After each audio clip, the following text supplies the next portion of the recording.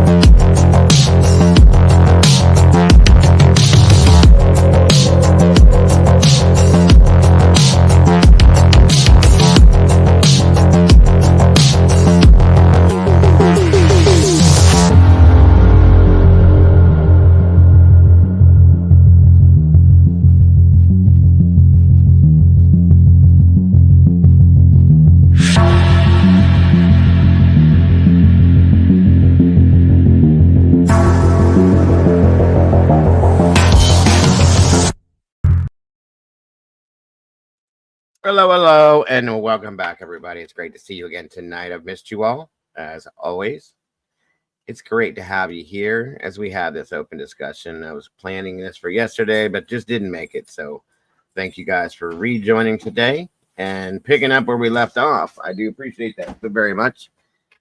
And again, guys, if you will, please hit that like button when you come to the door, and please share this out to anyone you think would want to join us in this conversation if you could. I do greatly appreciate that. Thank you so very much.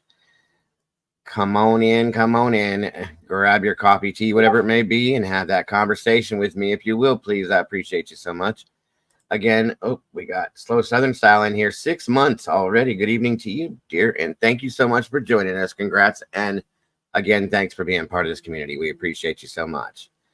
Come on in, everybody. Come on in. Let's see who we got in here so far. While we're waiting on everybody, SRB's in the house. Welcome back to you. Of course, Slow Southern Style. Great to see you tonight. Brutally Honest. Welcome back to you. The Doodlebug in the house. Great to have you here, Doodle. Mittens for Kittens in the house. Good to see you tonight. Chickbait. Welcome back to you, man. Great to see you. Good to have you here. Let's see. Virginia Wolf. What's happening, brother? Good to see you tonight. Mr. James Tate. Thank you, sir, for jumping in here with us. We appreciate you so very much for that. Sussbusters, welcome back to you as well. Crazy Linda, great to see you. Miss Andy Rose, great to have you here, dear. I hope you feel better soon. Let's see. Good to see you. Salty Sleuth Investigates, thank you for joining us tonight. Miss Cynthia, IGG Ancestry, good to see you. Thank you for being here. Who else? I think I got everybody so far. If I don't catch it now, I'll catch up with you soon. I promise you. Thank you guys again for joining. I do appreciate you all so very much. Again, if you guys would like to become part of the cafe here and jump into sauce with the rest of these meatballs, guys, there's the link. Mr. SRB put it up there. Check out that. Click the link. Become part of the family here if you'd like to. We'd appreciate it. We got plenty of room in the sauce. So come on in, come on down, and jump in if you can. Thank you. Yes, Miss Cynthia, I'm alive. Unbeknownst, I appreciate you too, Chick Bait, so very much. More than you know, I do. I'm alive, and thank you for that. I'm sure some people don't want me to be, but I am. Um, it is what it is. I just had stuff going on in here in real life, and then general life in itself. Sometimes it grabs a hold of you and it doesn't let you go until it's ready to. Welcome, Molly. Good to see you tonight. Miss Debbie Clark, you as well. Good to have you here.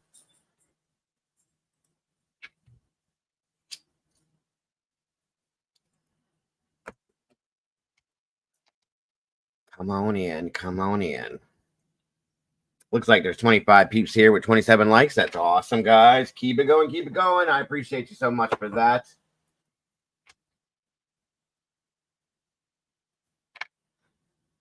So very much. Let's see here. Let's see. Let's see. All right, let me see what I got here.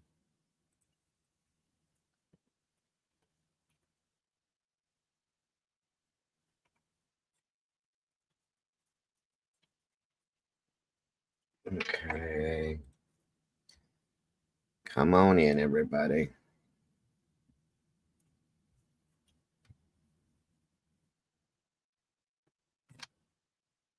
Let me see. Just waiting just a few minutes to make sure we get everybody in here when we can. Why won't that go away? Here we go.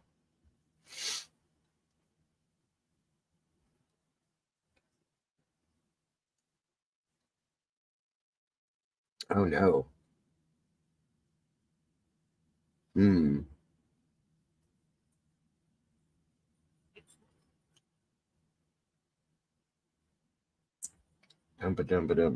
Let me see. Hey, Steven's Adventures. Good to see you tonight.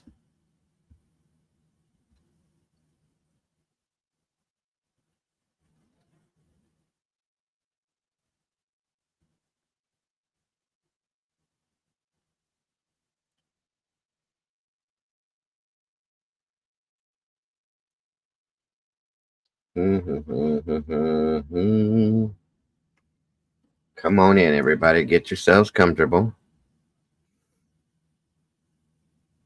And anybody that's out there that's not in chat, I do appreciate you so very much too.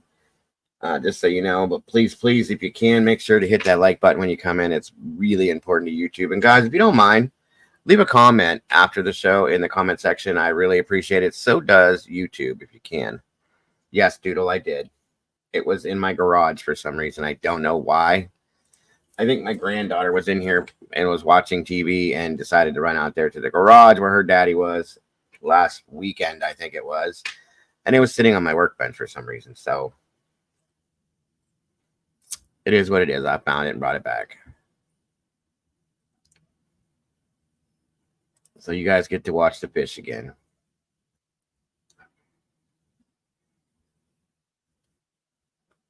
It's very hot in Ohio. Yes, it was really bad today. Really bad. Um, while we're waiting, guys, I did just see something here. Where'd that go?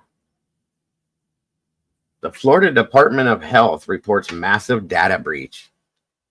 Oof. Anybody that lives down in Florida, that's not good. Be careful. There's a news release they put out. I just caught that out of the corner of my eye. So any of you Floridians, if you're of course in Florida, um, might want to see this if you haven't seen it. I'm sure a lot of you guys probably have, but I don't know what it's all about. We're about to find out. Just while we're waiting. Oh yeah, it's hot here. Today was bad. Really bad. The humidity was the bad problem today, I think. All right, let's see here. Florida Department of Health has confirmed a significant data breach, giving hackers access. Oh, do you guys hear that? Hold on. Walt Harris, good to see you, sir. Thank you for joining us. One moment, everybody. Just want to make sure you guys are hearing this okay. I don't know what's going on with this, but I will make sure it's working. Oh, here we go. Okay, good. Brutally honest. Great to see you. Hey, Walt. Yes. All right. Sorry about that. Yeah, this is just a quick news break while we're waiting. Miss Taylor's in the house. Good to see you. Good to have you here. All right. Let's check this out while we're waiting on some peeps to jump in, possibly. Access to your personal information, Welcome, Ms. including Paula. name, security, social security numbers, and medical records. Well, it's all because the state has a policy of not paying ransom to criminals who pull off these types of crimes. NBC6's Steve Litz is live at the Health Department in Fort Lauderdale with the details for us, Steve. And hi, Jackie. Hi, Juan. This involves tens of thousands of people here in Florida because this is one of the largest cyber attacks involving Florida government. So now the state is offering credit monitoring and identification monitoring to people who may be victims of what happened here to make sure that they can keep tabs on their personal information. Thousands of Floridians are now having to protect and monitor their personal information, and that's because of a data breach at the Florida Department of Health. Cybersecurity expert Reginald Andre noting a state law. No state agencies, municipalities, anybody that's government in the state of Florida can pay the bad guys the ransom. So now the bad guys had no choice but to say, you know what? If you're not going to pay us, we're just going to release this and sell it out to the public. Letters announcing the breach are now arriving in people's mailboxes, informing them of specific items compromised. This letter to one South Florida man reads, information accessed, included the following: name, medication prescription information, provider, doctor, care coordinator name, and medical history information. Oh my God. The breach happened back on June 26th. A known hacking group demanded the ransom. They accessed client social security numbers, dates of birth, medical test results, and more, and then posted files on the internet. Florida law says a state agency should notify a client of a data breach within 30 days, and that notification can be delayed if it interferes with the investigation. Andre says any delay works against the consumer. They need to do a blast out to all of the residents and consumers and say, look, this is happening. Be careful. At least at the minimum, saying that would help so much. So the Florida Department of Law Enforcement is investigating this matter. And as we said, the state is offering that complimentary credit and ID monitoring. They're working with a company called Kroll, KROLL.com. And so if you got a letter or if you think your information is out there and your privacy may have been breached, you should log on to that website and figure out how you can work on maintaining the security of your sensitive information. Also, you can go on our app or on our website, and in the search engine, type in Health Department. There's a great article there with more information on the situation. Live in Fort Lauderdale, I'm Steve Litz, NBC6 News. And wow. Well, for any of you Floridians, please be careful. Hopefully this doesn't affect any of you guys. But if it does, get it. I'm sure a lot of you guys are smart enough. You know, you prepare for that kind of stuff. But I guess you can't always prepare for it if it's hacked. Welcome, Miss Sherry. And yes, welcome to the Blue Crew, guys. Thank you so much for joining me tonight. I appreciate you all very much, because we all know that I wouldn't, nor shouldn't ever do this without them being involved, because they make it happen, guys. They are amazing. Thank you all so much for being here with us. So yeah, guys, anybody in Florida, be super careful. Please, please, please. I just went through a somewhat of a type of that situation, and it's not fun at all. They're talking about social security numbers and like medical stuff and doctors, and that's crazy. That is crazy. No. Not no, but no. That's crazy, crazy. Welcome, Lex Sluther. Good to see you tonight. Thank you for joining us. Again, if you didn't hear me, welcome, Miss Paula. Great to have you here.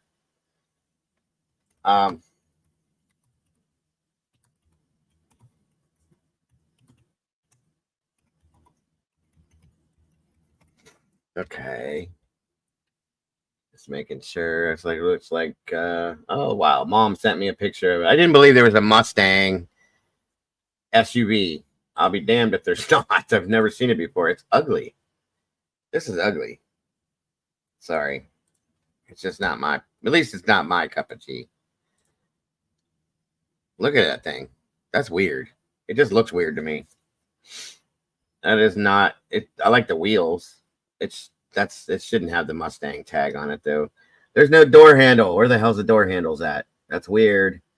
They must be those pop open doors with the remote or something. I don't know. Anyway, she wasn't lying. There it is, the Mustang SUV. Caca. It looks like it might be electric. Maybe not because of this thing. I don't know. That's strange. Either way, it does exist. It does exist.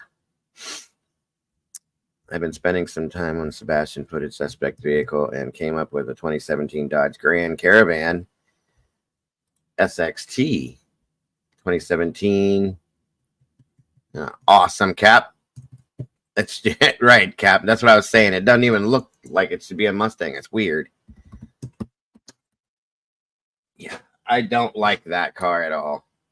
That's like I said, next thing you know, they're going to come out with a Camaro truck. Get out of here. Leave it alone. Go. Good stuff, Cap. Good stuff. I know that was really interesting, that stuff that Chris put out, those videos. I hope you guys enjoyed that footage and got something out of it, because I'm really stuck on that that theory, and I would hope to think that it kind of does, Bobby. You're right. It does look a little bit like the Pinto. That's weird. Ford Pinto. Maybe they took the shape or the kind of the body style from that a little bit. You know what I mean? Definitely blasphemy. It is ugly. When Mom sent it to me the other night, I was like, oh, that's ugly. I don't like it. Sorry. I'm not a huge Joe Schmo's in the house. Welcome, sir. Good to see you tonight. It just shouldn't be. But yeah, I can see what you're saying, Bobby. Oh, hold on, guys. Let me turn the volume down on this. Hold on. Uno momento, folks.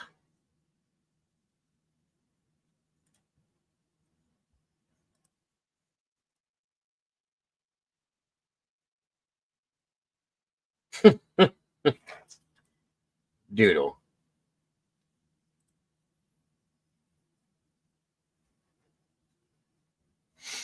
Our doodle bug just, she's a comedian, right? She just sent me this. Said, here's a wild Mustang drinking from the river. They're so cute when they're young. That is too funny to me. That was good. Good one, Doodle. Good one. You hear a trip, Walt. Great to see you tonight, Joe. Thank you for joining us. Hope you're having a great day, sir. It's good to see you. Thank you for being here. That was funny, Doodle. Absolutely hilarious, as always. Oh, what did I do? Hold on. Can't believe I'm still so computer illiterate after 3 years of this stuff. Okay. Tomboy Charm in the house. What's going on? Evening to you.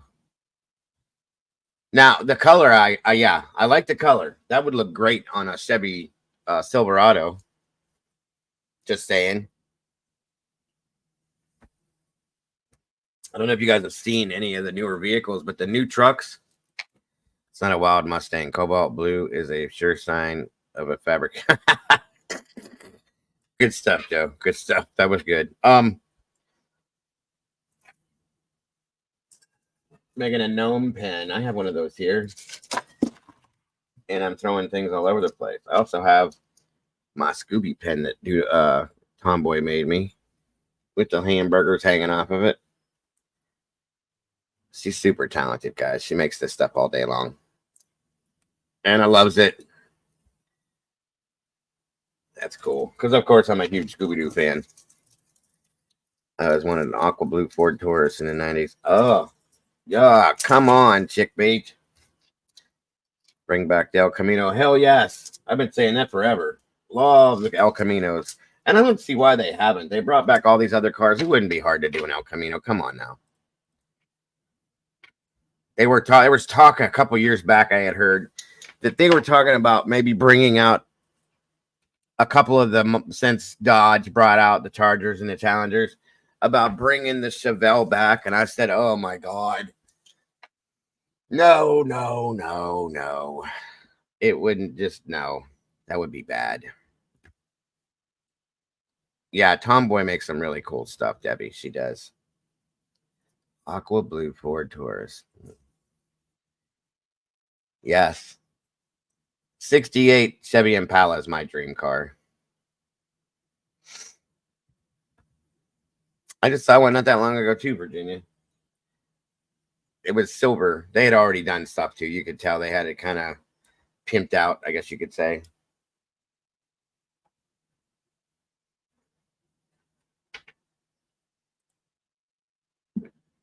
El Camino, the official car of my hometown, Clark, PA. It's the 67, not the 68. Whatever one is, I think it's the 68. I thought. What Miss Crow, Trish Crow, welcome. Whichever one was in the TV show Supernatural, that car, that exact same car is the one that I like. I love that car. 71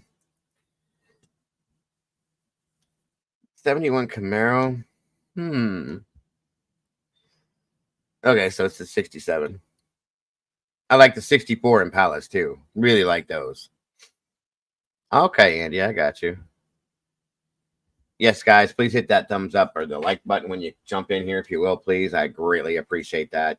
Again, we're having a open discussion tonight, kind of in reminiscence of what the conversations we've had for the past few days in regards to the Sebastian Rogers case, and just talking about that case in general. So give everybody a chance to speak their minds. I'll probably open the phone lines. If you don't want to pop up here and talk with me, you can just jump in the phone line and call in. 75 Continental. The only Lincolns I've ever liked is the one that I think that was, I'm pretty sure it was a Continental. It had the suicide doors that Kennedy used to have as the presidential vehicle. Am I right on that, or am I being stupid right now? Brandy B, the OG in the house. Good to see you, Brandy. Thank you for joining us tonight, dear. 77 Squire Station. Country Squire Station when I went up against the 77 Cougar. Sorry to say the Cougar. Hey, Debbie. Out there on the roads racing. You're welcome to, Taylor. Absolutely. Like I said, it's an open discussion tonight. Anybody that's new coming on panel with me, you know that when we do it, the retro Mustangs, 20 ton, the bomb. I have a 2009 Pony. Hey, Joe. Nice. I don't talk down about the Mustangs, but I'm a Chevy guy.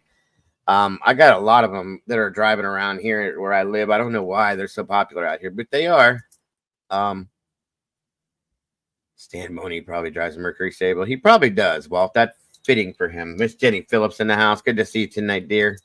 So yeah, Taylor, we can do that. But anybody that comes up here with me, if you're not typically here or you're not typically on panel, you'll have to come when you come backstage. You have to show me your face one time, just so I can be sure that it's your face that you're going to be showing and nothing else, because people like to do that from time to time.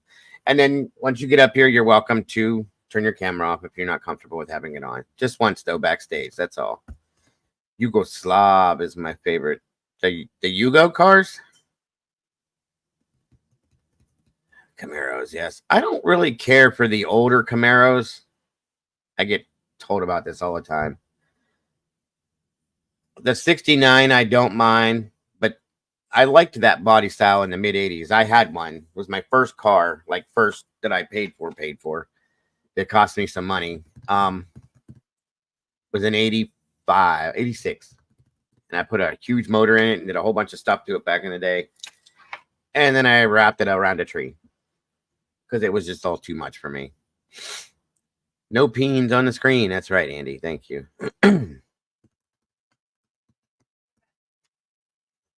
All right, we got 46 peeps in here and 41 likes. Let's catch it up and get it up there, guys, as much as we can, please. And then let me see here.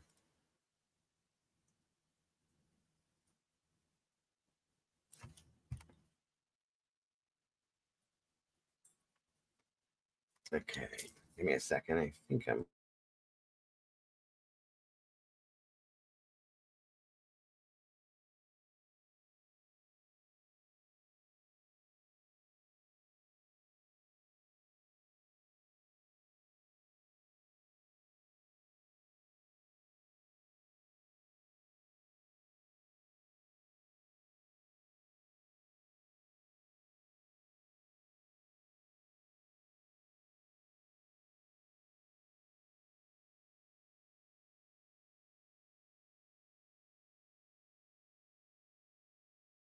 Too many windows. Stop falling out the window. So the first thing we're going to do before we get into the discussion is that we're going to review something that Vinny put out, because I like to do that. And then I'm going to open everything up for us to start to talk about it. So, and that's to talk about the whole case, just so you guys know. Today is National Rainbow Bridge Remembrance Day. Hugs to all the meatballs who have lost a fur baby. Amen to that one, brother. Amen to that. Our little Oscar here.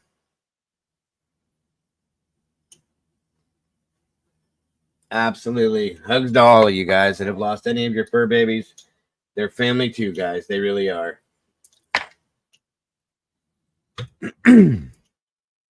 Kim North of 54th.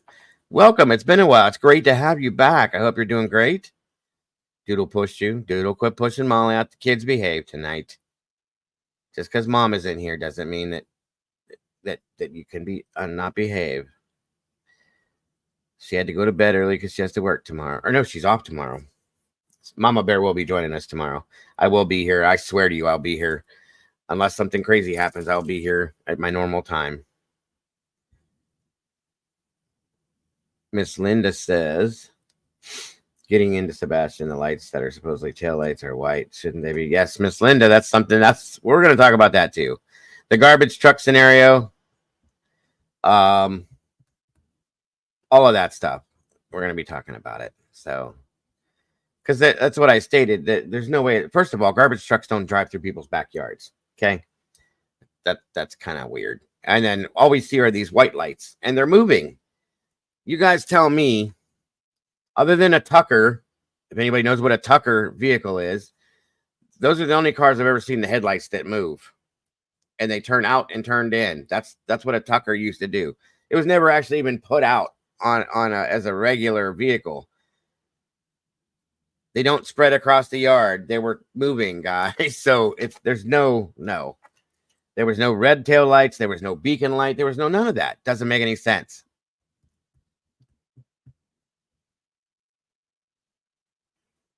Yes, Miss Debbie. Absolutely.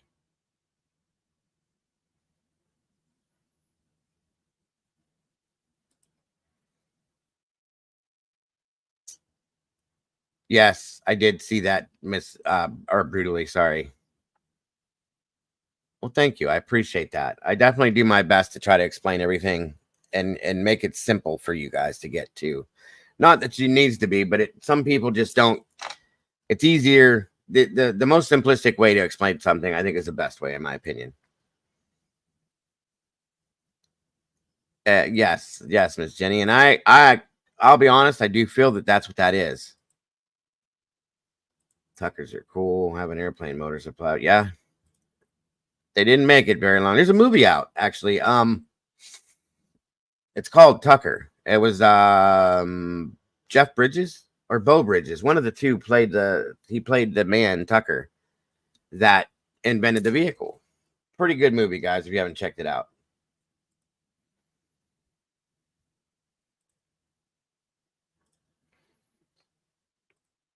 Thank you, Molly. Let's see here.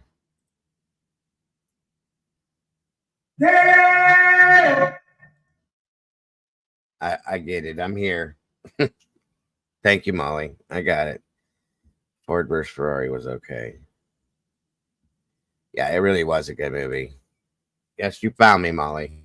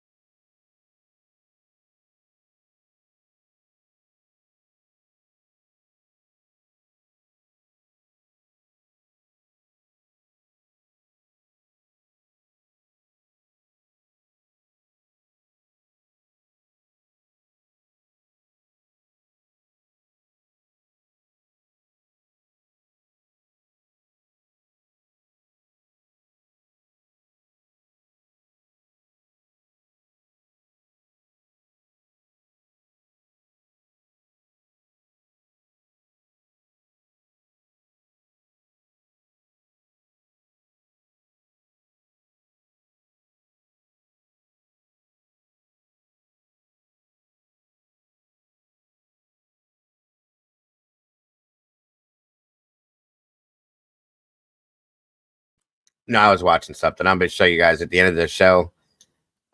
Molly puts together these animal videos all the time. I'm going to show you one at the end of the show. It's kind of cute. It's actually really cute. It's funny. Stormy Cherry's in the house. Welcome back to you. Good to see you tonight. That was cute, Molly. Yeah. Once we get through everything, guys, I will show this to you as to close it out. Had to go see doctor. 7-hour drive. Good God. Have to have my ankle operated on. Weird that the Rainbow Ridge comes up. We also found out that whenever. Aw. I'm so sorry to hear that, Kim. So sorry to hear that. God bless. I hope it all works out, and we will keep you in our thoughts and prayers for sure. For sure. Good Lord. Everybody's got bad luck going on right now, you know? Yes, Molly, I'll be playing at the end. That was cute. All right, guys, let's get into this. We got 59 peeps in here. Let me see something here. And 45 likes. Let's try to make those match. Court TV, as I like to review the stuff they put out on it. Did a video. Is anyone searching for Sebastian Rogers? That's my question. We may have looked at this once before. We may not, but I really like the way this is set up. And for those of you that weren't here with us at that time, I want to cover this real quick again, and then we're going to open everything up and have the open discussion on it. So, and we can talk about everything. It doesn't have to be just about this video. It's just everything going on, especially the theory. Thank you so much, Miss Debbie, that we've been reviewing that Chris from Mob Crew's been putting out. That's a big deal to me. It really is. I can't stop thinking about it. So off we go. And if there's any issues with audio or anything, you guys know, just give me a yell. Oh, hold on a minute here.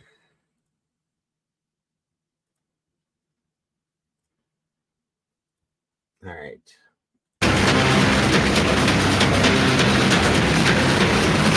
At his home sleeping. His mother, Katie Proudfoot, says he went to bed at 9, but was making some noise around 10, including a...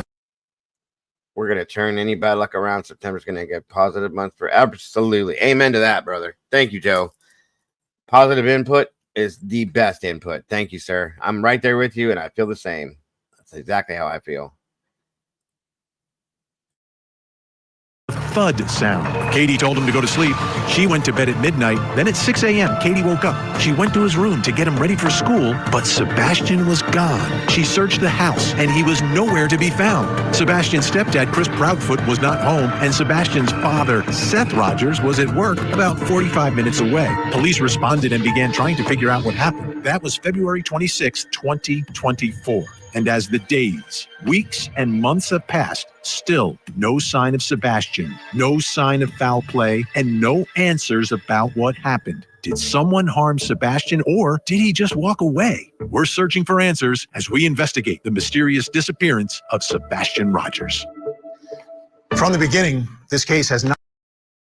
Welcome, Phoenix. It's been a minute. Good to see you. Hope you're having a great night. And thank you for stopping by. I appreciate you very much. Not made a lot of sense because of the lack of evidence, the lack of leads.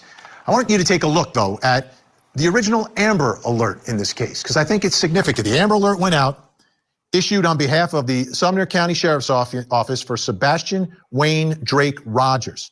Sebastian is a 15-year-old white male, 5'5" tall, 120 pounds, with brown hair and brown eyes. Sebastian was last seen on February 26th, 2024 in the area of Stafford Court in Hendersonville, Tennessee. February 26th. That's the last time he has been seen. So what's going on right now? You know, we profile missing children all the time, every night.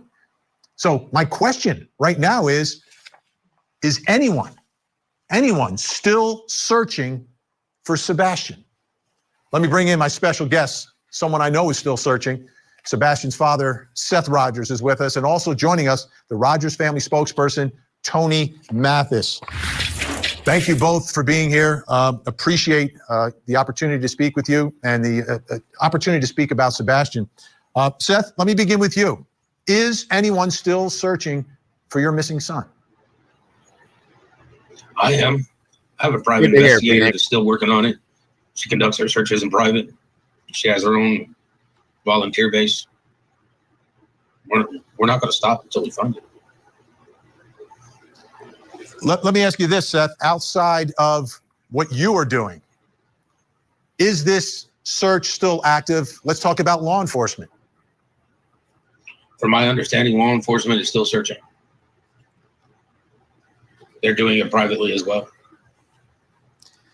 They're just checking in on tips when they come in. If we get tips, we pass them on to them. Same time we get them. And how is that part going with tips? Are people still providing information when they come across things? And what are your thoughts about? We still get information. I mean, we still get emails every day. We have a tip site that is up. I put that up. It's a valid tip site for anybody who wants to email or call, wants to be anonymous or whatnot. Tony, I wanted to bring you in the conversation. This is a difficult situation. And I understand the onslaught of public attention that this has gotten. And sometimes that's a big positive in keeping Sebastian's face in the public and getting people to know who he is and think about him. And if they see something, hopefully say something. But obviously there can be downsides as well. How is all of this publicity, from your perspective, impacting the search for Sebastian? Well, we don't really believe that any of the media attention, social media attention, any of that is really going to impact what law enforcement's doing one way or another. It does impact the father, that I represent, Seth. We thank all the creators out there that continue to keep Sebastian's name out and do it in a positive way. There really isn't anything new, James. It's mostly, what we're reviewing now with this one is a theory that had been put out that I really feel strongly about is a possibility. What's up, RWhip? But there's nothing new as far as new goes. You know what I mean? There's no new tips. There's no new nothing as far as today. I agree with you on that, brutally. I'm not a big fan of Tony's, but just take it with a grain of salt, folks. Once we get through that, hopefully, thank you, Miss Paula, very much. Hopefully hopefully there will be something new on this. Maybe the fact that,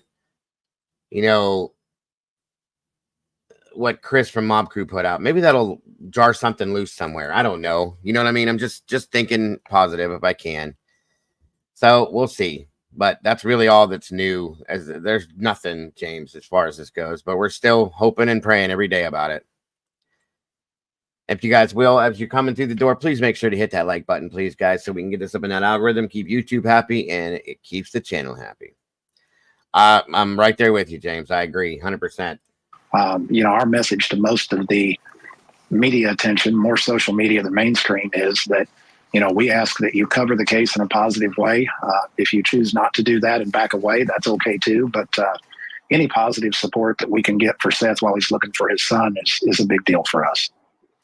And Seth, I know that during the course of all of this, there have been some potential leads that became very public, including a photograph of someone who seemed to resemble Sebastian at a rest stop in, I believe, North Carolina. How are you holding up through all of this? And where's your level of optimism right now?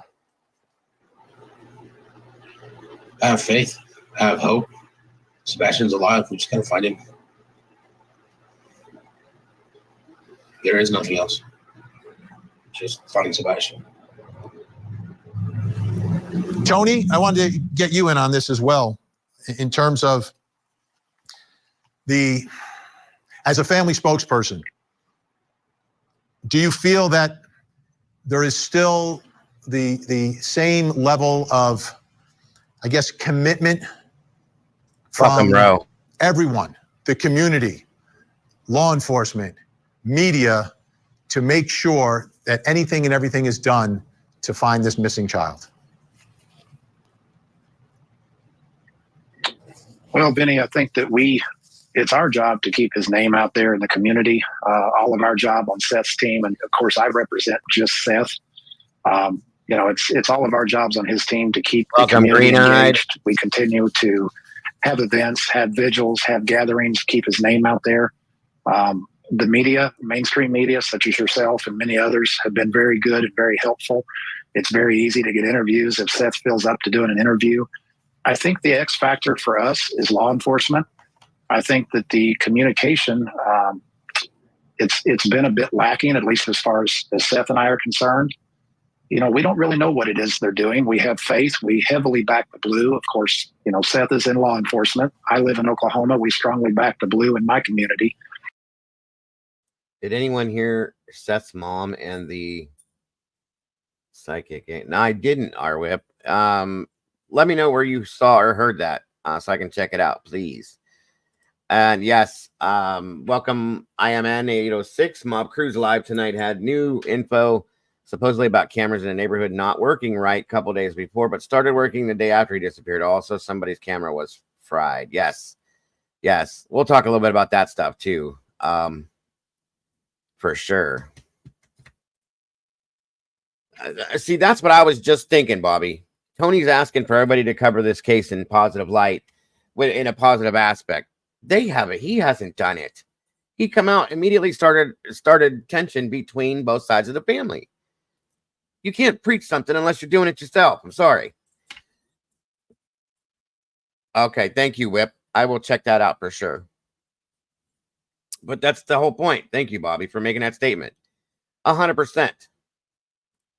But, you know, the question that I always ask that we still haven't got an answer to is, you know, just simply tell Seth, are you any closer today to figuring? Yes, Miss Sherry, it absolutely is. We're going to talk about that too, guys.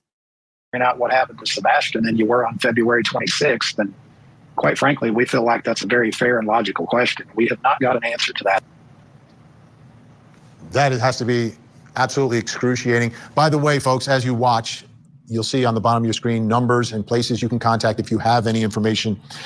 Seth, how are you holding up? I'm always concerned about you going through this. I've spoken with other parents through the years. I got a strong sense from them what it can be like. Welcome, how are you holding up? It's more like 1 minute at a time, 1 hour at a time. You know, it doesn't really seem like it's been 5 months. It's just you lose. By the way, you guys, we're at 6 months now. As of the 26th, it was exactly 6 months. This child's been missing with nothing. Not one sighting. Not one bit of evidence. That is very suspicious to me. There's nothing. There's no trails of anything. There's nothing. That's what is so hard about this case, because it's nothing. I just don't get it. I don't get it. It's 6 months. There should be something, a trace of something somewhere. There's nothing. I heard of an older interview with Seth that I've never heard yet.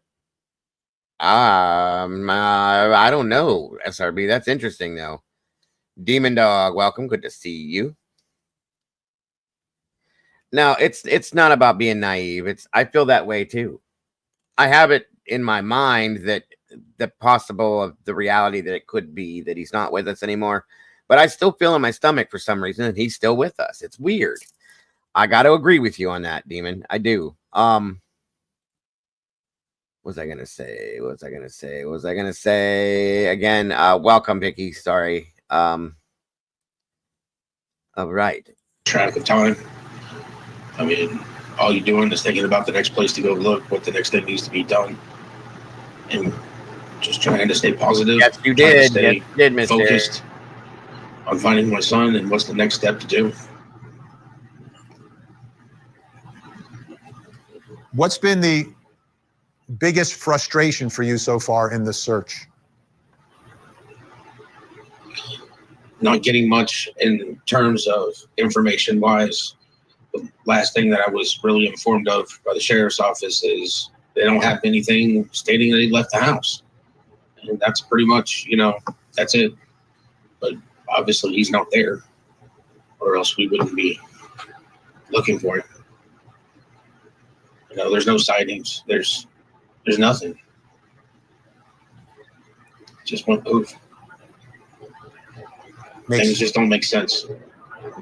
I mean, we're talking about First of all, we're talking about a male child that left his house with nothing.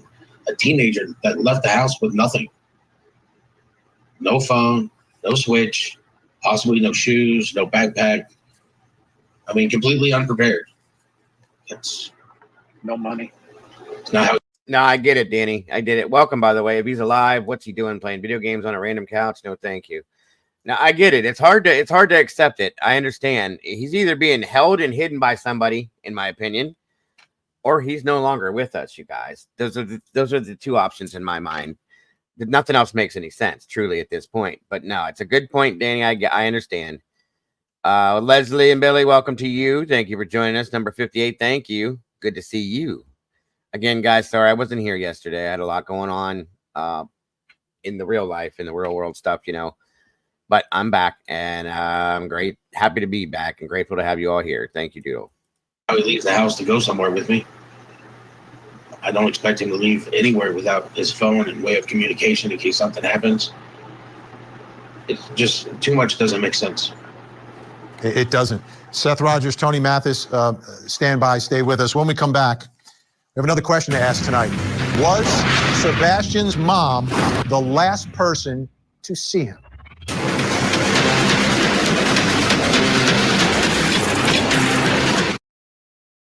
We were just trying to do whatever we can. His parents aren't together anymore, so his mom, he has a stepfather, and he has a dad, and they're all in the same area when all of this was happening, the same general area. But I want to play you something, which was an interview that was done with Sebastian's mother, Katie Proudfoot. Her and her husband sat down with the YouTube channel Chronicles of Olivia, and she explained the last time that she saw Sebastian. He said, all right, good night, Mama. Good night, puppies. Love you. He went to bed. He was doing something in his room because about an hour later I heard some noise and I was like, I don't care what you're doing in there, but go to sleep. And about midnight I got up and I went to bed. And 6 o'clock I went to wake him up for school Monday morning. And that's when he went in here. So Sebastian. Absolutely, Miss Leslie, you sure can. Let's hear it. Sebastian went to bed. They're in they're in the same house, different parts of the house. She heard a thud noise. Listen, Paul, I agree with you on this. I believe he loves his son. I believe he misses his son. I think they all do. All three of them. And I don't have anything personally against Seth. I don't like the choices he's made, okay? That's all it is. I'm not taking any one of the three of them off the table until this is all completely done and over with. And law enforcement says everybody is cleared, everybody's innocent, so on and so forth. I just can't, okay? But I'm not attacking either side of this, as I don't believe any of them personally did anything to him, okay? That's all I'm saying. And I do feel bad for him. I do. I really do. I can't imagine. That's why this case hit me as hard as it did. I know how my child was when he was little, even now, okay, and the issues that he has. Any child, whether autistic or ADHD or whatever, it doesn't matter. I can't imagine any parent going through this. And that's what hit me hard with this. It was like a wave went over me. I'm like, oh my God. No, that's horrific. And that's not just this case, guys. It's any parent that ever goes through this in any of these situations. Understand. For some reason, though, this child reminded me of my son in a lot of ways, and it washed over me like ridiculously enough that I was so involved immediately. And I truly feel like this child has become the world's child. He's all of our child at some point, in some sense, okay? Because we all are so emotionally invested in this. That's how I feel about this. So yes, I feel horrible for Seth. I feel horrible for Katie. And Chris as well, whether stepfather or not. Stepfathers matter. We have feelings for our stepchildren, just as they're our own children. So yes, they matter too. So I feel bad for all of them, guys. I can't imagine anybody having to go through this. And I feel horrible that they're going through this. It's all the other stuff that has attached itself to this like a parasite that it doesn't need to be attached to it. That's the problem I have with all of this. So. And Leslie, thank you. I will. But didn't go to see him. But what was going on with that alleged thud noise? And what who was with him? Was there anyone with him at that moment? Or, bringing me to my next question, was Sebastian's mother the last person to see him? Was she the last one? Was there someone else that came to the house that night?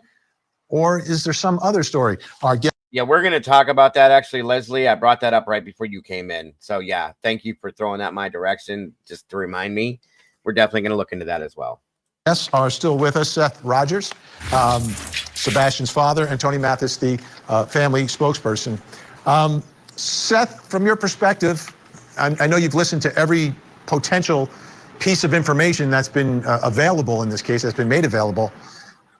To me, that thud noise, I've always thought about that, what that could have been if it happened, right?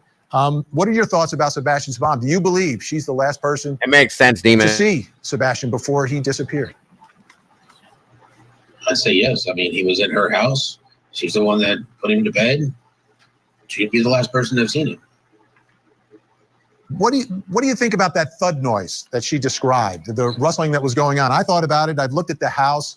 He's lit. His room is on the first floor, right? So his window is accessible from the outside. It would be, I believe, but I know law enforcement went around the house and stated that none of the windows or screens had been tampered with.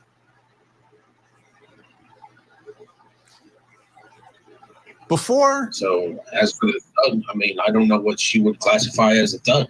If I heard something in his room I know I'd go check on him just because I want to make sure he's okay. I mean, he's got a medical condition that would definitely mean I need to go check on him just to make sure he's okay. And have you spoken with his mom about that night at all? Have you had any sort of conversation, either just the two of you or with other people there? I've not had a conversation with her just alone, and probably won't. Why is that? Because every time I want to speak to her, I'm going to have to speak to Chris. Chris wasn't there. I don't know why he needs to be involved in a conversation about what happened that night. And if he was on a phone call, then maybe he can tell us what the thud was. How about the rest of the day leading up to the point that Sebastian got home? Who was the last person other than his mom to see him? And have you spoken with that person? No, I guess the last person to see him besides mom would be, the waitress at at Texas Roadhouse. And Tony, as we try to track and figure out who interacted with Sebastian, where he could have gone, how this could have happened, from your perspective, what are the lingering questions that you see in this case as well?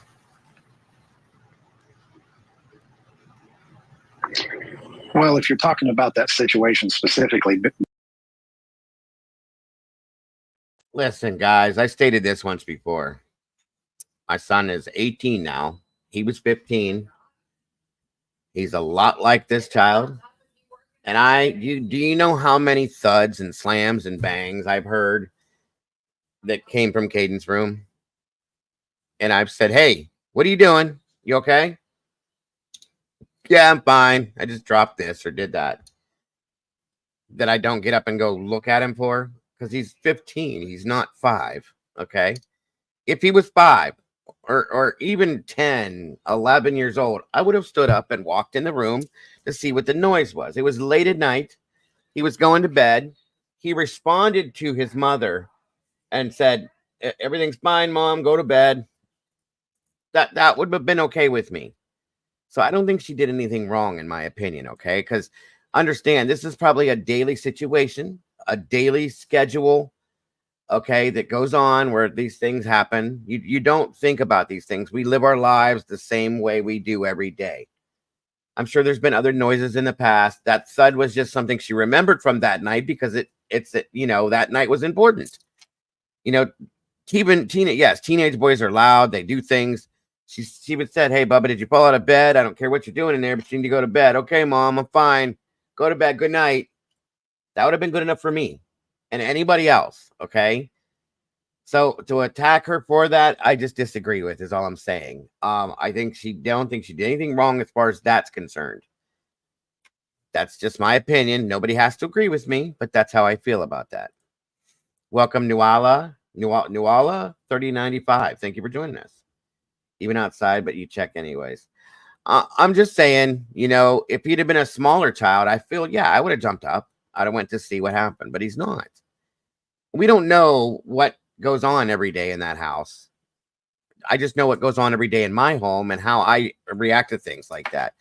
Now, if it would have been something outside, I would have got up and looked, because you don't know what the hell that is. But if it's inside the area that you're living in and you're used to seeing and hearing things, just saying, that's all. That's just my opinion again. And nobody needs to agree with it. It's just how I feel about that situation myself personally.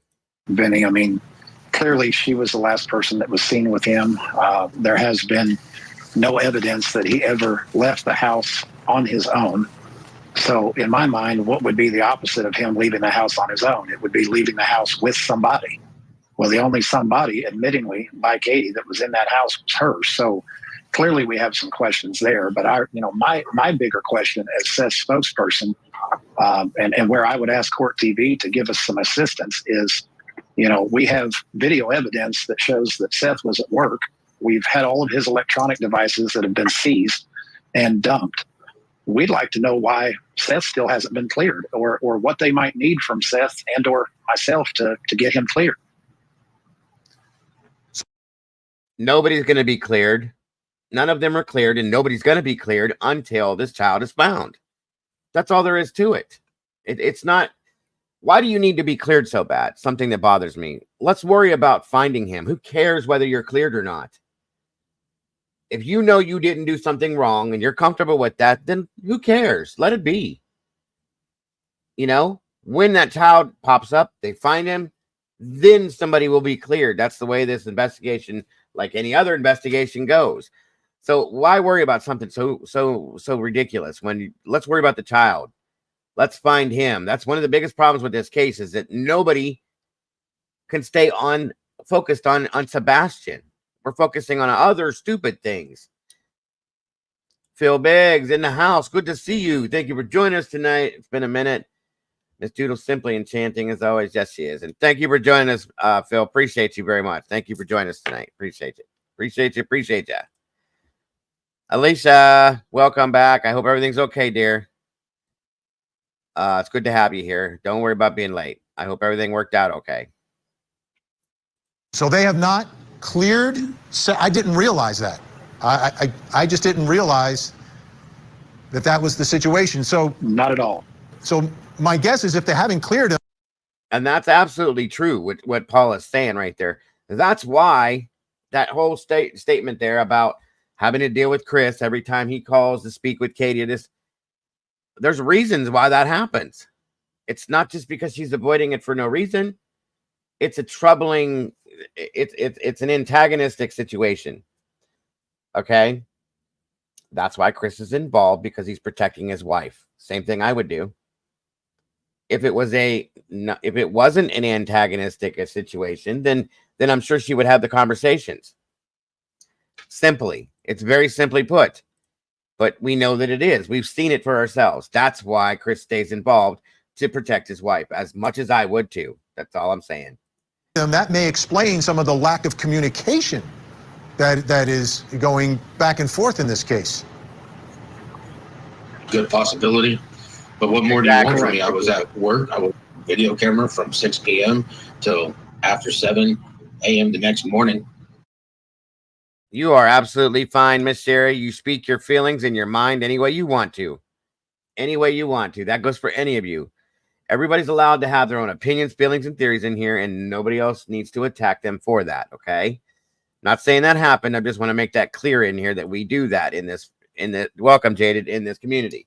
If you think that what you think, that's fine. And if somebody comes at you for it, that's not going to happen. I don't like that, and I won't put up with it. We each have our own feelings and opinions on it, and we all respect each other's, okay? End of story. Thank you, guys. You know, my son should be with me right now. He should be in this house, and I should not be living Welcome, there. Dane. Tell me where I don't gain anything from this. This is not funny. You know, the fact is I'm looking for my son. He's not here. Y'all took my electronics. What more do you want? I mean, do they need my bank records? I mean, you can have them. I mean, I don't understand what I have to do to get cleared. Exactly. We're willing to do My own anything to son's get it cleared, Benny. Go ahead, Tony. There are reasons. Exactly. Thank you, SRB. If they come out and fully clear one of them, then they have to clear it all. Clear them all. And they're not clearing anybody until this child's found. That's just the way investigations run, guys. This is pretty much factual in any situation, unless there are, just blatant reasons to say, okay, they're not involved. I get it. But right now, because we don't have that, they can't clear him until we have something on Sebastian to know what has happened. That's what this is all about, you guys. And it's pretty standard, in my opinion. We've seen it in other cases too. I think it's a legality thing, truly, until they get some actual information. Yeah, right. Thank you, Sherry. Legally, they can't clear anyone. 100%. Yeah, I don't know if you heard me, but welcome, Dane. It's great to see you tonight. Thank you for joining us. Again, guys, as you're coming in, please, if you will, hit that like button and share this out to anybody else you think would be interested in jumping in here with us. I appreciate it very much. AKA Shorty, welcome. The only reason Seth is not cleared because he said that he had an idea where his son was possibly put. He did say that at one point, which was probably a mistake. You shouldn't say something like that when there's in the middle of an investigation. I got to agree. That's 100% true as well. It's immature. They need to focus on the son and find him and then clear them later. Thank you. That's what I'm saying, Shorty. And thank you for joining us again. I'm going to, Leslie. I plan on it. We're going to review it too. No worries. Yeah, we're willing to do anything to work with them to get him cleared because it does allow us to bring in more resources once he's clear. And if the video evidence, the phone data, and whatever else they may need isn't enough, then we'd simply like us to tell them, why is it that he hasn't been cleared? He did a polygraph test with a well-known FBI polygrapher that Nancy Grace set up, and he passed that with flying colors. So, we're out of time. Okay, but if that's the case, then why haven't Chris and Katie been cleared? They've done the same things. I think that's ridiculous. This is just another reason and for Tony to do what he's doing. I do not like this guy. He should have never been involved in this case. I think he's caused more problems. This is just my opinion, and anybody can disagree with me, it's okay. I think he's caused more problems than anything in here. When he shows up, the people that have credentials that could actually be helpful, they walked away.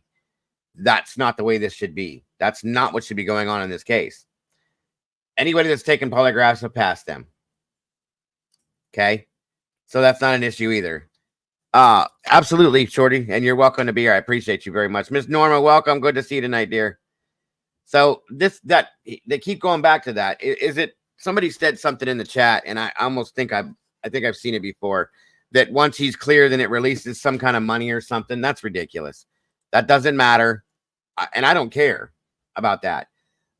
They need to worry about Sebastian. Who cares who's cleared? Find the child, then we'll talk about that later, Well, that one, yes, he did not pass right away. I understand. Yes, the whole thing's been a complete disaster, Jaded. 100%. 100%. Never should have been this. This is a missing child case. Never, ever should have been like this, guys, but it did. It turned into this, and it's been just brewing and whirling and spinning, and it's a mess. Wonderful to see you tonight, Norma. Thank you for joining us. What other resources does he need? That only gets, if cleared, doesn't make sense to me. It doesn't, does it at all? No, it doesn't. Thank you. On we go. Unfortunately, Tony, I'm sorry I have to cut you off there. We're out of time, but thank you both for joining us. We'll still look for those answers as the investigation continues. Amen, Whip.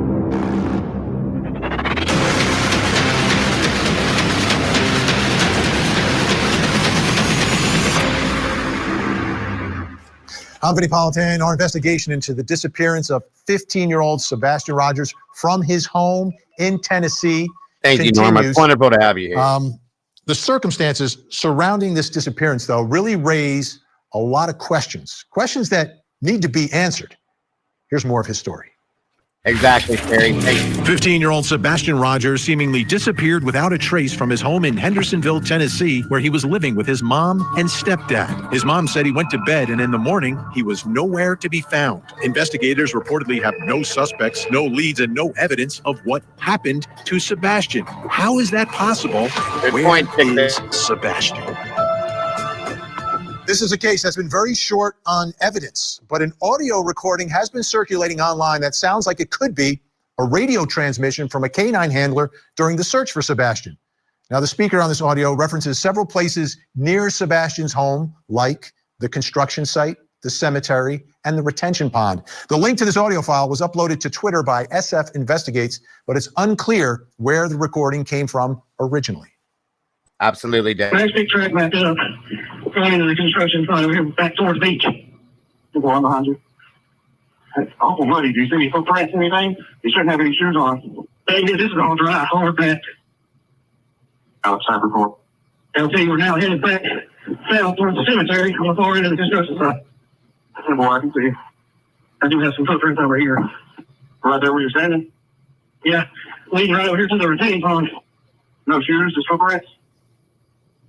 The shoes that Max went straight into the pond. He literally dove into it. So if you've got the canines taking the handler somewhere, what exactly does that mean? Brings me to our next question in this investigation, which is, okay, Nina, did welcome, Sebastian dear. walk away? Did he walk away? Just leave home for whatever reason? To try to answer this question, let's bring in our experts, relationship trauma expert, psychotherapist, and CEO of Life Counseling Solutions. Dr. Janie Lacey is with me. Also joining me, former homicide detective and host of The Interview Room with Chris McDonough. Chris McDonough is with us as well. Great to see you both. Chris, we'll start with you. What are your thoughts about this recording and the thoughts of the canines and their handlers following some scent somewhere? Well, first of all, Vinny, the recording in of itself, and I was a dog handler from 1986 to 1989. And when a dog is on a track like that, is he picking up the scent of the boy headed towards that pond? Is that a possibility? Absolutely. It could be a possibility. So the investigation then would have to shift into, the water resources in relationship to that pond to make sure they've checked that box. Let me ask you, Dr. Janie Lacey. This is a 15-year-old child with autism. We're asking the question, did Sebastian walk away? How do you analyze that issue, knowing a little bit about Sebastian, not a whole lot, but we know he's a child with autism. He's able to do things. He goes to school. He's still a teenager, and he has those teenage issues as well. A little bit of friction at home with mom. What are your thoughts about the prospects and trying to figure out whether or not this child with autism at age 15 would simply walk away from home? Well, my thoughts, Vinny, would be we would want to collect as much past history as possible. So what was his normal habits? What were any circumstances where he would do things that would be out of his normal pattern? Who were the people who had the most access to him? And what would be some of their impressions, observations, if he tend to have normal habits, if he tend to have repetitive habits? So those would be some of the collection points that we would want to understand. The observations, what was his habits? What were the things that people reported that was any type of strange behavior? Because we know that past behavior can predict future behavior. So we want to look at some of those kind of pieces to see if the possibility for him to just walk out of his home and to... I have done that, Joe. My son's autistic as well. So I did that. I did a show months ago. What's up, Saj? Good to see you tonight, Sergeant Friday. Thank you for joining us. Bada bing. Hope you're doing well, sir. Good to see you. It's been a while. I did a show and I brought up Joe. Sorry, I'm referring to Joe. I did a show a couple months back, probably 2 months into the disappearance, and I showed the different tiers and levels and of autism, ADHD, what they're called, how they're effective on different people, and different things like that I covered. Just so people could understand what like high functioning, low functioning, whatever you want to call it were. So I did do that. And of course, I've been dealing with it with my son since he was born, So I have a lot of experience within that. A lot of these kids, autistic children, they're all different in a lot of ways. Some of them are the same in some ways, but a lot of their characteristics are different. How they react to things, how they, their feelings are, the sensitivity, the sensory issues, and all that kind of stuff I looked into. A lot of things that are the same is like, for instance, a lot of them they're attracted to water and things like that. Those are some of the likenesses, but there's a lot of different things in a lot of different ways. So that's why I had that show, so that people could understand what level that Sebastian was possibly on. And we needed to learn more about him, which we didn't learn in the very beginning. And thank God we did, because the way it was first brought to us was that he was, almost incapacitated. And he wasn't. He isn't. He's a very high functioning. He's very intelligent, and very self-sustaining in a lot of senses. So that was a big misinterpretation in the beginning of this investigation as to who Sebastian was. That was the most important part, is learning Sebastian. We weren't given that in the beginning. We were just told that he's an autistic child. Well, ding, your mind goes to, he can't do anything for himself. And the way he was described at the beginning was like that. And it's like, no. So again, and I'm glad that was finally clarified through different interviews and stuff like that. But yeah, we did that show a while back, and I delved into it and showed and explained the different levels and tiers and reactionary stuff, the sensory issues and all that kind of stuff. But like I said, with each child, there's differences. The similarities are just a blanket thing for a lot of these kids. Like I said, a lot of them are attracted to water, and for the sensory issues, a lot of autistic kids have the same type sensory issues and things like that. But he also has another medical problem that goes along with it, which I explained in that show too. He's got a chromosome deletion issue, so that caused other things, another worry about no medications, no this, no that. So, but thank you for bringing that up, Joe. That's a really good point to this, as he states again, who has done a deep dive into autistic teenagers. I'm fairly familiar with younger children with autism. I wonder how much different it is with teenagers and the added complications of adolescence. And see, that's another thing. That last part, Joe, is a huge part of this. He is also a 15-year-old kid. Okay. And if you take that and you combine that with the autistic issues, how do you separate? You got to understand where to separate with some things. So just saying. But that's a good point, Joe. It's a very good point, and thank you for that. My kid hated water, has sensory processing disorder. That's why I'm saying that. Oh, they absolutely are individuals. All I'm saying, Jaded, is that in some senses, that's why I said blanket, a lot of them have that same attraction to water. Not all of them, a lot of them. I'm not saying every single child is exactly the same, is what I mean. They absolutely are individuals. Okay, my son, very much attracted to water, but he's got differences that some other kids don't. Okay, so yes, every one of them is absolutely their own individual. Make that understood. That's not what I was saying at all. So some of these areas would be likely based off his past indications of behavior or past observations from those that had access to him. All right, Chris, from your perspective, trying to put together pieces and trying to figure out, did he or did he not just simply walk away from his home? What are some of the things that you're looking for, and what are some of the things that have been revealed that would be significant in trying to answer that question? Right, SR. Well, the first thing, Vinny, is whenever a child goes missing, you have about 3 hours. No, you're fine, Jaded. You're fine. I know what you're saying. I just wanted to clarify what I'm saying so that people don't get it wrong. That's all. I have the same scenario. I've never been diagnosed as being on the spectrum. I have ADHD. I have adult ADHD. I have oppositional defiant disorder. I have very bad anxiety, and I have OCD. All of those things were actually diagnosed as an adult. Never had that diagnosis as a child. Now, you know, I've talked to my doctor about that, and I'm like, my son is on the spectrum. Okay. He has chronic ADHD. He has oppositional defiant disorder.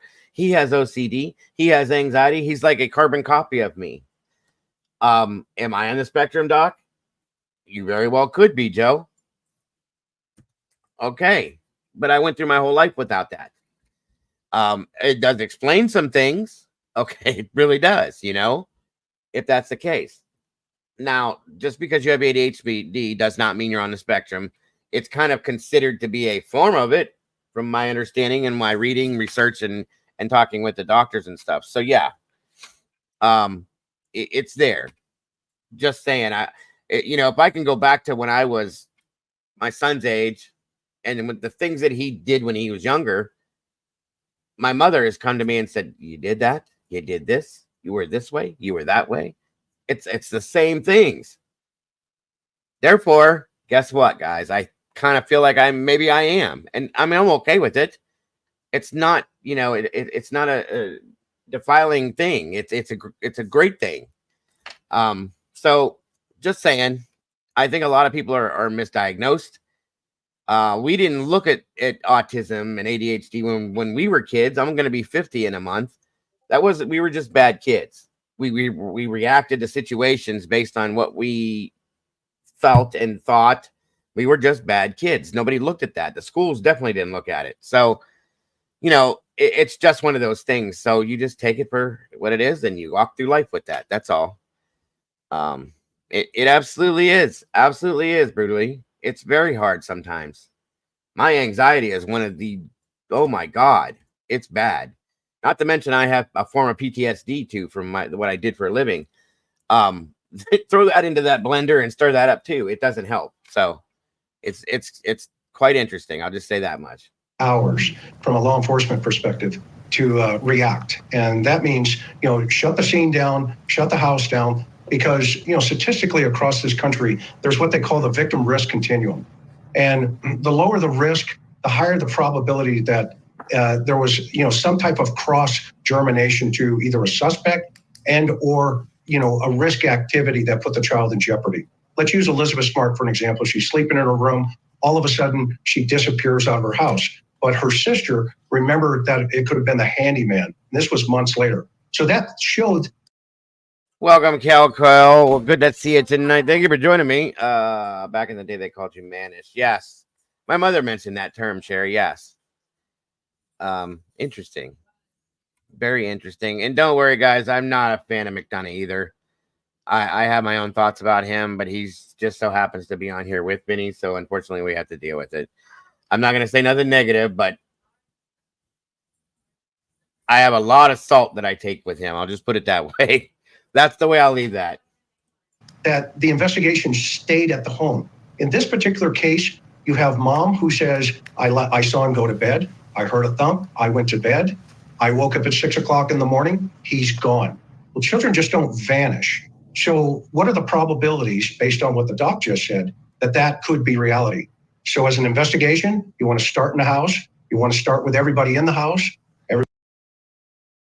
That is a huge, huge plausible situation, Chickbait. It's a part of what my theory is on this. Very, very much so. So thank you.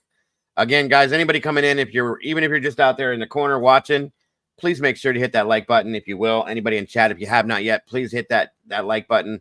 Let's get this in an algorithm if we can, guys, so this can get out there to everybody. Keeps YouTube happy, and it keeps the channel rolling. Great, guys. I appreciate that, and thank you so very much ahead of time. Everybody related to the house, and then search the neighborhood, and you'll be surprised with today's technology how the circle gets smaller, smaller, and smaller. So those are a couple of things that I think this investigation started, and it looks like they did a pretty good job based on the filming that I've seen. Now, Sebastian's dad joined the Pascal Show on YouTube and discussed what law enforcement's dog handlers told him about the search for Sebastian. One dog followed a scent out into a construction site and then it disappeared. Could you maybe expand on that or explain a little bit more about that?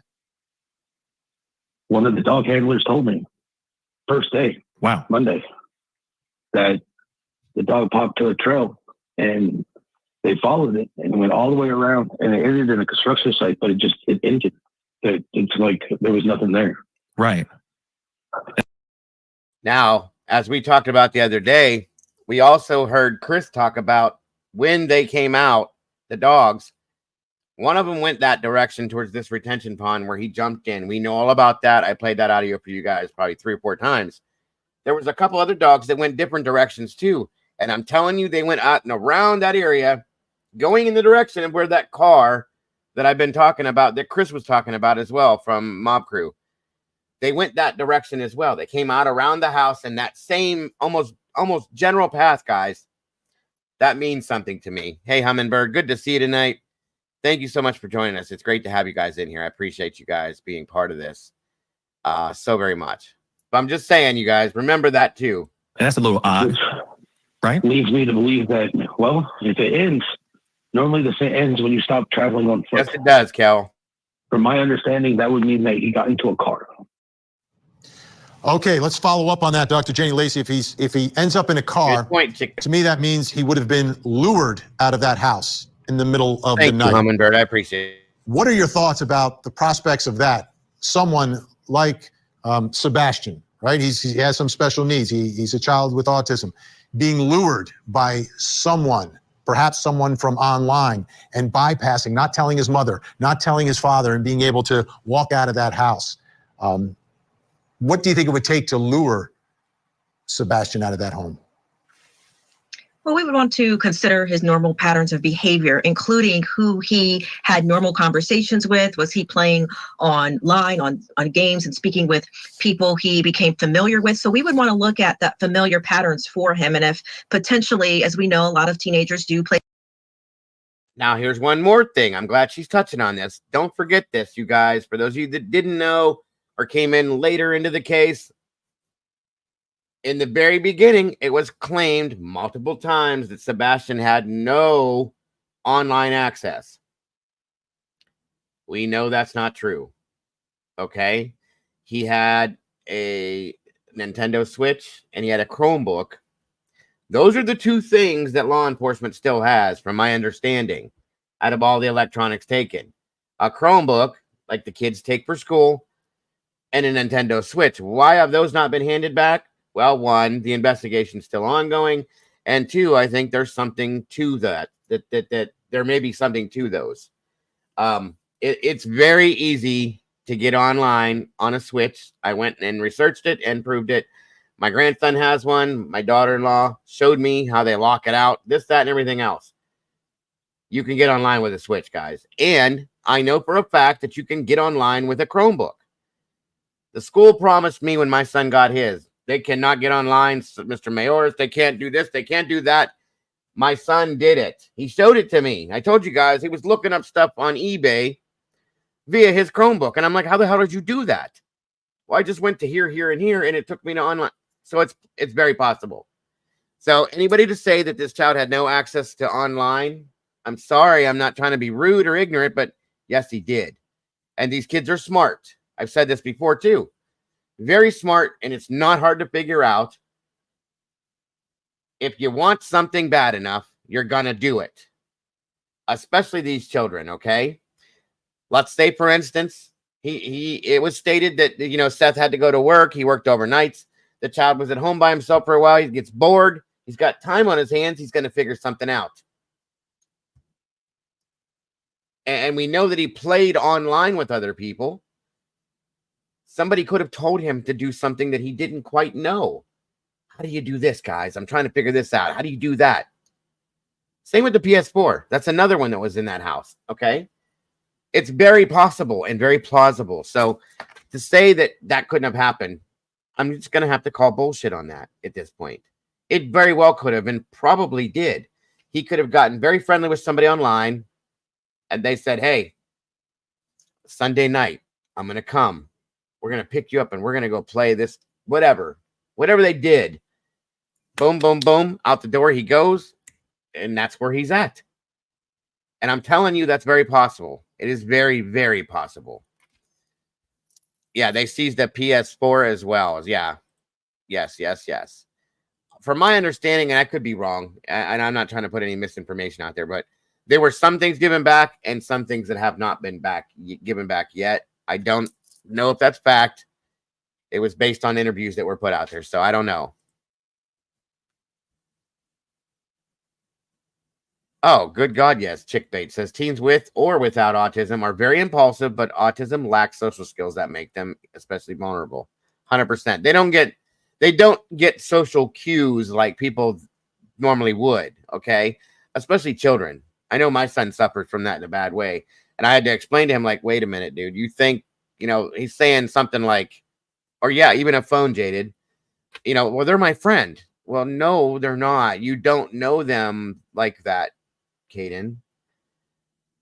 But they're talking to me and they're being nice. That doesn't mean they're your friend, son. It just means they're being nice. Okay, and that's taken a lot of work to get through his head as he was growing up. He finally understands it now at 18, but I'm just saying. And so being naive to that is not a crime. It's not a bad thing. It's the age. My son is 18 years old. He truly has a mentality of about a 14 or 15-year-old at this point, okay? It's always a little bit less mature than what he should be. He's still a great kid. He still, does things for his age group, but the retention and the holding on to specific like ideals and stuff is not fully processed at this point because of that stuff. So that's another thing to understand. You can explain to a child per se how dangerous this can be. Okay. It's dangerous. Something bad could happen. It's dangerous. But if you're not seeing the danger there, if you don't see that red flag in front of your face and somebody's being nice to you, that can be mistaken, especially coming from a child that said all he wanted for Christmas were some friends. That broke me when I heard that statement because my child said the same thing to me. I wish I just had friends. When you have a need or a want for that, and it's that bad, you'll do anything to get it. And I get that. I had those issues too when I was a very young child. These are the problems within this case. These are the things that caused, in my opinion, what has happened with this child. Again, in my opinion. Play games online and have online friends. So we would want to investigate and look at who was he regularly talking to or who he encountered, because based off of that information, if he potentially was lured and he got into a vehicle, we would probably want to make some assumptions that there probably was some familiarity, and unless there's some evidence of struggle, which it doesn't sound like there is. So I would be looking at his attachments or his familiar patterns when it comes to people he was commonly communicating with, playing games with, or just potentially who he would consider friends. And a lot of teens consider people they meet online as friends. So that would be a path that we would want to follow. I want to take a listen to what his dad told me on a previous program about Sebastian just walking out of the house. It doesn't seem like my son. Welcome, always late. I love your name, by the way. That's really cool. Thank you for joining us. I appreciate your input as well, very much so. At all. He would never leave my house in the middle of the night barefoot. And if he did, he wouldn't. He wouldn't, And see, you can't make statements that way because you don't know. Nobody knows what these kids, they're impulsive. They're very impulsive. And that's any child. It doesn't have to be with autism, but you can say it till you're blue in the face. He would never leave my house. That would never happen at my house, but you don't know that. So don't say that. I told you guys once before in the beginning of this case, I woke up one time. I live in the country, thank God. Okay. I woke up one time at 3 o'clock in the morning. I got up, went to the bathroom like I always do. And I'm looking around. I check the house, do those things, check the doors, the window, that kind of stuff. I noticed that my child's not in his bed. And he was about 15 or 16. And I was like, okay. So I go back downstairs. I look in the kitchen. He's not there, typically where he would be. He's not in the house. And I'm like, what the hell? And I happened to notice as I walked past my front door that it was cracked like that much. I open the door. I look around. I don't see him. I look out. It's dark. It's dark as hell out here, guys. It's pitch black out here. There's no street lights, you know, it's a country. And I'll be damned if my child's not standing at the end of the driveway by the road, like looking up at the sky. And I'm like, what the hell? I open the door. I said, yo. He turns around. I said, what are you doing? I needed some air and I couldn't sleep. And whoa. I go outside. I go down to the end. I said, come here. He comes over to me. I said, dude, listen, I get it. You can't sleep. And I understand you need that air. I was like that too. Just wanted to go outside sometimes. I felt trapped, you know, and that's what he said. It felt like when you can't sleep. So he's thinking maybe if he goes outside, get some air, he'll get tired again. He likes looking at the sky. I've always been that person too. I said, listen, I don't mind you doing this. I'm not trying to take that away from you. I said, but wake me up. I'll do it with you. Don't just do that. That scares me. I said, you don't know that somebody's not going to drive past the front of my house and just grab you. You're a big kid. Yes. There's always somebody bigger. Okay. And I don't want to not know that this happened. So if you ever feel you need to do that, just wake me up. Hey, Dad, can't sleep again. You want to go outside with me for a minute? Oh, let's do it. Let's go. I don't care what time it is. And he actually did it one other time. He hasn't really had that issue anymore. But again, he actually did it one other time. And I went with him. He went outside. We sat on the porch for a little bit, looked around. We talked a little bit. And he was like, all right, I'm tired. We go back to bed. It's that simple. Just tell me. Okay. That's all it is. So it does happen. And that's not something he ever did before. So you can't say it'll never happen. That's all I'm saying. Welcome, Siggy. Good to see you tonight. My 16-year-old, 17 in 3 weeks, says the same thing daily. Friends, a friend. This kid's near genius, but we have suspected possible spectrum testing. I get it, Phil. Do what you got to do. It's a good possibility. I understand it completely. There's a lot of people that go through this. Okay. And it's not hard. Just check it out. Just check it out. Yeah, Siggy, I did. We're going to talk about it. No worries. If the abduction whole theory holds water, he probably confided with someone online, gave away his id. Exactly, Cap. Exactly. And these people, these predators, they move in little by little by little by little until they get comfortable. And they get the trust from these kids. And then boom. I'm your friend. Remember?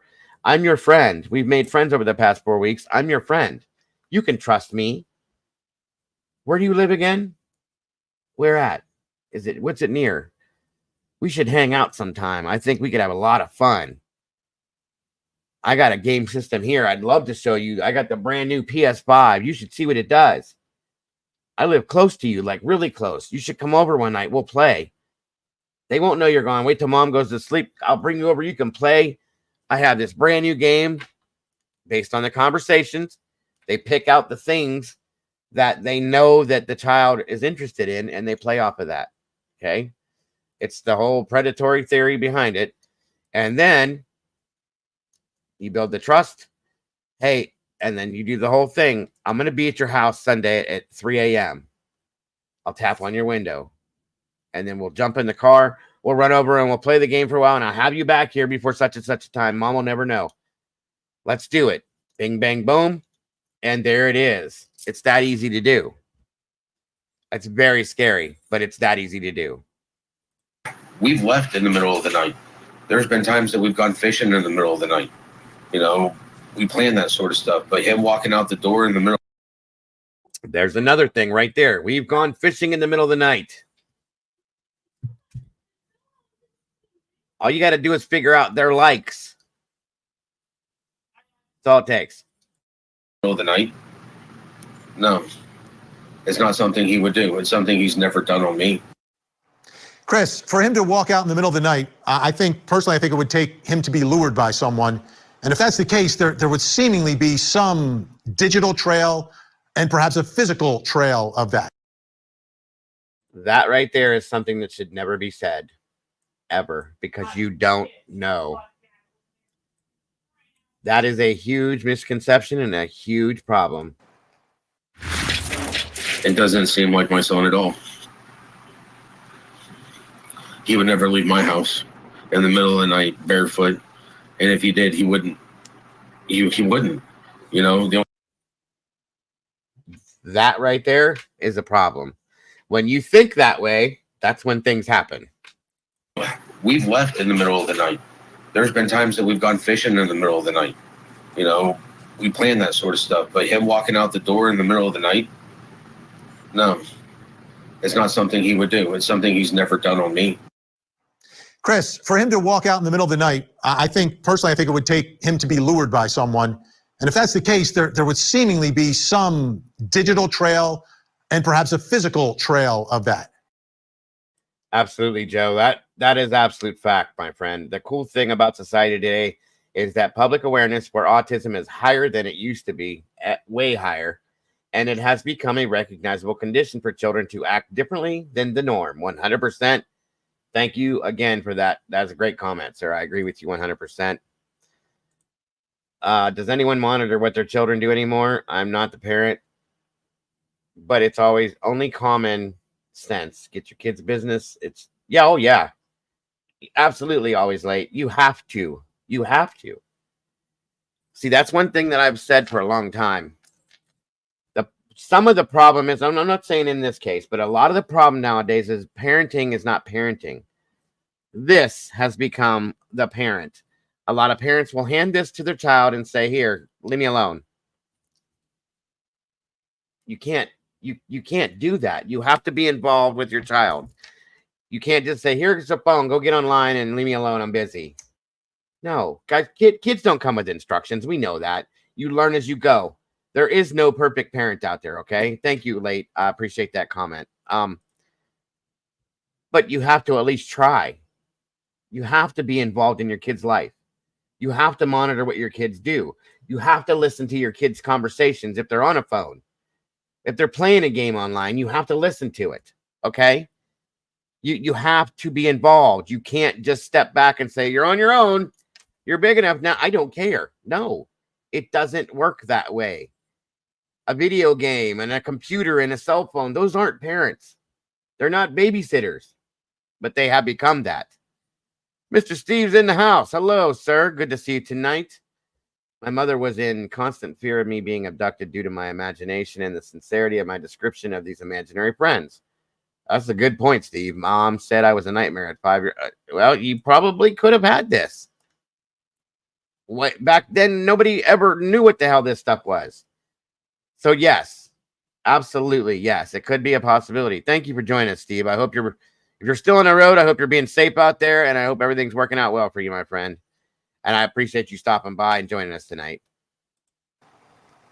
Yeah, absolutely, Vinny, and you're 1,000% correct in this. And that digital footprint by this point, we're almost 6 months into this, and let's also take into consideration we have a child on the spectrum scale. He's on medication, so.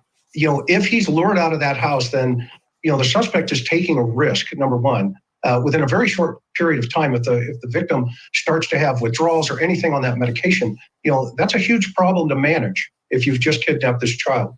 The second piece of this, to that digital footprint question, is if the authorities have looked at that digital footprint and said, okay, it just doesn't exist, then you have to go back to the house and you have to start looking at all of what we call the victimology of each and every individual that is in that home or had access to that home, and then start dissecting this case from there.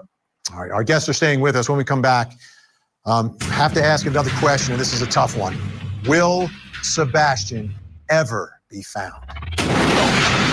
There is no evidence to support foul play is involved in the disappearance of Sebastian. But at this point, you don't rule it out? We're not ruling anything out. One of the most successful true crime TV shows ever. This is crazy. Now has a new home on America's original true crime obsession. 40 nights, 9/8 Central, only on Court TV. I'm not part of the investigation, and they don't have to let me know anything, which they don't let me know anything. I'm in law enforcement myself, so I've got to trust the procedure. I got to trust that if everything is followed by the procedure and everybody's doing what they're supposed to do, that there'll be a positive outcome and my son will be found. I don't understand. They haven't come up with anything. Why they're not asking for higher powers to help. A level of frustration. I think you heard it there from Sebastian's father, Seth Rogers. Communication with law enforcement, but law enforcement in this case, where are they in the investigation? What evidence is there? I want to go back and take a listen to one of the original press conferences in this case right after Sebastian went missing. And at these press conferences, a lot of times you'll hear different things. Sometimes they'll show you a photo of a car that they're looking for or something else. Listen closely to what they did say. There is no evidence to support foul play is involved in the disappearance of Sebastian. But at this point, you don't rule it out? We're not ruling anything out. At this point, we don't have any evidence. There is not any kind of an indication that there is a criminal element involved. But we are keeping options open. We don't know what has happened. We don't know where Sebastian is right now. So we are pursuing any and all avenues. No evidence of foul play. Like, you can end the sentence, I think, a little quicker. Like, no evidence is what they're saying. A 15-year-old boy disappears. No evidence. Brings me to my final question. This is a tough one. Will Sebastian ever be found? If you've got no evidence, how do you find him? Let me bring back in my guests. Still with us, Dr. Janie Lacey and Chris McDonough. Dr. Janie Lacey, I'm going to start with you first, which is the toll that this takes on a family, on a father, when you're not getting communication from the people who are in charge of finding your missing son, and you hear the words, no evidence. How much more difficult does that make all of this?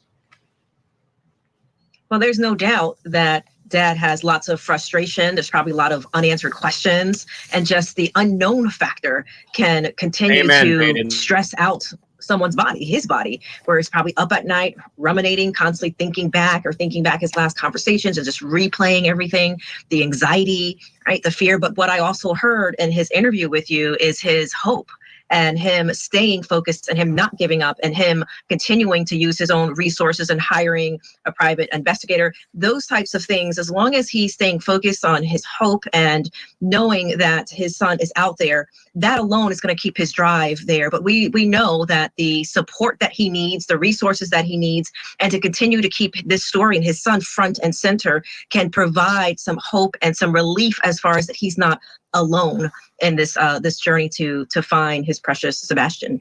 Chris McDonough, you have so much experience in this area. Give us the honest answer right now on where you are based upon what we know and what we've heard in this case. Will Sebastian ever be found? You know, Vinny, I have hope like you and everyone else that's a possibility. Statistically, 6 months into this, Amen, Shorty. Unless he did walk out that door on his own accord, that possibility, gets lower and lower. One of the things I would love to see the investigation do is take that shift in relationship to Thank you, Carl. I was only in there for father. a minute. I didn't even. If see he's the at work, they have him on video, if his truck's on video, et cetera, and they can verify and know that's a possibility, then tell the public. Okay? You have to tell the public what your steps are so that if you think of a gigantic puzzle of, let's say, the Statue of Liberty, and you're missing 5 or 6 pieces, the public will fill in that extra piece, okay? Because right now, the public doesn't know. When they hear we have no evidence, the public wants to help. And that's who the investigation needs to focus on. Because again, if we go to just the fact this child needs medication, well, who's managing that medication on board? There's one other huge piece of evidence potentially why they may be keeping him in the circle. In the back neighborhood behind the house, there is, my understanding, a video of potentially a vehicle back there. And there may be, some connection to the house, to that vehicle. I don't know whose vehicle that is, but maybe the authorities are thinking, hey, did the father hire somebody, et cetera, to get the kid out of here because it's a custody problem? That's pure speculation at this point on my behalf. However, that would keep him in the circle and keep that minimal flow of information away from him if that was a possibility. Now, at one point in the search for Sebastian, a volunteer group recovered glasses many believed to be his. That wasn't until law enforcement released a statement. Welcome back to the Sauce, Cal. Thank you for being part of the community. Always, whether you're part of the Sauce or not, we appreciate you. It's great to have you here in a sauce with us. God bless. That statement that Chris just made was quite interesting to me that he said that. Okay. Yes, amen to that too, Siggy. It does. I agree. But did you guys, I don't know if you guys are hearing this, but listen to what he just said. That was really kind of interesting, especially to come from him, in my opinion. Vehicle. I don't know whose vehicle that is, but maybe the authorities are thinking, hey, did the father hire somebody, etc., to get the kid out of here because it's a custody problem? That's pure speculation at this point on my behalf. However, that would keep him in the circle and keep that minimal flow of information away from him if that was a possibility. Now, at one point in the search for Sebastian, a volunteer group recovered glasses many believed to be his. That wasn't until law enforcement released a statement refuting that hopeful notion. And let me read it for you. Important announcement. Attention, everyone. We want to clarify that the eyeglasses recently found are not related to Sebastian Rogers. The search operation plan for today has been in the works for several days. We appreciate your cooperation and understanding, because that was a big part of this case and a big part of. Thank you, Kel. When you see Sebastian, you see the glasses, and glasses were found. And it raised a lot of hopes at the time, but law enforcement did in fact go public with it. Dr. Janie Lacey, if Sebastian is out there somewhere, we only have about 30 seconds here, but what do you think is going through his mind if he's being held somewhere? Especially if he's not having his resources as medication, there's probably confusion, right? There's probably I gotta deterioration agree. in his physical symptoms because of the stress level. So there's probably just a lot of confusion if he's out there and he's being held and not knowing what's going on and not familiar with his surroundings or the people who he's there. He'd be scared, he'll be fearful. Yeah. Well, Dr. Janie Lacey and Chris McDonough, I want to thank you both for joining the investigation tonight. Your insight is really important, and your time is valuable, so we appreciate it. Okay, folks, no leads, no evidence, no answers. That is just not acceptable. 15-year-old boys don't just disappear. They don't just vanish. Something happened. Either something happened to him in the house, before he got to the house, or someone lured him out of that house. Someone knows something, and his family, and of course, Sebastian, deserve an answer and deserve justice. I'm Vinny Politan. We'll keep looking for answers as the investigation continues.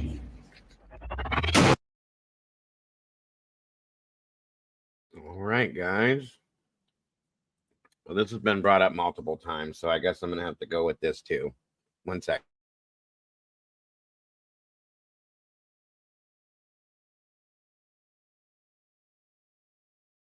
Just so you guys know, we're going to be jumping up tomorrow. Probably I'm going to be going back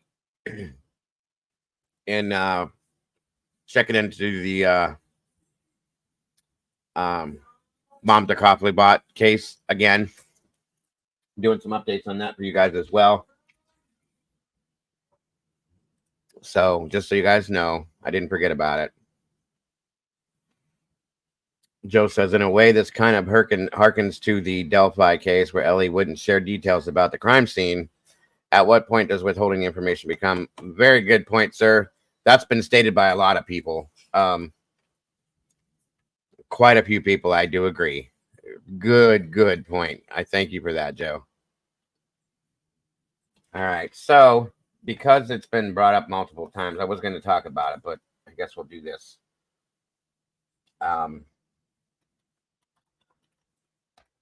And multiple people brought it up. So, 1 second.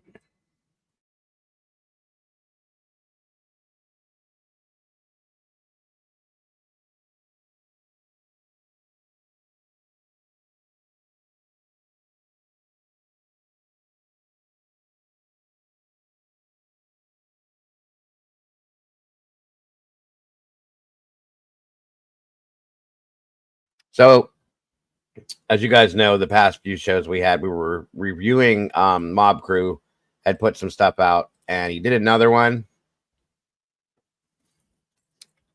This is actually pretty interesting. I scanned through some of this earlier real quick, and what I saw alone was interesting, and a lot of people are bringing this up again, saying we should see this. So we'll go ahead and review it again, and we'll open up for the discussion as well.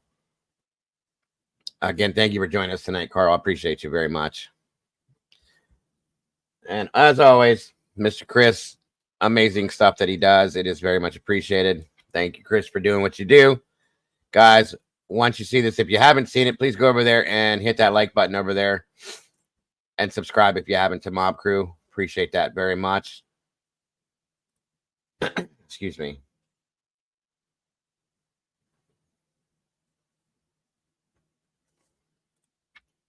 Thank you, Molly. Good points. Hold on here.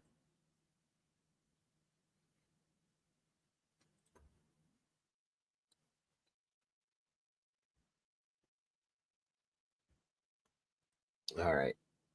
Case mods, let me know how the chat speed You know is. how If it I need to sounds, slow it guys. down, please let me know. All right, let's get going. So as most of you know, I went back to the lights, right? Because with a case like this, I like to work with the evidence that we have. That's Thank kind you, of what we do on SRB. this channel. Of course, we still speculate, but of course, the lights, always bug me, and it didn't make sense with the whole it being garbage truck lights and stuff like that. So originally, when this came out, of course, this was leaked by Nick Barris, and of course, I have videos explaining why it's kind of shaky. Because what happened is the person had recorded it. It's a copy of a copy of a copy. If that makes sense. So, that's why the quality is not the best, because it's lost a couple of generations. And then somebody just took their cell phone and recorded it, and so they zoomed in, and then they're recording it, so it's kind of bouncing around. So that, obviously when you're trying to overlay like I do, it makes it really hard. But originally, this is where a lot of people.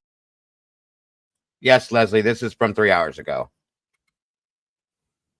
Well, even some of the locals had thought the lights were coming from. Again, if you're new to the channel, I've been speaking with people that are local to this area. And anyway, they originally thought that the floodlights were actually coming across the street, and that the lights were actually coming from the yard across from the Proudfoots into the Proudfoots and kind of past, right? If that makes sense. And so that's what they thought was going on with the surveillance footage. And there was a YouTuber, well, I'm not going to mention because I'm not a big fan of, but this was actually his overlay, him trying to show where the lights were at. And he was trying to say that this was a garbage truck going across the street that's way above this. And, when I went back and looked at the surveillance footage and overlaid it. Great movie, Joe. This Love doesn't Michael make sense. Keaton. This doesn't line up right, And so, again, this is what they thought. So they thought the lights were kind of coming across the street. So anyway, let's move forward here. But that is not the case. At the top, which have been assumed. So here is my video. I know a lot of you have seen it. So this is just kind of a short version, just kind of explaining how I figured out where the lights are exactly at. And like I said, I just did some basic measurements, math science, whatever you want to call it. And it really all involves where everything is. You just base off what's in the footage itself. And obviously we have this truck here in the hood, and we know the lights can't be any much higher than the hood of this truck. To be floodlights. And using this line, we can determine that those lights cannot be any higher than the hood of that truck. Using this method, we can determine exactly where those lights are coming from. So looking at where that truck was parked that night, seen in this overview, photo here taken the day of, we can then use a Google Street image and line up approximately where that truck was parked. Notice we add the red line and look at where it takes us. There is a house exactly across the street. This house is next to the Rogers. So if you're just coming in, I've got some new footage. I put out a video yesterday. If you guys saw that, I kind of explained what I was told and how the vehicle behaved and the people. But today I got new information. It's from the same person, but they also talked to some others. And so this is a collab of a lot of the locals out here. And it kind of changes the story up just a little bit with the car itself. Still the lights and everything about the same. But yes, this is going to shake things up a bit, and I've got some very interesting footage that I have to shout out to Stephen McCrabtree. He's a local out there. He did some amazing work for me. We're going to be kind of collabing here, but anyway, let me finish this video. There's residence. This home has its garage facing towards the camera. It also has 3 garage doors. I love CADs. Thank you so much. Guess what? That's right. It has floodlights above each garage door. So here, I am taking a street Google view of the direction of the camera, and then adding the security footage overlaid into the Google image. I absolutely Notice how agree. the Always floodlights late. do line up with the image. But because the footage itself was filmed with a phone, It is. And so the other thing that's really hard is, so see how subject 1 looks like he's kind of like behind this tree. So again, I'm taking a Google image that, obviously you've probably seen the Google guy with his vehicle. He's got the camera on top of his car. So the camera view is kind of tall. And of course, the security footage is lower. So what happens is when you're overlaying, the subjects are going to appear lower than they really are. That's where it kind of gets a problem. But I have somebody that's sending me some footage at a lower angle, which is going to help really put where everybody was at, these subjects. And it's going to just bit shaky. help so much. And doesn't always line up. But this does give you an example of where everything is taking place. The lights labeled as subject 1 and 2 are moving across the 2 yards. So the big question is, are they flashlights or something else? And where are they coming from exactly, and where are they going to? What I'm about to show you next will shock you to your core, because the angle of the camera is not quite level with the street. I realized that in order to match up the footage and image correctly, it needed to be tilted a bit to match the angle of the camera footage. And by doing this, literally put all the pieces to the puzzle together. And what you're about to see, in my opinion, is exactly what happened that night. And pay close attention to where those lights are coming from. I also fixed the footage the best I can to keep the floodlights lined up with the garage. Notice we can see subject 1 just behind the house to the right. Then we see subject 2 literally. And so new information confirmed. These subjects do go behind this house. They do not go in front of it. That's why, as you can see, that subject, how I have it lined up, you'll notice subject, when he moves to the right, or they, whatever, they disappear. That's because they are going behind that house.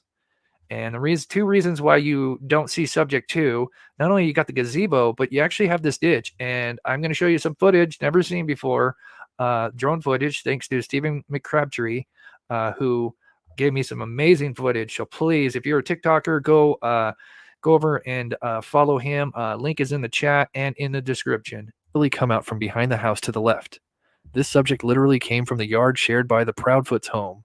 As subject 2 heads towards subject 1, we noticed that the light disappears right behind the gazebo between the 2 homes. As we continue to watch, notice that it seems like subject 1 is waiting for subject 2 to get closer, as if guiding this person to a car waiting nearby. Noticed as we wait for subject 2 to reappear, we see that subject 1 now moves behind the home to the right, and we cannot see them anymore. Then we see subject 2 reappear to the right of the gazebo. Notice as subject 2 moves to the right, there are trees, and the light shimmers as it moves closer to the home on the right. Okay, is it Michelle? Michelle has a great question. So if you saw my video yesterday, remember we got other videos that came out, and remember the person, the family has this surveillance footage. They're Nessa's, oh man, there's so much to go over. I'm going to have to do a members and Patreon video after this because I've got so much and I just can't tell it in one live. I'm not kidding. But if you saw my video yesterday, I thought the order was the video where it shows the person returning back. I thought maybe that was first because obviously we don't know. And so I thought maybe that would have been the first video, but no, that is the last video. So I did get that wrong. Obviously, how am I going to know? Because, there's no timestamp on it. So for those that are wondering the order, we will go over that. And that's a huge piece of the puzzle as well. I believe this is not a coincidence that Rogers goes, missing the same night that around 3 a.m. Lights are coming from the direction of Rogers' home and the neighbor mentioning an unidentified vehicle parked on the street nearby. Here is me zooming in on where subject 2 is coming out from, and noticed it clearly pops out just behind the home.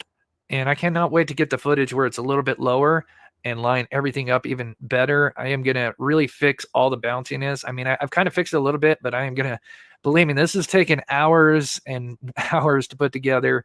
But I'm going to do more to really show that light just pops out right behind that house. I mean, that's no coincidence. And then same thing with subject 1, where when it goes to the right, disappears because this is the proper overlay. To the left, the same yard that's shared by the Proudfoot's home. In my opinion, I believe this footage shows the potential abduction. Thank you so much. So again, I know I'm repeating a little bit of stuff, but I'm going to show you a lot of new stuff, and I'm going to tell you a new story. I'm just kind of letting everybody get in here. Again, mods, let me know if the chat gets too fast. I'm sorry, I'm trying to keep track of everything.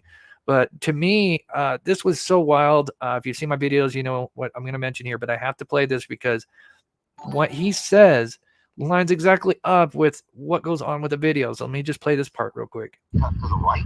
They go all the way down the side of the house along the fence. So what's the backside? Or was that? And I'm sorry, this is Chris Proudfoot talking about the scent dogs.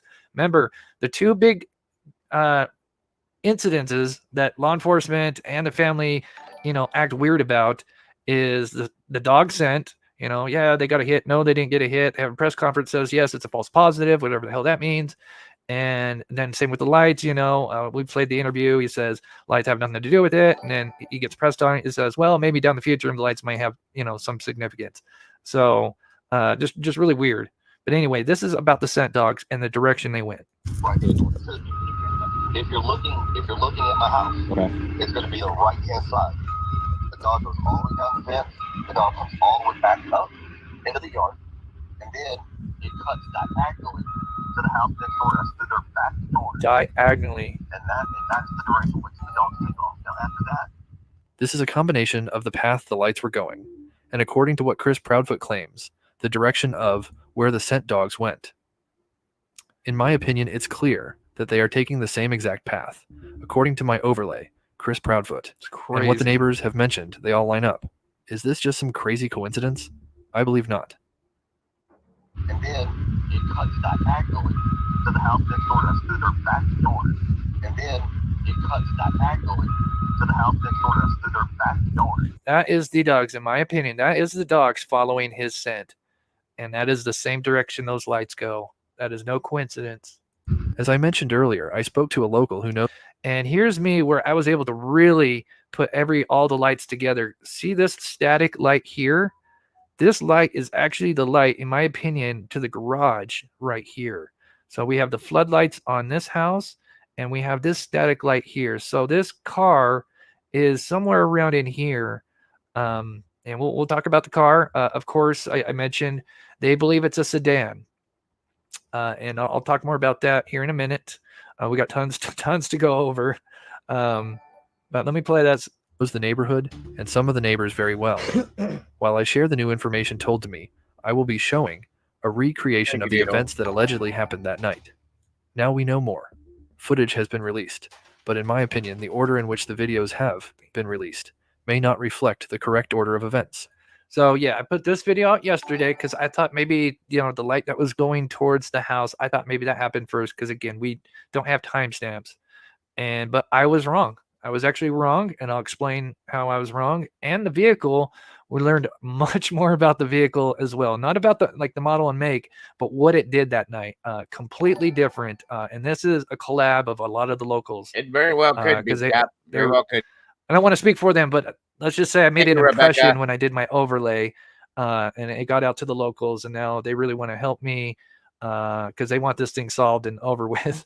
So anyway, this is what I thought originally. Of course, when it comes to the lights and the people, girls. It seems like there was at least two subjects possibly involved, maybe a third with the driver. So maybe three people involved. But this, Carl, please be respectful. We can disagree, guys. We can do it respectfully, but we don't need to argue if that's what's going on. I can't tell for sure, but let's just respect each other's feelings and opinions. That's how we do things in here. Please and thank you. I greatly appreciate it. Was what I put out yesterday, but I am going to show you what actually happened or what I've been told today. So this, in my opinion, might be the correct order of events. So I believe the lights we see going towards the home happened first. So we are actually seeing the alleged suspects going to abduct Rogers. So I was wrong on that. Then the second order of events is the first video to be released. What's the matter, Hummingbird?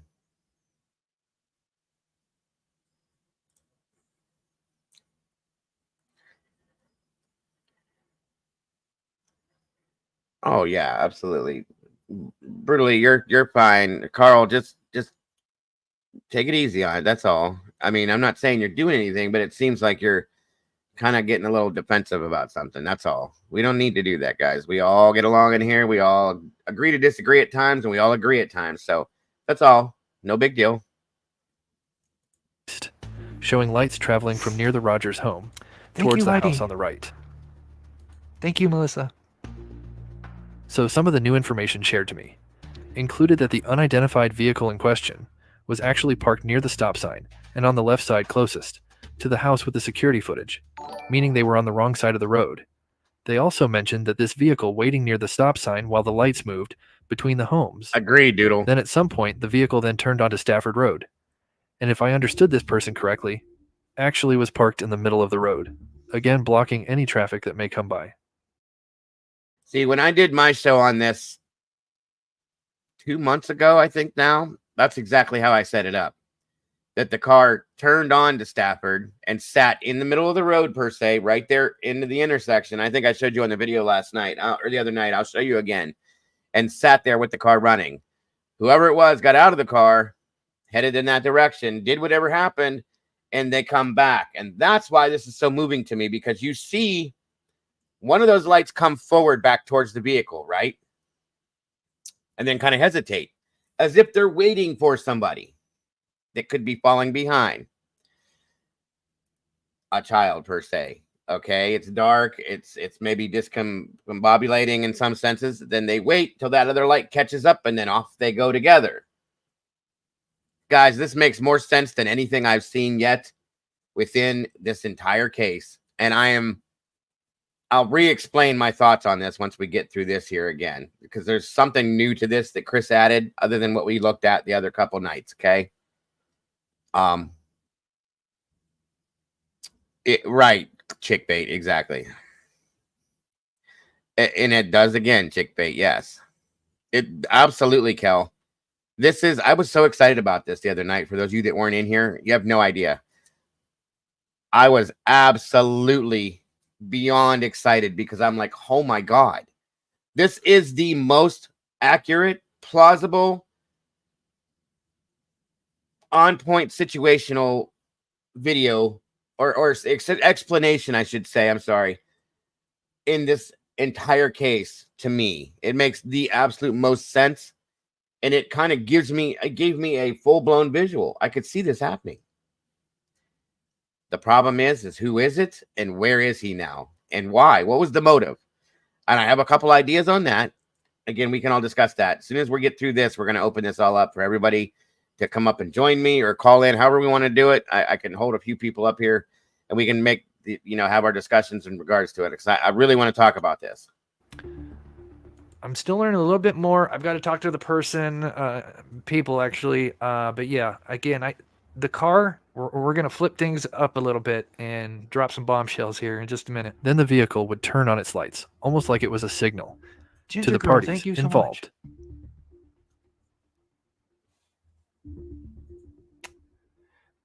Gypsy Nelson, thank you for your work. Then you're the putting car into this. backed Thank up you towards so Kellen much. Avenue, after which it would leave via heading towards the exit of the neighborhood. One thing I could also share that may shock some people is that apparently they believe this vehicle looked like a dark sedan of some sort. Again, this is only what they believe they had, saw, and could have been mistaken. But if true, this could be a giant clue into figuring. Now, I've been getting a ton of emails, and I've been trying to get back to everybody. Oh my God, the other day I forgot about my spam folder, and I checked that, and I probably had 50 emails just alone in that, just from recently. So if I haven't gotten back to you, I apologize. It's just me. Exactly. I could use a secretary right now. Finally, but I do try to give back to as many people as I can, but I am very busy. But I do appreciate the tips, and I will try to get back to as many people as I can. Out who was behind this alleged abduction. Again, this lines up with what I was told, and it seems this vehicle and the persons involved were aware of the cameras in the neighborhood, and this is why we are seeing this type of suspicious behavior happening the same night that Rogers disappeared. Okay, so now we're going to be showing you some new stuff and talk about. All right, let me pause it here because we're going to show you some new stuff you haven't seen before. Rosebud, thank you so much for becoming a member. You are so awesome. Tom coming in. Holy cow, 1,600 in chat. I know I'm going to need some more mods. Hit that thumbs up, everyone. It's the cheapest way to support the channel. Thanks for covering this, Chris. Tom coming in with 5 gifted Mob Crew memberships. Thank you so much, Tom. Huge supporter of the channel. Thank you so much, Tom. Tracy Allen, Chris, did you compare KP's work truck? Yes, actually, I did, Tracy, and I do have it in this. In my opinion, if they were, now I'm not saying I do, in my opinion, right now, everybody's a suspect. To me, if I took on the case right now, we go back to day 0, day 1, whatever, and everybody's a suspect, and we're looking at everything, that way, that's basically when a case gets to this point and there's nothing going on, that's why I went to the lights.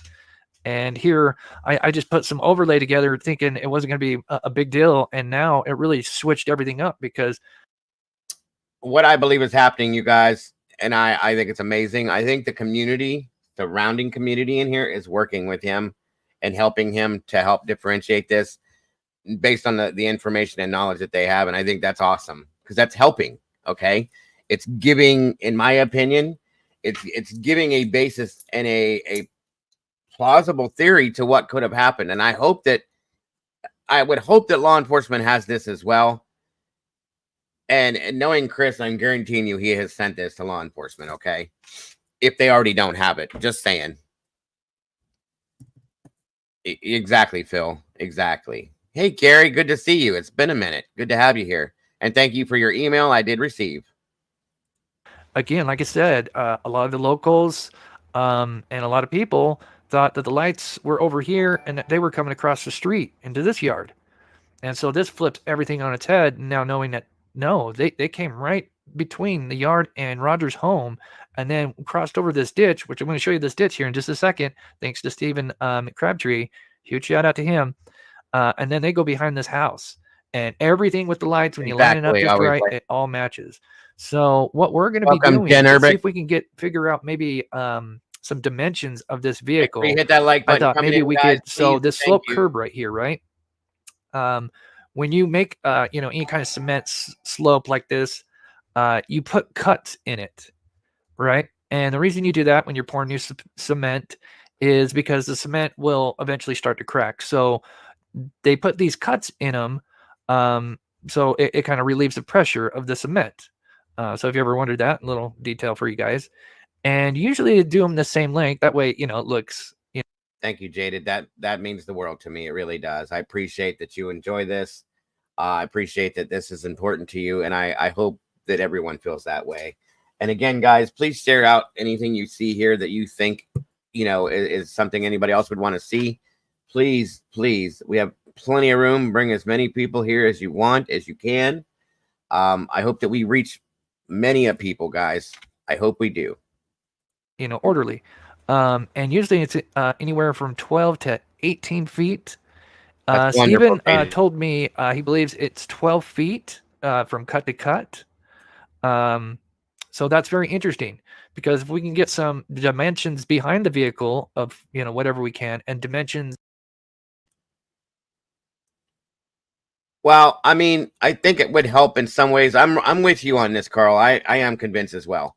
I think the reason why we overlay the vehicles is they're trying to kind of figure out the possibility of what type of vehicle it was. And if we can figure out if it was an SUV, a four-door sedan, a two-door vehicle, you know what I mean? Then at that point, then it may be able to break it down to the possibilities of vehicles that have been seen close to the family or close to the situation. Maybe that's why he's doing that, I believe. So I do agree with that as well. I did check that mail, Carrie. I got it, and thank you very much for sending that to me. I appreciate you joining. Very much appreciate you. Yes, Leslie, that is the fact. The Blue Crew is the Blue Crew for a reason. They're amazing, and they do an amazing job. Of something that's in front of that vehicle, maybe we can put something together that kind of gives us an idea of how the dimensions of the suspect's vehicle. If that makes sense. And that's probably a lot. And yeah. So here's just explaining, curbs and stuff. So, 12 to 18 feet apart, they put these cuts in. But this is what I'm talking about, right? So we have the light and the tail light, right? So we can't really see the car, unfortunately, because it's a dark car. So we know that this vehicle that was used has got to be a dark car. Got to be like silver, dark gray, black. Certainly it's not white, yellow, green, maybe a dark green. I don't know. But, it's got to be a darker color car. I doubt, especially if it's, say Proudfoots or Inside Job, I doubt they would be using their vehicles. A lot of people email me the Infiniti. Although, who knows? But then if we got the dimensions of this truck, which I did. So again, I got these before the show, so I have to do all this after the show. But if we get dimensions of something in front of the vehicle and behind the vehicle, and I think we can try to get some kind of sum between the middle here, if that makes sense, to measure what this vehicle is, if that kind of makes sense. But anyway, that's something we're working on down the road, or not down the road, but that's actually what we're working on right now. 4x4 Explorers coming to member. Good to see you. I hope you're doing well. Again, this is what I sent him to help me, try to figure out, get a bunch of measurements. And if anybody's good with measurements and want to email me, and I could give you like the dimensions and stuff, and that would be awesome. So here is some footage straight from Stephen McCrabtree. So huge shout out to him. This is where the surveillance footage is at. This is the house with the floodlights. This house at the bottom here is the Rogers home, Proudfoot's home.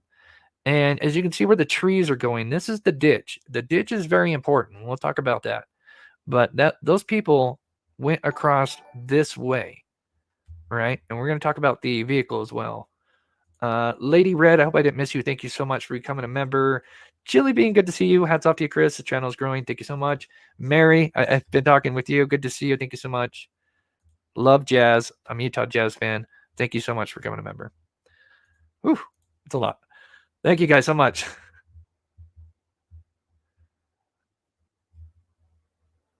And please, if you can, hit that like button. Let's get up to 2,000 here. My poor mods. Hopefully everybody's here. May have to pick up some more mods. So anyway, there's a nice drone view. God, that's such a beautiful neighborhood. But I'm going to be sharing some information with you. It's going to really get kind of on the conspiracy side of things. Well, I wouldn't say conspiracy, but some really weird, funky stuff happening as well. But here again, we have the Rogers home right here. The way they would have went, of course, I just got this footage literally like 30 minutes before I went live. So I wish I could have done like a overview of how everything was going on, like a top view, but with this footage, because it would just add more to the atmosphere of how everything was happening that night. But look at that ditch. I mean, that ditch is actually pretty big. It's much bigger than I originally thought. It gets deeper as it goes on. So here's a picture. They believe the car was parked about around the bushes, from what I understand. I think a little bit more forward. I had to put the car back further because there's somebody parked there, and I didn't want to show their vehicle because, they've been so nice to me. But I think they believe the car was a little bit more like right here, the sedan. So notice if we had like a car, maybe even parked by this cut, maybe we could get do some dimensions with that measurements. But anyway, continuing on. So much we could do.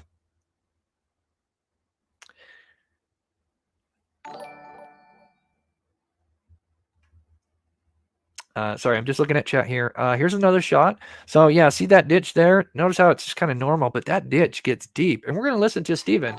He made a TikTok video today. If you want to go check it out after this live, go check it out. Link is in the description, and maybe my mods could pop it in the chat. But this is his drone footage. Now, keep in mind, he is local to this area. Okay, he works for Verizon. I believe he may have been working. He does measurements for Verizon. I'm not sure exactly how everything works, but again, he's not really impeding. He's, again, a local, and he was working, from what I understand. I could be wrong. I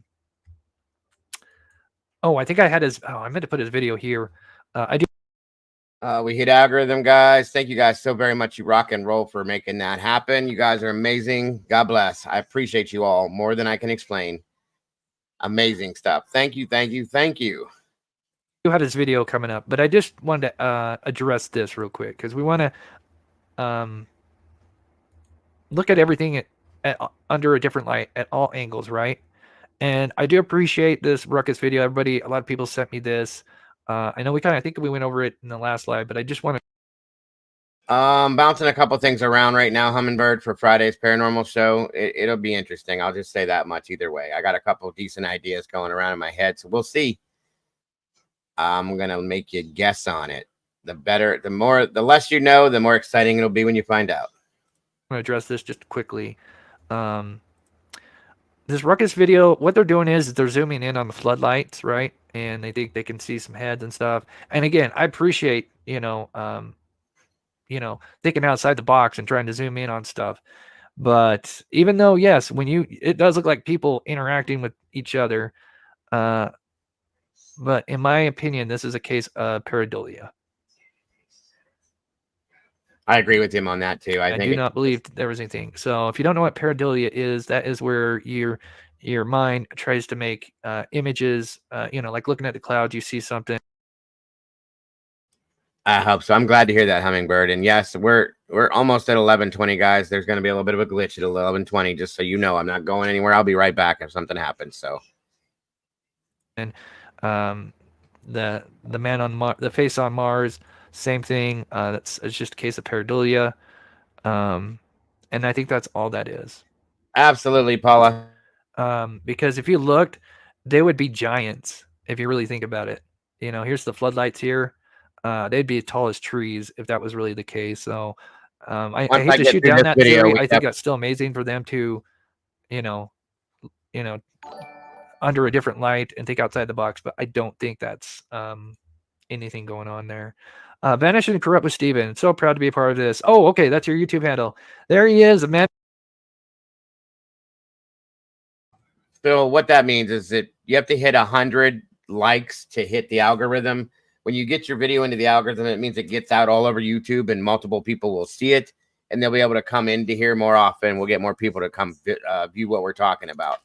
So that's when you hit 100. That's what happens. That's why I always try to get everybody to get in here to hit that like button. It's kind of important for YouTube. So that's all. Yeah, I'm going to do a poll on this once I get done with Chris's video here and we go into the rest of it. So it's a good point there, Miss Paula. And himself, huge shout out to him. Thank you so much, buddy, man. Please, if you can, go, if you're a TikToker, go check.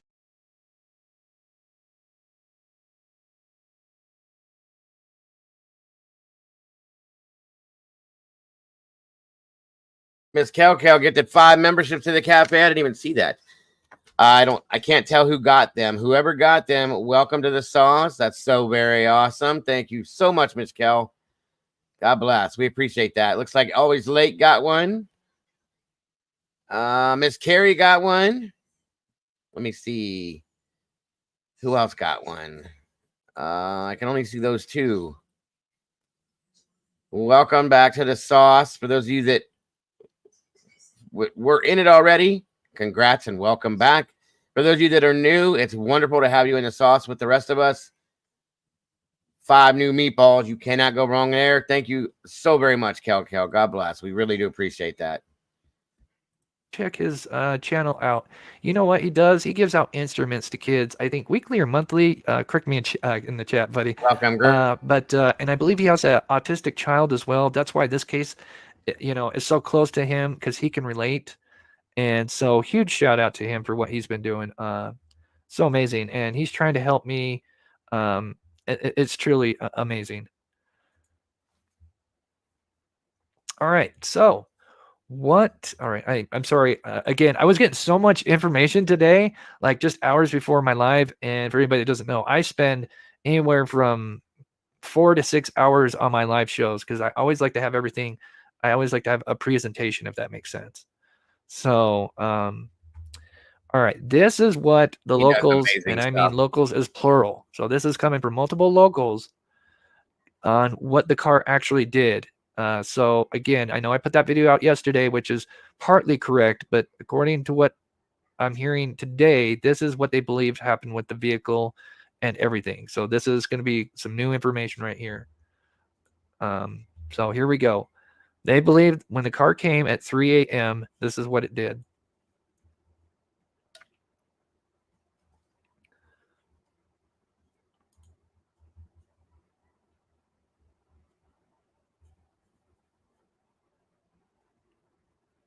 Now, I think it went towards the top. I didn't want to, I mean, you kind of get the idea. Apparently it went, I'm not sure how far, I forgot because I was getting told so much information, but this suspicious vehicle apparently went all the way down Killen, turned around at the end and came back down, as from what I understand. So this is kind of different from how we kind of explained it yesterday. And again, this is coming from multiple locals. Yeah. Then they believe the vehicle had stopped here. So The vehicle, originally we thought the vehicle had stopped at the stop sign, had went forward and was facing the other way, but excuse me. People have spoken to people that that know the surveillance footage. Let's just Welcome, Moon Lover, and I'm so sorry for your loss, Carrie. God bless. Hope you're doing okay, and prayers to you and your family. say that I want to try to be very careful with my words, because the person that's been sharing me stuff, I've been trying to be respectful for stuff that they share with me that they don't want out in the public. Again, everything that they know, I just want to mention this right now. Everything that I'm sharing with you, law enforcement knows. So I just want to put that out there right now. So don't think like, oh, I'm holding on to There you information go, guys. that could help solve this case. That is not the case. Everything that I'm sharing with you has been shared with law enforcement, FBI, and that. But this is what they believe happened. So the vehicle had gone down the Kellen Ave, had turned around, and from what I understand, parked near this home, was between these two homes right here. That's when two subjects got out. Now, I believe the video, original video that we see first, which was released first, shows the moment when, after they had collected possibly Sebastian Rogers, and then we know that subject one really it seems like subject one kind of hangs out by the home back here, and subject two actually goes and possibly collects Sebastian Rogers. That's what I'm believing too. That somebody was kind of standing guard, watching what's going on, making sure nobody can see what's going on or nobody's paying attention. Stood back here and waited. The other person runs over to get him. Come on, let's go. And on back they come. So yes, I do believe they do, which is why we were told trash truck, because they don't want to spook the actual perpetrators. The problem is what is going on with them hammering down on it and getting his child back. You know what I mean? I mean, I know there might be having. Here we go.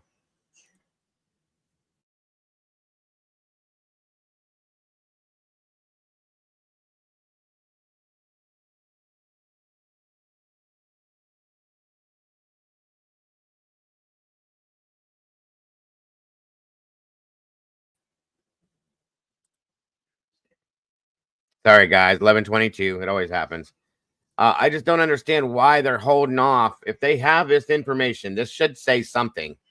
What's going on? What are they struggling figuring out? Do you know what I mean? That's the only thing I can think of. I don't understand the rest of it, but we'll have to see. Yes, there's two of me up here. Just kidding.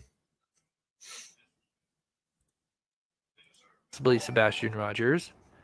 And then we know that subject one really it seems like subject one kind of hangs out by the home back here, and subject two actually goes and possibly collects Sebastian Rogers and brings him back, and it's like subject one is kind of there for support. So this would be what we would be seeing is apparently the suspect's car right now is parked to the right of this home here, from what I understand. And they've got subject two now popping out, possibly carrying Sebastian, maybe walking him, who knows. And then we've got this ditch. And notice, bam, they disappear because you've got this huge ditch. It's big. And we'll listen to Stephen himself talk about how deep that is, because, again, when you're looking at it from here, it doesn't look that deep. But as it, moves back in between those yards, it gets deeper. And so I wonder if subject one, is obviously kind of hanging out, just making sure everything's going smooth. And then we are going to eventually see him or they disappear behind. That's another theory too, you guys. Like, because of the fact that maybe he didn't have shoes on, maybe he was on somebody's back and they came walking back through here. He's not a very big kid. Okay. If he jumped piggyback on somebody's back and they ran back through like that, since he was barefoot, that's very plausible too. That would make a lot of sense. Just saying. Not sure, Shorty. That's another thing too. What if they took the plates off when they did this so that nobody could tell? You know what I mean? I think this was clearly premeditated. So if it's premeditated, think about that. You're going to plan ahead for the things you need to do to ensure that you're not seen and that you're not picked up on as to who you are that did this. It really does, Moon. It really, really does. It's exciting to me. It really is. This is a possible answer to this situation. If we could figure out who was involved and what the motive was, I think we could answer this. Behind the home. Then we have subject 2. So they may have probably had started to see them come up out of the ditch maybe. And thank you, Chick. Then they're like, okay, we're good. Everything's good. They're coming along. We noticed they kind of stall right here, which is very interesting. You know, so makes me wonder if there's something going on there. And then notice the light disappears right behind the home. So that shows you, you know, with those lights being properly. It makes me wonder if they thought somebody saw them, so they stopped, or if they heard a car, or maybe they stopped, or a dog started barking, so they froze and they kind of hide for a minute, and then everything quiets down, or a car goes by, or whatever, and then they continue with what they're doing. Properly overlaid, they are definitely maneuvering between the two homes here. I know, I agree. It needs to be solved. I think now there's some talk. They believe, especially with FBI coming in with the reward. I think the wheels are turning, in my opinion. Which thank God, because and I really hope he's alive and they find him. Tom says, glad to be a member of the greatest true crime channel. I am humbled and honored. Thank you so much, Tom. I feel like the wheels are turning. I agree with Chris, and I feel like we're finally getting somewhere after 6 months, you guys. That's why this is exciting to me. I really feel like it is. Welcome to the Sauce, Moonlit. It is great to have you in here with the rest of us. Thank you. Thank you so much for that. And thank you again, Kel, for gifting those memberships.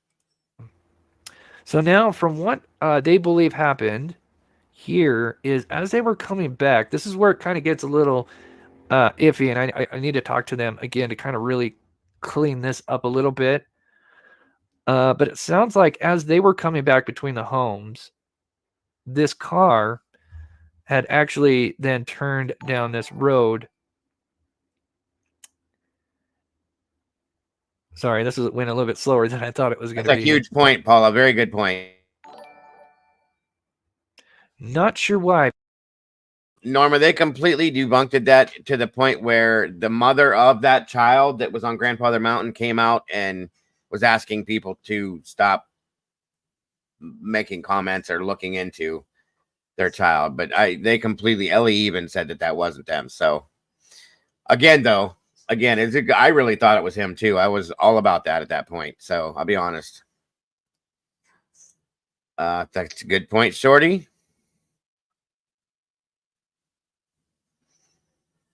Car was a decoy, in my opinion. Good point too, Siggy. Right, but they believe, this is one theory, is they believe they were possibly using this car as a almost to block the view of what was going on, and that they were gonna kind of block and use their lights. Maybe I'm not sure, but maybe they were thinking they could block what was going on. I still got to talk to them and figure out, but that was kind of the theory. That maybe this car had parked down there for some reason. Thank you, Leslie. Still a mystery why it would do that from, coming down that Same road here, and not Wisdom. just sitting there. It is interesting. But the one thing we know that the people are, or at least a subject is still over near the house, is there is a light that pops up when this car is, sitting there. And we'll look at that and we'll zoom in on that. So here the car light comes on. The floodlights here. I think this light here is the static light to the garage. And then right over here, sorry, tail light, obviously, flat headlights. I've got much more to share, and I'll get to chat here. I'll pause it here in a minute. We've got so much to go over still. I may have to turn off my members noise here. Where's that at? Sorry guys for all the noise. I gotta find that.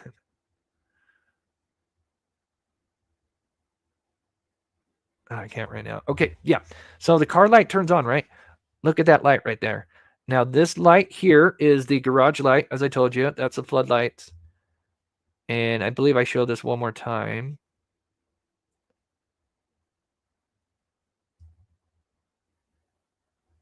And I'll get to chat here in just a minute.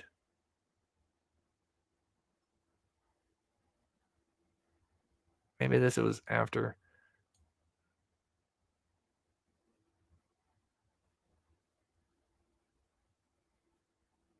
Yeah, that says that. Sorry, it's going really slow. I mean, that's huge to know that it was a sedan. Hold on. Oh, here it is. Right here. So I just wanted to show this again, and I'm going to try to fix this a little bit. I wish I would have replayed this a little bit more, but we see a light pop up right there. And so it makes me wonder that they were kind of coming Welcome, around. Roxy. And then we know that there was kind of like one almost now near in that yard now. So they're not behind the house, but we got one that's kind of in front of the house, if that makes sense.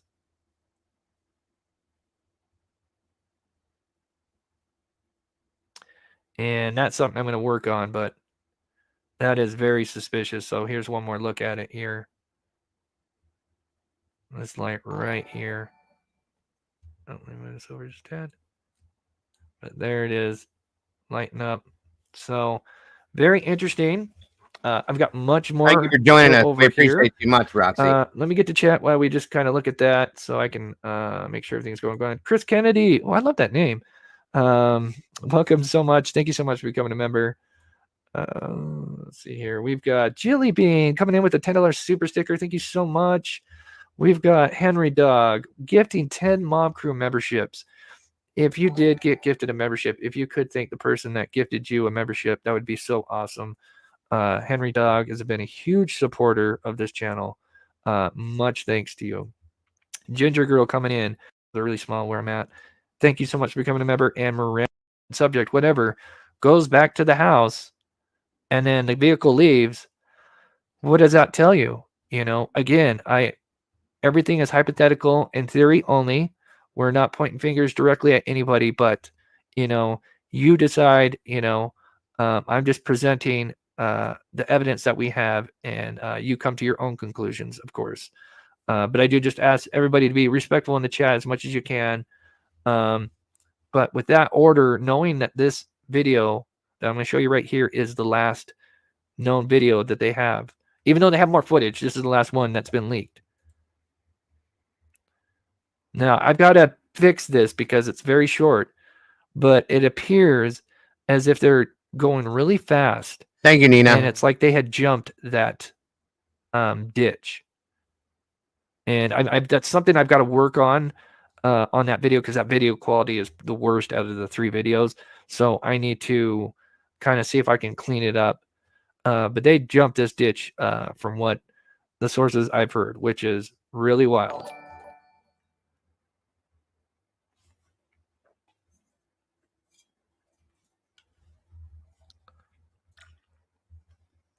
Thank you so much, Explorers. We got much more to share. But yeah, from what I understand, one person goes back while this vehicle takes off. From what I understand, I could be wrong, but that's the information that I was told. And if that's true, again, that's huge. That's very huge.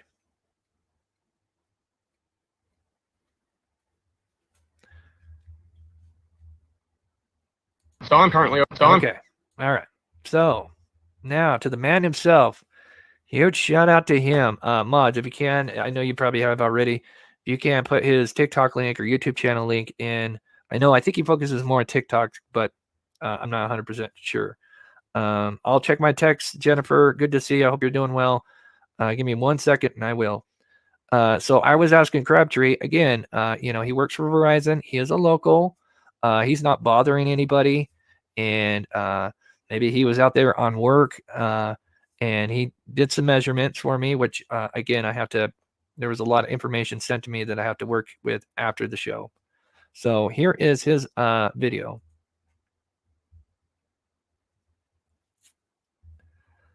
So I'm currently over here at Stafford and Kellen, and so that is Stephen McCrabtree. He's in the chat right now. Amazing guy, amazing gentleman.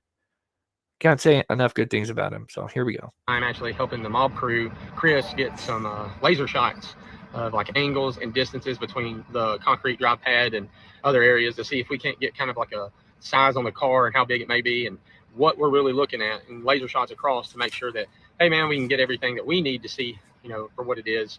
And hopefully what we can find out is what was this car? Was it a small sedan? Whatever it is, and maybe get us a step closer. But thank you, Chris, to the mob crew for allowing me to be able to help you with this, man.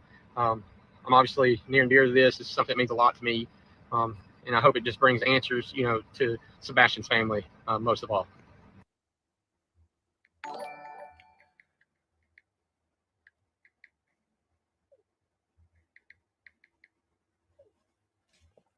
So here's some drone footage he showed. Obviously, I showed some drone footage earlier. I've got some more drone footage. I'm not going to show it all because I'm sure he'll probably want to share some of that on his channel. And so I don't want to show everything because, again, I'm sure he'll probably want to show that on his TikTok. And what an amazing guy. Today was the first time talking to him. And yeah, we hit it off. And he's just an amazing guy, man. What an amazing guy. Truly. So I do have other ways to support this channel. Obviously, I have a PayPal, Venmo. I even know I have a GoFundMe, but I try not to mention that too much. But that is another way to support this channel. But if you do send a PayPal or Venmo, if you can let my mods know so I can shout you out, because sometimes I just don't get alerts. They come in late. So right now, it looks like I got a PayPal from June. Thank you so much, June, for the PayPal support. That is so sweet. You're amazing. If I miss somebody, I just got home and I'm looking over the footage, but I wanted to upload this with this because what I'm trying to show y'all is the aerial between Stafford and Kellen, everything that you could see at play. But what nobody is thinking of is the ditch. And I talked to the neighbor that lives right at the corner where the car was said to be parked in front of, and he said those were lights, absolutely, and they were hustling and bustling to get the hell out of there. But even hustling and bustling to get out of there. Very interesting. Such great information, man. You're awesome, Steven, man. Love to you, brother. Amazing. More tall telling was that ditch line that they had to scale back up. Now, do you know at ground level, that ditch line is 5.5 feet deep. There's no way, if you ask me, somebody had somebody on their shoulders. It just couldn't happen, especially given he said they got the hell out of Dodge and was moving. So it's all to be determined is what I would say. But if anybody's going to do it the best and explain this the best, it's the mob crew. And I'm going to leave it to him. So look for him to come out with this in the next couple of days. But I wanted to see what y'all thought about it and maybe get y'all's opinions, where y'all stand. So I didn't want to play everything, so you can go check out his video. Man, like I said, I could just go on and on. Everybody that I've spoke to has been so nice, and man, it's amazing. Everybody wants the same thing. We want to bring home Sebastian. You're all in here. That's what you guys care. You guys are amazing. You guys got big hearts. So thank you guys so much for everything. And that, again, guys, is why I'm saying, if you guys can, we put Chris's link back in here again. Please, when this is said and done, if you haven't done it yet, please go back over and like the video. And if you haven't subscribed to Mob Crew, guys, please do. Like the video and subscribe to the Mob Crew. Chris does such great work. I am so impressed with everything he's done. But if you can, guys, please go like the videos that he's put up, subscribe, and tell him what a great job he's done in the comments, guys. Please, if you can, because he does amazing stuff. I appreciate that very much. Everything. So we've got more to share. Oh boy, like I said, I'm gonna have a members and Patreon video. So another way is member Patreon. I also have a Patreon that I put a bunch of different material out. But so what kind of lights are we seeing? So I'd love to get the chat's opinion. This is something that I've been trying to kind of figure out as well. With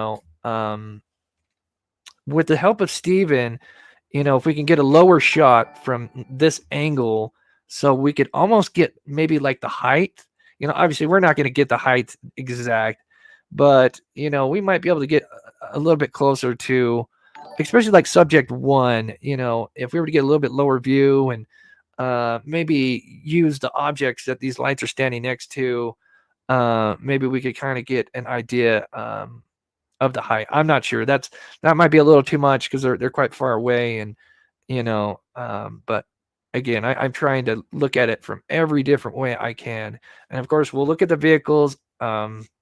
Everybody's been sending me every different kind of vehicle, and I do appreciate it.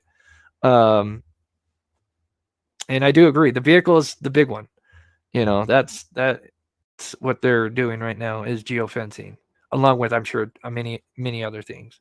Then we have a flashlight. Now, obviously there's different flashlights. We got small flashlights that obviously don't have, a lot of light. Wait, was like a dork? But, with flashlights, we almost have like two different, we have the flashlight itself, and then where it's pointing, if it's a strong enough flashlight, is also going to give off some kind of light source. So I don't think it's a flashlight. Now, it could be a small flashlight, certainly. They could be cell phones that we're seeing as light. Okay. They come off bright at nighttime. They definitely do, depending on which phone you have. iPhones give off very good light from their phones. My Android does as well, but they could just be cell phones that are being used for light. That doesn't really give off this, secondary ball of light. But I don't think, in my opinion, it's a flashlight. Let me know what you think. I see a lot of people mentioning the headlamp, and we're going to get to that here in just a minute. But here's just kind of example. I'm still trying to find some videos where I see people walking with cell phones from far away, and it'd be interesting to see what they do when they not only walk one direction, but like walk around to where like they're almost blocking the light, and see how that reacts. Is the light still kind of showing up? Obviously I could do that myself, really just go out and film myself from a far distance with a flashlight. That would probably be a great demonstration to try to figure out what are they using as a light source. I do think cell phone light does look promising. Definitely. A lot of people say cell phone. It does. Now, if they were using cell phones, I'm again. So anybody who doesn't know, so somebody asked what geofencing is. Geofencing is something that's a little bit newer. They've been using it for quite a few years. What I would think if they were using cell phones, I think they would probably be using burner phones.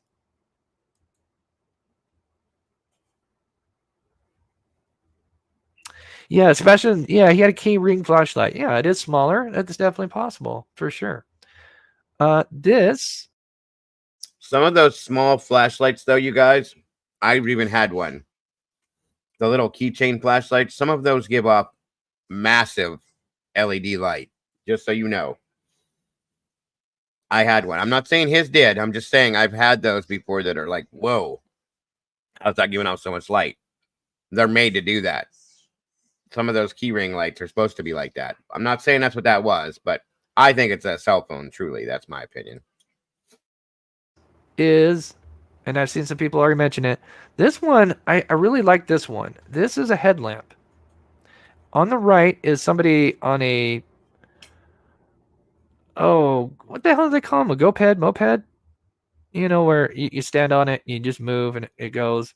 So he's got a headlamp on. A hoverboard.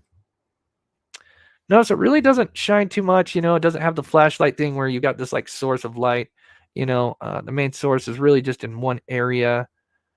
I would think a headlamp would be a good possibility as well.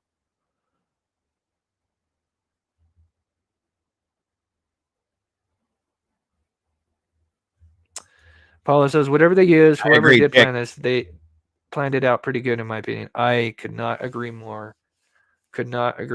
I think this was definitely planned out. And I'm going to share some more shocking information with you. That's a segue. Yeah, it's a segue. That's right. Oh, I always get, yeah. I always want to call it a scooter and a hoverboard. Yeah, hoverboard and a scooter. But yeah, it's like a Segway. Yeah. I'm just reading chat here. Yeah, hoverboard. Yeah. Yeah, I agree. I think it could be a headlamp. I definitely think it could be a headlamp.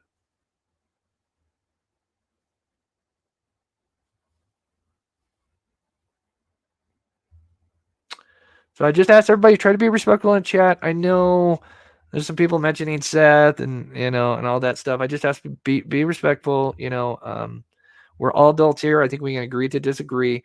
Right now, in my opinion, if I was taking over the case, I would go back to ground zero, and right now everybody would be a suspect. That means Chris the Proudfoots, Seth, everybody, because we need to, fresh eyes, and we need to start over from day one. But here we have the lights again. So if you missed it earlier, thanks to Steven, after the show, I'm going to start working on some measurements. Now, if anybody in the chat is really good with math and measurements and knows what I'm trying to do and would like to help me, please email me. Maybe if you can put it in the subject line, helping you with the math or measurements, that would kind of help. Because I know there's some wizards in here with math. And I know there's got to be a way that we could use these these cuts, to determine that dimension and then the dimension of this truck. We know what kind of truck this is.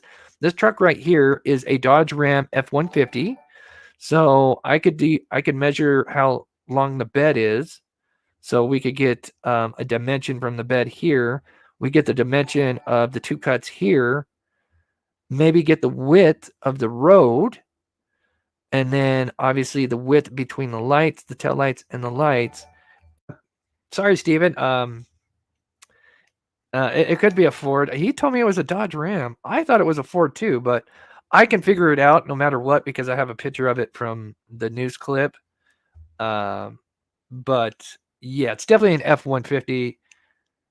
Well, an F-150 relates to Ford, right? Or it's a Dodge Ram 1500. Maybe that's what I meant to say. That could be what it is. Yeah, maybe that's yeah. Anyway, it's not going to be too much trouble to figure out the length of this guy.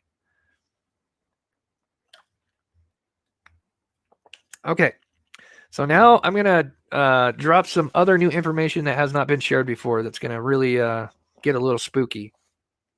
Let me just snag these members real quick, and then I will share the new stuff. If I miss you, I am so sorry because there is a lot going on. Honestly, me coming in with the $1.99 super chat. Thank you. Security footage. Actually, you know what? It might help if I do this. Give me 1 second, guys.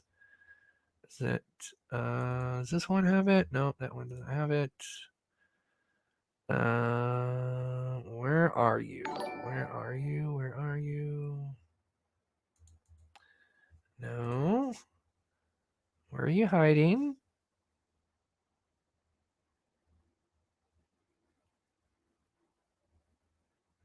Why are you hiding from me?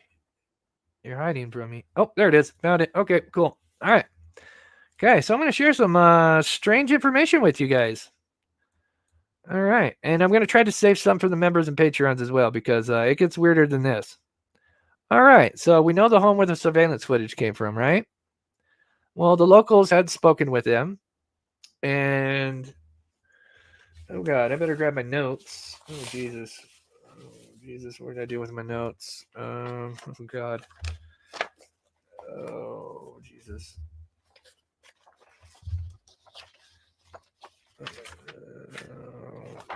If you're curious on how crazy I am when it comes to work, this is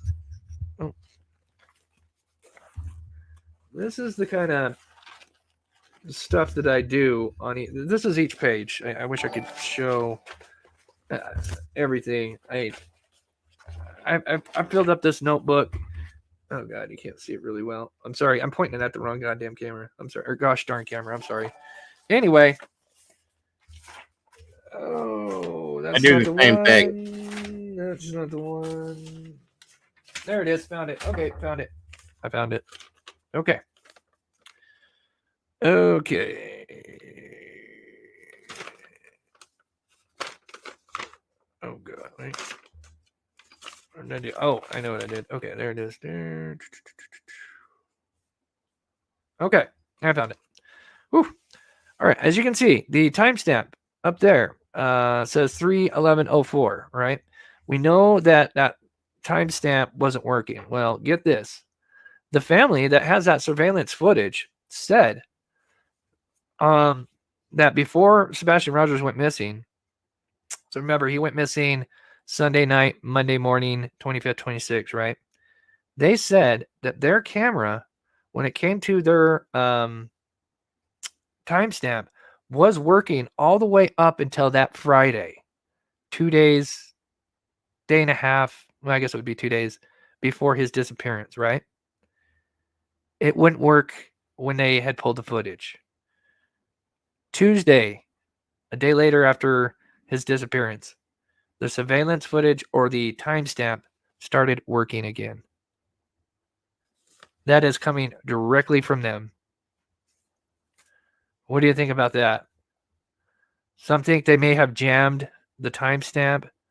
I don't have a lot of knowledge when it comes to the timestamps and how, if that's I don't know. If anybody in the chat could share, is that something that happens? If anybody has like surveillance and timestamps, if anybody wants to share in the chat, if that.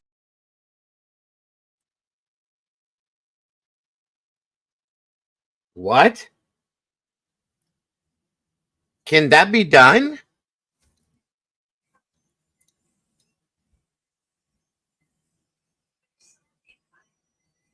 Oh, wow. So what he just said, in essence, you guys, was that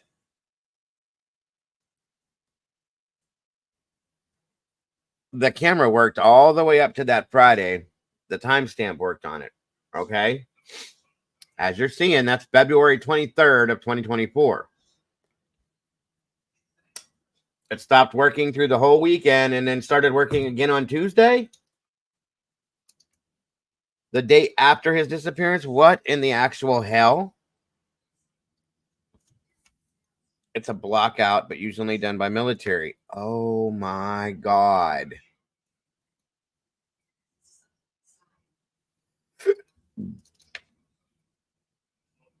Oh my God.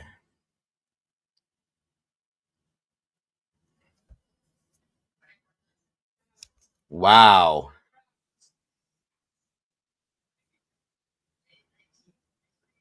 Oh, holy shit, you guys. That's like a common problem where it gets stuck and then it just kind of fixes itself. Let me know. But oh boy, we got chat going crazy. They used some sort of jammer. Harley Ryder, that is what they believe happened. That is exactly. Milljack, good to see you. Jammer, I knew it. Yep, that is coming straight from the source. Straight from the source. Very interesting. Again, I've never I can work surveillance footage, but I've never had a home, so I haven't had to worry about surveillance footage. So if anybody in chat knows if that could be a common issue with this timestamp, let me know. But right now I'm seeing a lot of people saying, no, that's a jammer. And I'm going to share one more thing with you that's really going to rock your world as well. Crazy Linda says jammer. Scrambled. Very weird. Yep. That is literally, again, I know I've said it before, that is coming from the source today. That came from the source today. Because right now, that neighborhood, they want this thing to end. They are ready. And so, again, they were really grateful that I was able to kind of spark things. Again, I don't want to give myself too much credit. I know a lot of people give me a lot of credit. But, I just kind of gave a little spark when it came to the surveillance and correcting where the overlay was. But that really kind of sparked things. And here we are now, and we're coming together. And that's, that just shows how amazing the amazing community that we have. So that this isn't just on me, that's on you guys as a community coming together to help find Sebastian. Steven says Ford Explorer and driveway and white Dodge 250 crew cab long bed and blue metallic Dodge. So yeah, that's coming from Steven's mouth. So yeah, that Dodge is a 1500. He has photos. Yeah, I was trying to be careful with the photos. Steven, I don't know if I think you showed me some of them. I really wanted to be careful because I didn't want to show like license plates or anything. Again, we're going to have much more stuff I have to go through after the live show. Again, I'm going to have a ton of stuff for the members of Patreons because I was told so much that my brain was about to pop. No kidding. Autumn skies? I want to say autumn, but I could be wrong. It looks like autumn.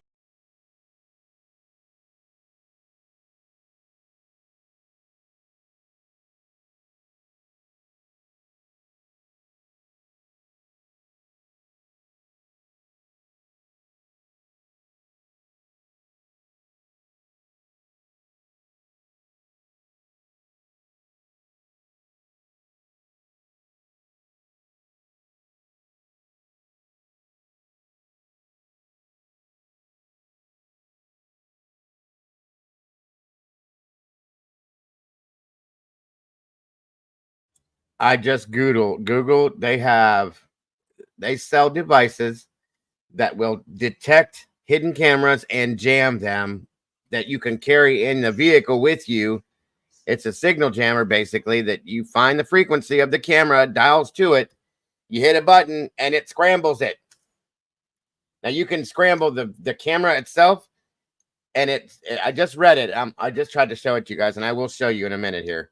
It'll jam, it'll screw up the timestamp on it, everything. This is crazy. And it is typically only used by military.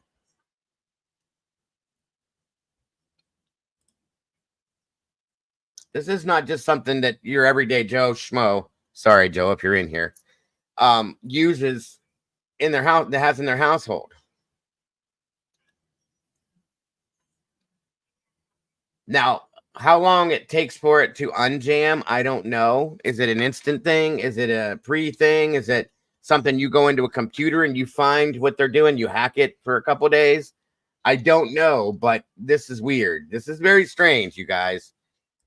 And the premeditation to this goes above and beyond a level that I've ever seen in my life. Good Jesus, guys. Audible. Sky's coming in with a $5 super sticker. You are so awesome. Thank you so much. And we got Henry Dog coming in with a $100 donation. Rough, the dog is in the house. Oh, Henry Dog, please show. And see, this is something that was talked about in the beginning, how they weren't getting footage off these cameras for some reason.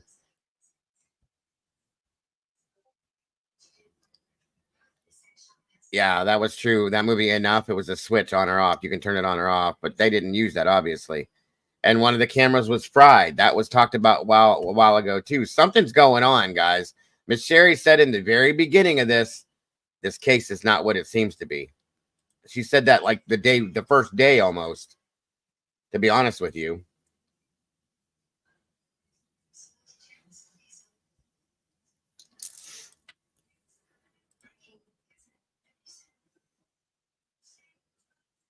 I think this was done with, yeah, see, that's a signal jammer. They make things for everything. But I think this was done. If this is what happened, you guys, it happened on the Friday before and stopped on the Tuesday after. Something's up with that. That's crazy, crazy, crazy. But it makes sense. That's why the feds are involved. That should have been involved a long time ago. Now let's go back and watch Idaho. Well, yeah, that's a whole different thing. But we're going to stick to this. Thank you. It was a good point, though, Carrie. Show Henry Dog some love and some support in the chat. That is amazing. All of you guys, true.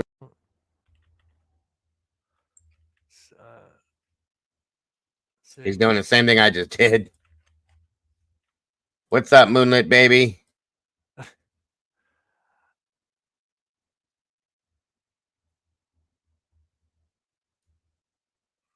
Scrambles ring footage. Oops, shit. Okay, let's check this out. All right, I keep getting stuff here. I'm sorry, guys. I'm trying to entertain and get this stuff at the same time. Okay, so yep, I got that. Thank you, Jennifer. Jennifer, all my mods are being amazing. Okay, I'm going to... Okay, hold on. Oh my god, that is so amazing. Oh my gosh. So I got a person, I can't say who, is going to test the lights with the cell phone. How cool is that? How cool is that? So you guys are amazing. You guys, we're going to solve this, or we're going to help, you know, whatever we can to help get justice for Sebastian. Okay.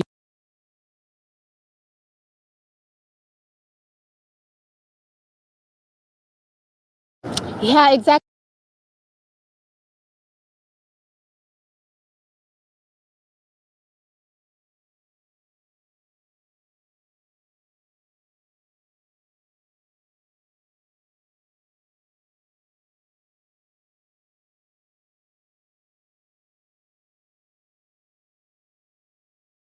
Exactly. I spoke with a woman who says her Watch this, guys, real quick, and then we'll go back to Chris's video. This is interesting. SUV was stolen right out in her driveway. And when she went back to look at her Ring camera footage, hours were missing at the same time her car was stolen. And I spoke with a local technology expert who says that was not a coincidence.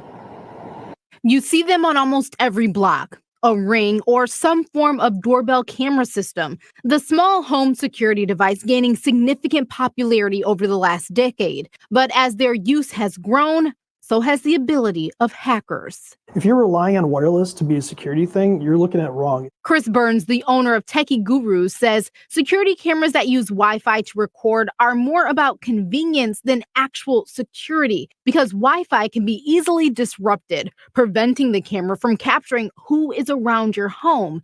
And criminals are catching on. A woman in Detroit found out the hard way when she says hours of her Ring camera footage were missing during the same time her blue Trailblazer was stolen from her driveway on August 14th. Similar stories popping up across the country. And Burns says he knows why. Wireless signals are very easy to jam or block. By using a deauthor or Wi-Fi jamming device. Like this one right here. A deauthor, which can be the size of an Apple Watch, will overwhelm a Wi-Fi system, forcing the doorbell camera to stop recording if you stand close enough. The accessory only costing about $10 to $50 and can be found on Amazon. But a jammer is going to cost you maybe $100. So let's think about the person that was standing behind the house on the corner, not moving, keeping watch. Like I said earlier, that one person standing back there behind the house that stayed stationary, remember? That I said, looks like they're keeping watch. Maybe that's what they were doing right there. Maybe they were jamming making sure that the cameras were jammed at that point. But again, it started Friday night. So we got to remember that. But maybe there was something needed done while they were there. $50 to $1,000, depending on what you're trying to do. And it's highly illegal, so it's more difficult to find. But a powerful jammer can prevent an entire street from recording on its doorbell security camera with the switch of a button. We reached out to Ring about the issue, and a spokesperson sent a statement saying, quote, like any Wi-Fi enabled device, Wi-Fi signal interference may affect Ring device performance. If customers are experiencing issues with connectivity, we encourage them to reach out to Ring customer support. So how can customers protect themselves? For true security, it should always be hardwired. It should always be plugged into like Ethernet or something like that. A spokesperson with Ring went on to say, yes, they are aware of this problem, but it's rare. But the technology expert I spoke with says as time goes on, this technology will get cheaper, so jammers could become more popular. So it's important that everyone become more aware. Live in Detroit, I'm Kiera Hay, 7 Action News. Yeah, we rely on these cameras, whether it's Ring or other versions, and you think you're safe.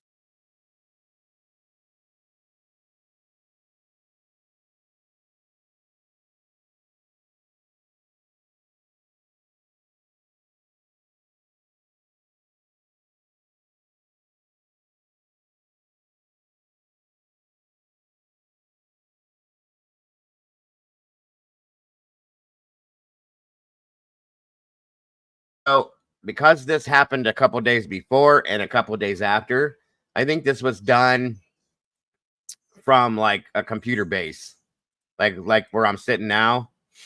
Okay, and it was set, obviously hacked, in my opinion, and it was set for specific days to do this, possibly. Okay. Hey, Kim, good to see you again. It's been a while. But that's what this kind of sounds like to me, which I've heard of being done before, where you set it up to be timed for a certain amount of days. That's just an opinion I have. I'm not saying that's what happened. Excuse me, but there's things that like this that can happen now that can be done, you guys. That's the crazy part of this, which speaks to the premeditation to this in a sense. Yeah. Okay. Let's quickly read this real quick. Yeah, exactly. I spoke with a woman who says her SUV was stolen right out in her driveway. And when she went back to look at her Ring camera footage, Well, he's playing the same thing I just played. Sorry. I didn't know he was going to play this. My apologies. hours were missing at the same time her car was stolen. And I spoke with a local technology expert who says that was not a coincidence. You see them on almost every block. A Ring or some form of doorbell camera system, the small home security device gaining significant popularity over the last decade. But as their use has grown, Yankees. This is crazy. Wow, this just gets wilder and wilder. I mean, look at that. It's almost like, let's see, what did they got? So they have 2/24, 23. So that happened on the 26th. So exactly. See, and this just coincides. If you think about it, it stopped on a Friday. That's the same day. I think the 23rd would have been a Friday, right? 24th, Saturday, 25th, Sunday. Yeah, that's it. That's the proof right there. Proof in the pudding. Right there. That's them showing that their surveillance footage is working. And that was on a Friday, the 23rd, days before. It stopped working right after that. Holy shnikes. Now, if you guys don't think that it's kind of ironic that it starts working again the day after? This is insane. Dude, I'm just going to blow your mind a little bit more from what I was told. And man, I wish I could shout out the people that are helping me. I could shout out Steven, but there's other people that are, they want to be anonymous, and I do not blame them. Man, my mind's blown right now. Holy shit. That's wow. Okay, so to add on to that, let me just show you one more thing that was shared with me today. Okay. Okay. Yep. Right here. Okay. So, remember now, originally yesterday I put out how I thought how I was told yesterday how the car had maneuvered, but it's different today, which, I understand. You can get things wrong. Of course, they actually had to talk to the actual source to kind of, get a clearer picture of what happened that night. But here I'm going to just blow your minds again. So when this car had driven up the street, it just so happens that there was another home. I'm not going to show which home, but there was another home at the top of this street that had a Ring cam. Well, guess what happened? That Ring cam got fried. That Ring cam does not work. from what I understand. I don't know if they could fix it or whatever. I just know that ring cam from that night would not work after that. That is what I was told. So it makes me wonder, did they drive up that road with a jammer trying to jam all of the signals or ring cams to obviously, get away with what they're doing? And now the fact that they turned down that street in front of this home where they know there's surveillance that's pointing to where. So let's stop. Let's back up. Premeditation. In my opinion, this neighborhood was scouted out. They checked where all the cameras were. They figured out the addresses to these cameras. Good Jesus, the premeditation in this is crazy. These cameras, the jammers, from my understanding, can range anywhere from, okay, Molly just said it in the chat there, yeah. Anywhere between 30 feet up to a mile. So yes, okay. I have one, and it's a cheapo one. I have one on the outside, on the one back corner, and one in the front that doesn't really get used, but it's just to watch my garage and my yard. Typically, it's for watching for the monster creatures that come into my yard. But anyway, the premeditation to this is absolutely insane, you guys. Somebody came into this neighborhood, I don't know when, but days or weeks or a month before this, took down addresses to cameras in proximity to the home. So around this whole vicinity here, and went into their system and figured out how to hack this shit. Somebody that knows what they're doing, whether it be with security systems, cameras, any of that kind of stuff, and knock this out. 2 days before, up to a day after the disappearance. Abduction, I'll just say it, the abduction. And planned this out like this. This is insane as hell, you guys. And this goes back to day one when Miss Sherry said this is nothing like what it seems, Dago. It sure as hell ain't. Welcome, Elizabeth. Good to see you tonight, dear. Good God Almighty, you guys. Everything would be going on. I think they were trying to jam that footage. I don't think he is either, Sherry. Not, at least not by himself. I definitely don't think he is. He'd have never been able to do all this on his own. I'm not saying he's a stupid person.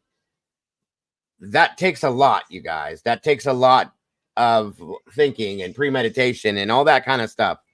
This sounds like something that somebody has done previously and has had experience in doing in other circumstances, possibly. But yeah, that's an opinion of mine as well, Sherry. I'm right there with you on that. I see what you're saying, Jen, and I know.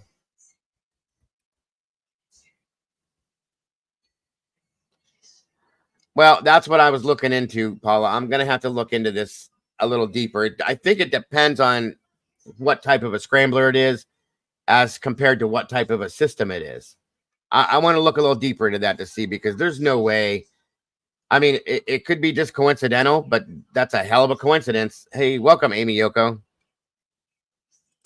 I know that as well, you guys. I'm sitting here thinking about this while we're talking about it. I believe it, I know.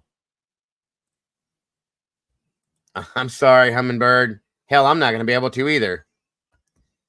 We're going to be looking into this a lot deeper now.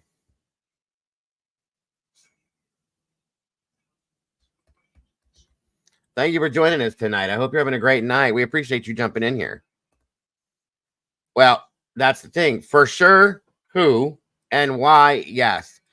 And guys, if anything, I'm going to have to throw the word custody out there. That's the only thing that makes any sense to me right now is custody. And I'll explain that here in a few minutes. I'm about to open this up for us to talk about it before it gets too much later. I just want to get through this. And they only were able to jam the timestamp. That's just my theory. I don't know a lot about the signal jammers. I guess that's something I'm going to have to look into and do some research. So I Welcome, really don't know much 23. about jammers, so keep that in mind. But right now, my mind is blown because that really makes sense as to why that car turned down that road. Because I always thought it was kind of weird when they had told me today, like, you know, the car had came down this way and then it turned here, you know, and it's like, well, why didn't they just kind of wait here, pick up the subjects and then continue on? But maybe they turned down that road because they wanted to get closer to that surveillance to jam it. Let me know what you think here. I'm losing my voice and losing my mind right now. Again, my mind is just in overload right now because I've been told so much information, and I've got the locals.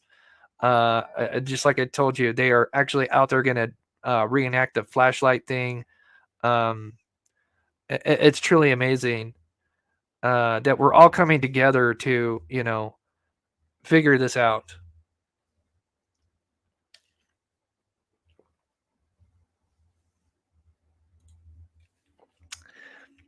Yeah, that's where my mind's at right now. Wow. Again, I need to do research on signal jammers. I do not have much experience in that field, so I am definitely going to have to do some research on that. Steven, oh yeah, I think I already got that. Tiffany, just in case, I just want to shout you again. Thank you for becoming a member. Harley Rider, that helps. Chris, by any chance, do any of the other neighbors have cameras that weren't working that night? So I do have some information on that as well.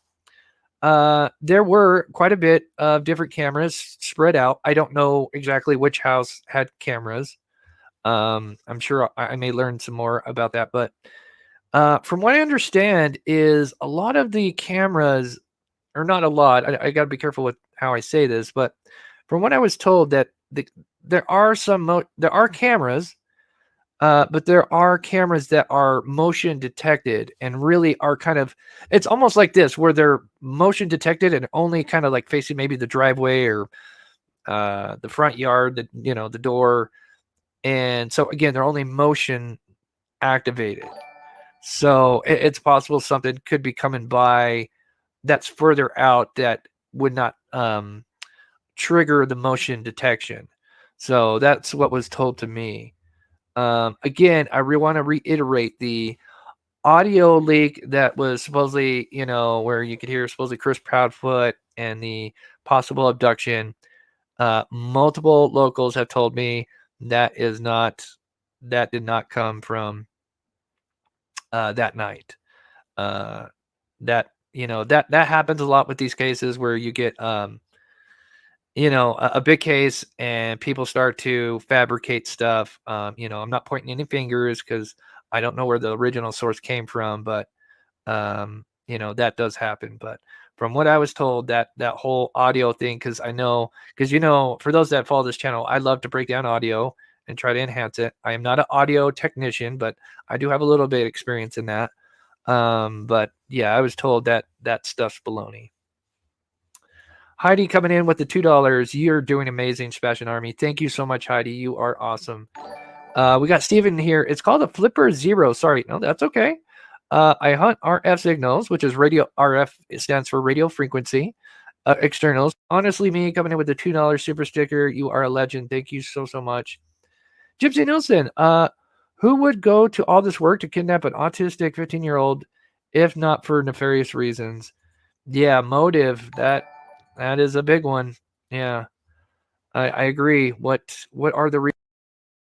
One thing I'm going to say, you guys, is it's not just a random scenario. I don't believe that this has anything to do with a trafficking situation. They wouldn't go through all this to do this. The only thing that makes any sense to me within this whatsoever, this is just my opinion, but I truly believe that's what it would have to be in this scenario, is a custody issue. It's a custody thing, period. And I'm going to refer back to that when we start talking here in a second, because I really do truly feel that now. Reasons. Mary coming in. Apparently, to use a jammer to affect someone's Ring camera or home security breaks a federal law. Yeah, that's what they were saying in the news. Is this why FBI is involved? Ooh, I like that comment. That is certainly possible. Again, I just want to shout out Henry Dog. I know I shouted out earlier, but people gifting out Mob Crew memberships. That is so amazing.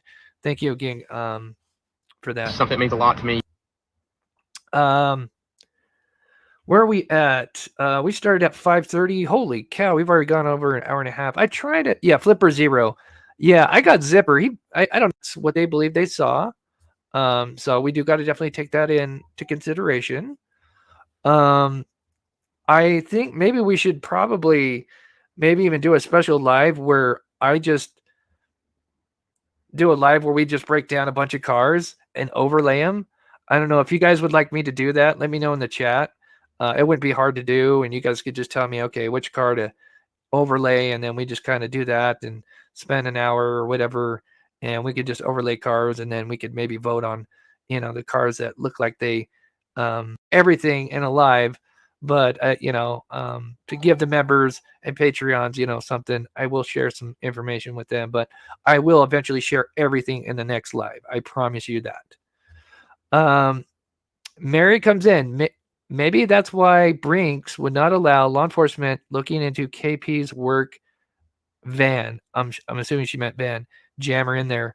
Mary, I'm just going to say what your comment is telling me right now. I can't show my cell phone. I can't show who I'm talking to. All I can say is, holy shit. It's the same thing that they're mentioning in the message. So really wild. Where someone says, try an avalanche. Yeah, I think we'll probably do a live where we just run a bunch of vehicles. Minnie coming in with a membership. You guys, so she worked for security. Imagine that. Sorry. Footage.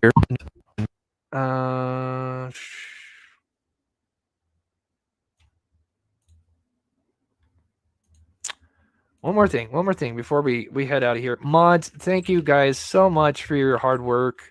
I think the chat's been really good. I think there's been a few. I'm not sure. It seems like the chat's been going really well. I know sometimes the all caps thing. You want, we have PayPal event. But yeah, I know I have a photo with the Brinks. First, when you're looking for something, I got so much. Finish up again because what happened after searching for Aiden, and it was like paid once a month and you get paid. You're a genius. Thanks for being a voice. Do you see sharing in the white truck window or side by trash can to not allow car? They need the day, and I'm going to work on more. Just Jen says, thanks, Chris. Okay. Amazing video by Chris, as always. Good God almighty. Great stuff. Wow. I was not expecting that. I'll be honest with you guys. I really wasn't. Holy shit. There's no other way to say this, you guys. Look, holy shit. Wow.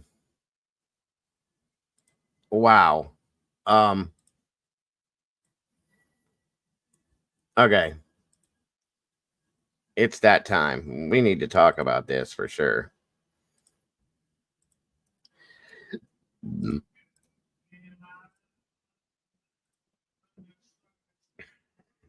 All right, I'm putting the link in here. We'll start off with see if anybody wants to join, first of all. I pinned it in chat. And again, of course, Leslie, I was going to anyway, but I have different thoughts going on now.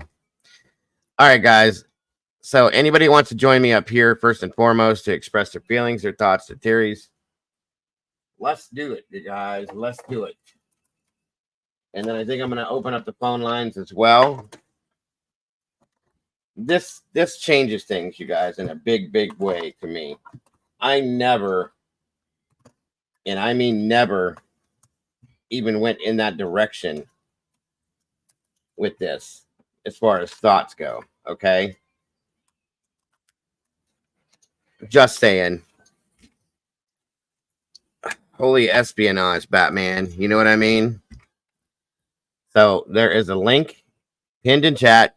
Let's talk about this, guys. Come on up here. Join me if you will. I want to hear opinions and theories. And is there somebody acting off in here, acting out in here? So please don't do that. Let's respect each other like we always do. I don't think he is in Tennessee either, Roxy. I really don't. I don't think he has been for a long time. I think the night that whatever that vehicle picked him up in that night, if this is what happened, I think he was out of state that night.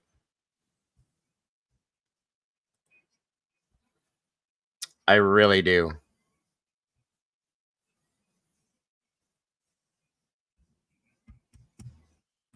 I'm glad the FBI is involved in this. This is crazy. All right. So, again, give me a second here. Again, thank you so much, Chris. Mob crew, great work. Amazing work, as always. I am floored right now. Completely and totally floored right now. So, what I'm going to do here is I'm going to, give me a second here.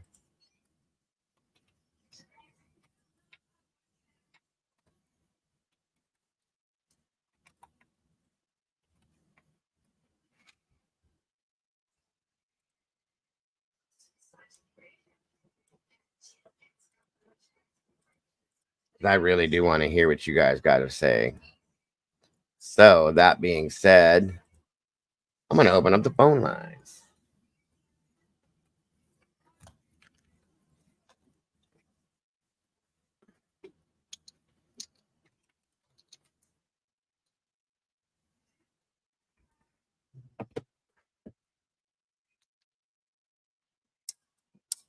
Hold on a minute, you guys.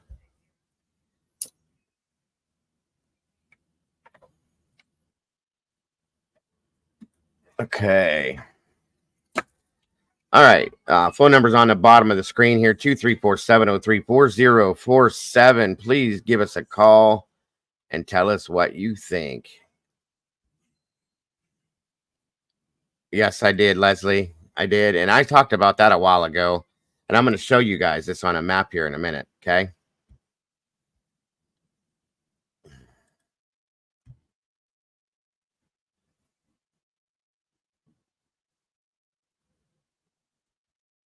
I see it, Molly. Hello, Miss Cassie. So again, guys, anybody that would like to jump up here, let me know. And anybody that wants to give a call in, please do 234-703-4047. I'd love to hear from you and hear what you have to say about this. Please and thank you. The number's there at the bottom of the screen on that purple ticker. Give us a call. Give us a call. Give us a call. You are up late. Link is pinned at the top of the chat. If you want to jump on panel with me, please feel free. You don't have to run with your camera. You only got to show it to me one time backstage so I can make sure it's just going to be you.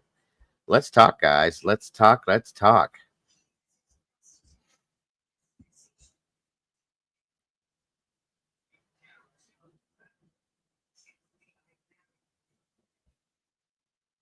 This definitely was not a random scenario. This was premeditated. This was planned out very well. And I personally think it's a custody issue. That's me. Thank you so much, Miss Paula. Again, thank you guys for those of you that donate to these links here. It's never, ever expected on this channel, guys. We do appreciate every bit of it, though. It helps me to keep going. So thank you for that. Thank you, Miss Paula. Don't leave me hanging here, guys. Somebody give me a call. Of course, JC, you're welcome to jump up here or call in. Thank you for joining us. Or that goes for anybody. I just saw you just pop in here, JC. It's great to see you. Thank you for joining us. I'm right there with you, Amy. I hope he's still with us. Oh, it looks like I got a call. It's not ringing, though.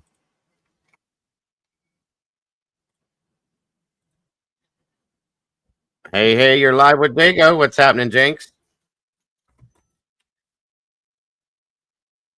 I don't know about famous, but it's me. How are you, Cap? I'm great. I'm great. Thank you for calling in. Appreciate you. Absolutely. Absolutely. What do you think of this? Uh-huh.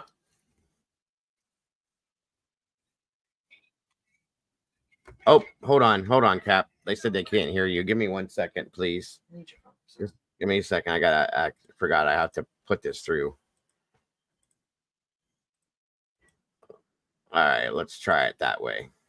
Okay. All right, say something. Let me see if they can hear you, Bob. Am I coming in okay? Can you guys hear him now? Is that better? Hold on 1 second. Let me see if they can. You guys hear him now?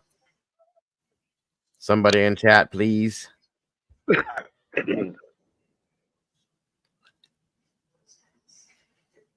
Anybody? Yes, they can hear you. Okay, and welcome, Shorty. Thank you for joining us.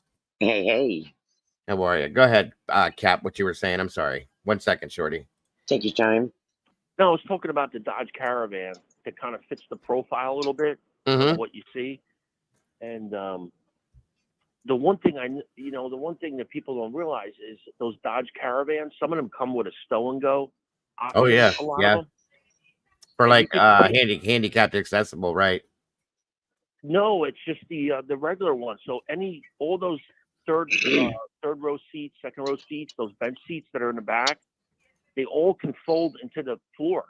Oh yeah. Okay, I know what you're talking about now. Right. And then you could take one of those seats and you could have the seats up, which you'll have no passengers, but you could open up the floor and you could easily, theoretically put someone in there. And you Absolutely. would never even know it. You know what I mean? Especially a smaller body. Yes, absolutely. Yeah, I looked at the one that looked kind of close, but the taillight lit up because it's very hard to find pictures at night with a side profile of minivans, you know, and cars, unless they're Vets and Lamborghinis and shit. You know what I mean? Absolutely. But I was looking at the Ford Transconnect, but with the taillight on, I found a picture of taillight on, and it was split in the middle. So they had the long taillight in the back, and it lit up, and it had like a split in the middle when it lit up. And the other thing is too, in that picture, I don't notice the license plate lights on. Like around the backside. Yeah, I seen you had said that earlier. Right. Well, again, they may have pre-planned for this and taken the plates off, turned those lights off, did all that kind of stuff to plan for this. You know what I mean? It's crazy. I mean, can't. If you This look gives at it a whole new narrative. it, absolutely does. Yes, it does. And if you look at the camera issue, if you look at the whole premeditation of this, like this completely changes this to me as far as I'm concerned. So yes, I agree with you. Welcome, Ray. But I'll tell you, the way that you said it. I mean, you did at first I was so confused because the first night you were showing like the footage from that the mob crew. Yeah. And it was a little confusing to me at first, but then when you did that Google Streets during daytime, that in like 2 minutes you like mapped it out where this is, where that was, and then it gave me a clear head to look at the night footage, and then they were saying, like in the beginning they were saying it's a garbage truck, and I was like, there's no way that's a garbage truck. It would have backup lights, brake lights, or strobe lights on it. Yes, OSHA requirement. And you're not going to back over your own men picking up garbage, right? no, and they don't drive through people's backyards, and that's why I wanted you guys to see the angle of where the camera was and where it points. You're looking into the backyard from the complete diagonal corner of where the house is. A garbage truck is not going to drive through that yard. That's ridiculous. And there's no reflection lights. I went and looked up months ago the garbage company that picks up the garbage in that area. I looked up their trucks. I tried to call. They wouldn't talk to me, as I explained to you guys, because they said they're not allowed for whatever reason. Okay. That's not a garbage truck. And all we're seeing are the white lights, which would be headlights, if anything. There's no reflective lights. There's no tail lights. There's no beacon light. None of that exists in that photo or in that video. So that's bullshit as far as I'm concerned. Sorry to say, but it's bullshit. But I'll tell you what, though. This with those jamming devices, and I've heard about them for years. I mean, I was I retired. I sold my business and everything. I was an automotive. I had a shop, everything. Mhm. You know, I did government contracts, all that stuff, right? Yes. And I heard about those devices for years. A lot of these towing outfits that were doing like really like not very legitimate kind of business. They would just tow someone's car and then they would show up and they'd jam their phone, and Right. they were getting caught using these devices years ago. I mean, there's actually videos you can find on YouTube that they, you know, that news actually went after. Yeah. And then, you know, these towing outfits that we're doing now with the impounds and stuff. Right. And so I heard about that years ago. And for someone to orchestrate this thing, you know, I also, in the chat, I also put in there the DARPA. Yeah, I saw that. I looked that up too. The DARPA MEMEX program. Yes. Yeah, that's because you know, it gets sophisticated when people are doing this on a regular basis, and then they're able to jam camera. They know there's cameras there. They know, you know, there's cell phones. They know there's Wi-Fi. You know, so they're able. They go into that stuff if they're doing it on a wide scale basis. But if it's like orchestrated, through like a family member, just theoretically, I'm talking, right? Sure. If somebody does that, if someone's involved, but I don't think that if it was an abduction and everything, I think the family would get caught too fast doing something like that. I mean, I agree with you in that sense, but I'm telling you, this is weird to me because this almost feels like it has. Well, let's say that what we're looking at with the jammers and all that stuff, it has a little bit of a military feel to it, in my opinion, especially with the planning aspect. Okay. Yes. Yeah, absolutely. It's very in depth, and I have some questions now that I didn't have before. And I'm going to be looking at this from a different angle, I think, at this point now. Yeah, there's other.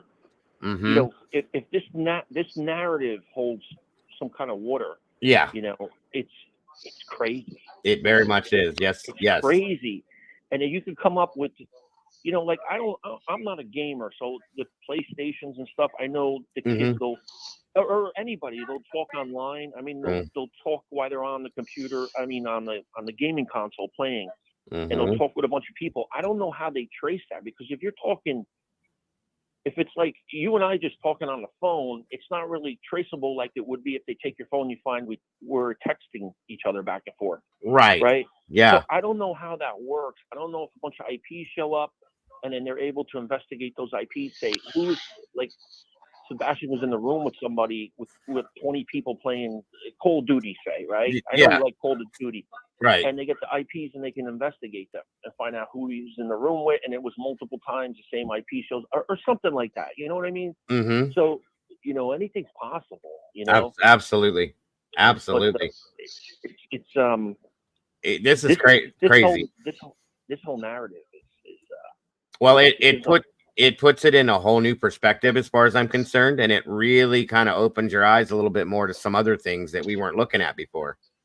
Yeah, that's why you know that I've always been saying this since day one that the LE should release that Roadhouse video and the BJs, because my whole theory was the whole time when this happened was you know, they went to BJ's, whatever they had, he had this big colossal popcorn, right, and then he goes to the Roadhouse, and even the stepfather said, yeah, he ate everything. His salmon, remember, like the salmon dinner? Yep.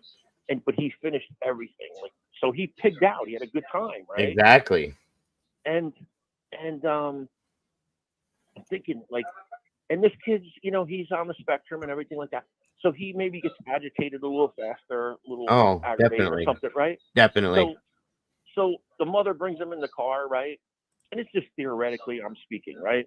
And I would think that halfway home, that the kid would have maybe like, I got to go to the bathroom. You're right. You know what I mean? Right. How crazy it sounds, but I got to go to the bathroom, stop. And then he runs out of the car, loses his way. She panics, comes home, calls her husband, Chris, whatever. Yeah. You know, Yeah. And you know, that was my theory. But now with this coming out, I don't know. It takes it a whole different direction, in my opinion. I agree. and there's got. I mean, if it was just a missing persons case, they usually release everything, last known photo, and they do a still from the video. They'll show a small video clip. They'll put it on the news. Right. But this one, from day one, they never showed the video from the Texas Roadhouse, the BJ, because if you Google map that area during the day, it's cameras everywhere. But in between there and the development, there's areas there where it's rural. There's not much there. There's no cameras, no nothing. Right, right. So if he started getting agitated, she pulled over. He ran out the truck. She panicked. You know, that's what I thought. But when watching this, I'm like, something nefarious is going on here. You know? Definitely. So it's crazy. You know. 100%, Cap. 100%. I'm right there with you. You know, and you know, I feel bad, but he makes such bad decisions, Seth, with these people and everything that's going on. You know? I agree. You know, why wouldn't you? You know what I mean? Like, you lock onto this guy. No one knows this guy, Tony, right? Why wouldn't you lock onto a guy like reach out to like a Chris Hansen? Very well respected, did a lot of great work over the years. I watched him for decades. I think he was great with everything he did for kids and somebody like that, or SF Investigates, or something like that is going to get you some kind of footwork done. You know, get the wheels turning. Notoriety. You know what I mean? Notoriety. Absolutely. You know? Yes. Like even Dog the Bounty Hunter, you know, or you know, right. Everyone knows him worldwide. So you get him involved, and he starts talking. You know, but you choose this guy. It's just bad decisions. But the guy is under. I know he's under duress, but you know, so right, absolutely. You know, but yeah, that's my thing with this case, and like I said too in the chat a few times, I was telling you about the the caves and the mines over there, and even I watched that one. I forget one of those first interviews where Seth came in and they got into an argument or whatever, but he started talking about going to one of the caves, and then they were using the sound penetrating stuff and the radar thing, and they didn't see anything, but the cave collapsed. And then they left it. They walked away from it. But you could take a baroscope, which is like the router Rooter uses to go with the camera on the end, and then you could put the bit on the end, like the drill bit, to get through the weeds. And you can drill down inside of it. What's not to say he ran and got into a cave or something like that, and it collapsed on him? That was talked about long time ago, about that being a possibility, and they never went any further with it. So and I don't know that I've never been to Tennessee. I'm probably going to be there in a few months. I'm going for some real estate deal or whatever. I got a buddy over there that moved over there, and he's begging me to come. He's calling me, so I'm probably going to go up there as soon as I'm recovering from my knee. I had some knee damage, so I'm trying to let it heal good before I go. Gotcha. But I'm gonna go up there, but I'm gonna be probably a couple hours from that whole area. So okay. But I don't know the area well, like with mines, caves, and stuff like that. To tell you the truth, I don't even know New Jersey that well. That's where I'm from, right? Yeah, no, I get it. Absolutely. So I couldn't even tell you where the next cave or mine or anything is in New Jersey, right? Sure. I mean, there's places there that could be searched more. I mean, everyone's expecting the waterways, because all these cases keep showing up with the waterways, right, Dago? You know, these missing kids going into the water and stuff. But I don't think. Then again, you find out, like Sebastian, he was fishing, he was swimming, he was pictures with him with the fish, and he was very good with the water. Yeah. So he's skilled and probably kind of like understands the water, and that he can, respects it. Yeah, you don't know. I agree. Have a good night, Tomboy. I agree. Well, I'm going to tell you right now, this case is, in my opinion, nothing like any of the other ones that I've covered. I don't think this has anything to do with water. I think he was taken from that home that night and left state immediately. At least, possibly, maybe not right away, but I think he got out of that area like right away. So that's my opinion. Yeah. We'll be right with you, Shorty. Take your time, sir. This new narrative just it kind of blew my mind. Break It that really, open. Yeah. yeah, Yeah, definitely. But most definitely. of them just run away. Ellie puts up everything. Here's the last photo known. It's like, we don't even have a last photo of Sebastian, to tell The you the only truth. the only one we have was that photo that came from and his first missing poster was off of that Costco photo. That was the last picture they said they took of him. But that's Oh, it. okay. That's it. But they put a new one up on the new poster, the FBI posted with that new picture of him with the new hairstyle, which I thought was a great picture. Again, I'm really hoping now that the FBI is involved, there's more of a reason other than this $50,000 reward that they're involved now, and I think we're going to start seeing some wheels start turning a little bit quicker. I think something's going to break soon. And that's what I'm saying. I'm hoping that that's going to cause something to pop open here soon. Yeah. Yeah. I mean, the FBI taking over and then putting up that reward and is a good step in the right direction. Definitely. Most definitely. Yeah, that's my opinion, but I think it's good because too much stuff is kind of like secret and everything. And public wants to know where this kid's at. They want to like solve this and everything, but you're only giving everyone limited resources. Very, very limited. Yes. Yeah. Yes. So you only have little to work on, which leads to all different kinds of theories and speculations. But now you have the car, and then we didn't have anywhere to go. We didn't have anywhere else to go. We ran into a wall. We covered everything you possibly could, and now it's given us a little more fuel to go a little bit further on down the road with this, and it's amazing in my opinion. So yeah, definitely. So, but yeah, I'll let you run, Dago. I'll be in the chat. But all right, Cap. Let some other people call in. And yes, sir. I appreciate your call and your input very much. As always, I appreciate you supporting the channel, and we appreciate having you here, sir. I'll let the other people know to call in, and Dago won't bite you. That sounds great. I appreciate that very much, sir. You have a great night, and thank you again for being here tonight, Cap. We always love you. All right, Dago. Have a good night. Thank you. You too, brother. Thank you. Bye. All right. So what is going on, Shorty? Thank you for joining us up here tonight. How are you? Not much. Just been listening to the craziness around the YouTube streets. How there's so much allegedly this, allegedly that. I just want people to know that if you've ever gone through, I don't know if you read most of my chat or not. Oh yeah. I've battled through, missing loved ones, and I found my loved ones, and one of them was my daughter, and we had to find her, which we did find her, but I didn't come to the YouTube street. Dear God, no.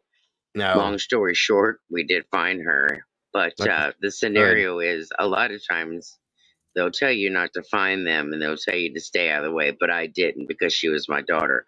But Sure. the case of the scenario is they're trying to say, why aren't the parents doing this? Why aren't the parents doing that? A lot of times they automatically think, quote, the parents are guilty, automatically right off the rip. Right. And, they'll rip you apart. They'll tear you apart because if you come up on something, you automatically want to grab it, touch it, whatever, to the whole scenario, whatever else, blah, blah, blah. But I never thought that it was the the trash truck to begin with. No. And this here also brings out some more. So, like he said, they're going to do, some reenacting and do some more digging in that. So that's probably another reason why the FBI is coming out. Oh yeah. Yeah. And then you still got other people firing up, which we already know without me having to say here who the names are. And I wish Seth, would have got a hold of someone else besides the people that he's working with, but that's never here or there. Same thing Cap just said. Yes, I agree. Yeah, and that guy, let's just say that, I mean, yeah, I know where you're at. I get it. yeah, if he fell in a Cracker Jack box, he wouldn't even be able to find the surprise. I'm just saying. And if he did, he'd be like, wow, I'm a winner. I just found me a fake ring. I mean, come on. I agree. I do agree. And I'm pretty blunt, and that's okay. And I know what it is to be a missing person, which, like I've stated to many people, they're probably going to ask you a million questions or me a million questions. No, I don't have all the facts to my missing story case. I probably won't ever find out all the missing stories to my case or my puzzle. But yes, I was taken at the age of 3 by my grandpa and my dad. Do I know all the facts? Well, I know all the facts. No. But I'm hoping that, I will eventually, me and my sister's talking, out of the family and that. Did I get to meet everyone? No. But I mean, what I have been told, it has been shocking. It's been devastating. Sure. But, Of course. I want every child to come home. Yeah. And I'm so sick of this drama on this YouTube street with this innocent child. I mean, absolutely. It's sad that within, I don't know. It's only been 6 months, and it feels like right. we've been going at this for and years. it feels like it's been an eternity. Uh-huh. And like they say, like 49% of your abductors, and that usually, are related or family, and then 27% is your children. That could be acquaintance, and then 24% could be your abductors, and most of them are strangers, and then most of them are at home or within a quarter of a mile of your home. Yep. So do you see that Sebastian, it wasn't even a quarter of a mile of his home if this incident happened. Yep. So evidently, A, someone had been watching them. B, with the car situation and that, they've got to figure out the license plate now. They got to figure out, like that guy said, look how short of a distance that was. Right. And doesn't it seem kind of odd? Okay, here's another thing. If the cameras went down 2 days before his kidnapping, right? Allegedly, I'm going to throw everything in there allegedly, because if you don't, then they'll come back and they'll be like, well, she didn't use allegedly. Absolutely. So check this out. Here's my plot. Okay, they went out to dinner and everything in that the whole day. They had an excitable day. Living in that expensive house and in that expensive neighborhood, yada, yada, yada. They didn't have cameras, but noticed that everyone else in that neighborhood had camera doors or some type of cameras, but they didn't. Cameras went down 2 days before. And all of a sudden, I understand all the autistics, high function, low function, and they're almost like geniuses, whether anyone wants to face it or not. They're very, very intelligent. Sure. But here's the bottom line. When they get a compulsion and they want to go, they're going to go, and there's no stopping them. It's just, unless sometimes you can reroute their brains and sometimes you can't. Sometimes you can talk to them, and once they've got something on their mind, forget it, they're gone. And all you got to do is tell them something that they want to hear. Right. Something that they want. It's one of those main. It's got to be one of those main key words to be like, "Hey, you want to go do such and such?" And if it's what they want to hear, then they'll change their mind. Exactly. But exactly. Right. It's all in the matter of what you say, and it's at that right time and at that right key. But here's another thing. And then all of a sudden, the next couple of days, the cameras go up. Somebody Somebody A knew what they was doing. They planned it out. They figured it out. They knew what they was doing. They had to been stalking him. And then all of a sudden, people's like, well, the house was all locked up. How does anyone know that if he was doing the same routine every day in that home, how does anyone know that he probably didn't lock that door behind him? Whatever door he went out. Nobody knows. You don't know. Nobody knows because nobody lives there. That's right. No one was there but the mom and him that day. Right. Because apparently, allegedly, quotes, the stepfather was where he was supposed to be, and then the father was where he was supposed to be. So the only two people in that home that day was the mom and Sebastian. That was it. Absolutely. So no one can clarify what time he got up. The only thing that she knows is when she got up that morning to go in there to wake her son up, he was gone. That's right. That is absolutely correct. So technically, clinically, She actually does not know when that child walked out of that home. Nope, not at all. No one does. That's fact. That is fact.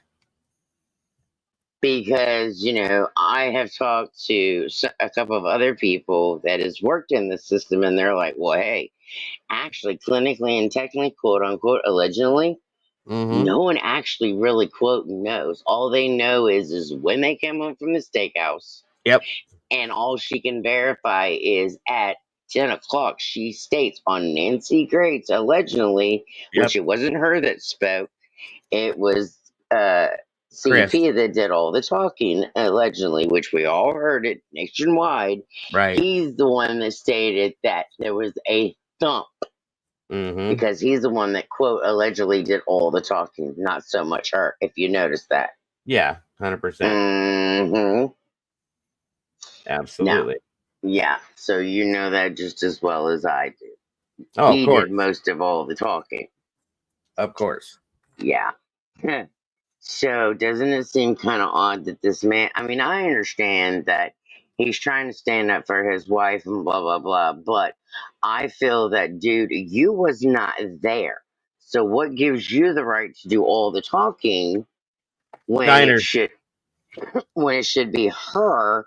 And then Steph's over here crying and throwing a fit and trying to get the whole world up in a ruckus. I want to be cleared. I want to be cleared. No, dude. This is an investigation.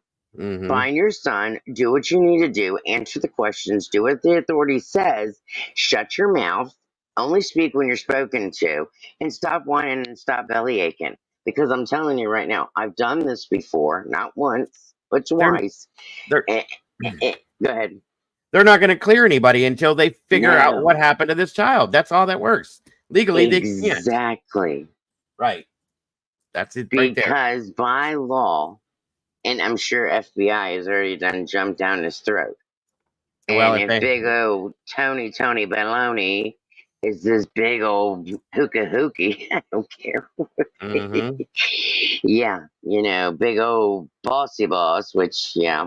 He's nobody as far as I'm concerned. So. And no, I can't stand. I'm sorry, I can't stand that guy. And that was one of the biggest mistakes that has been made, in my opinion. It just doesn't fit at all. And the people that had any credentials whatsoever that were there as soon as Tony showed up and a little before were all run away. That made no sense to me whatsoever. We had right. You know what I mean? We all know for 100% fact. Like some people say, kids just don't just vanish. And like I've heard some people say, "Oh, aliens are taking them." What? I knew that was coming sooner or later. Have a great night. Have a great night, Phil Biggs. Thank you for joining us tonight. I hope to see you again soon. It's getting crazy. I mean, I've heard the craziest stuff. It's gotten crazy, and I expected it. I'm not surprised.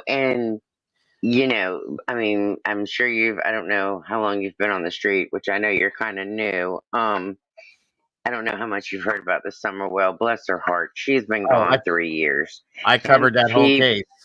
Oh, did you? Oh, yeah. I've been here for 2+ years, and I covered the entire case for Summer.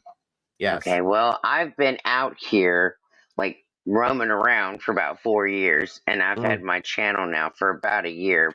But I had to pull away because of, I got bit by a brown recluse, and that's when ouch. Yeah. I found out about my family issues, and so to me, my family and all that is more important than my health.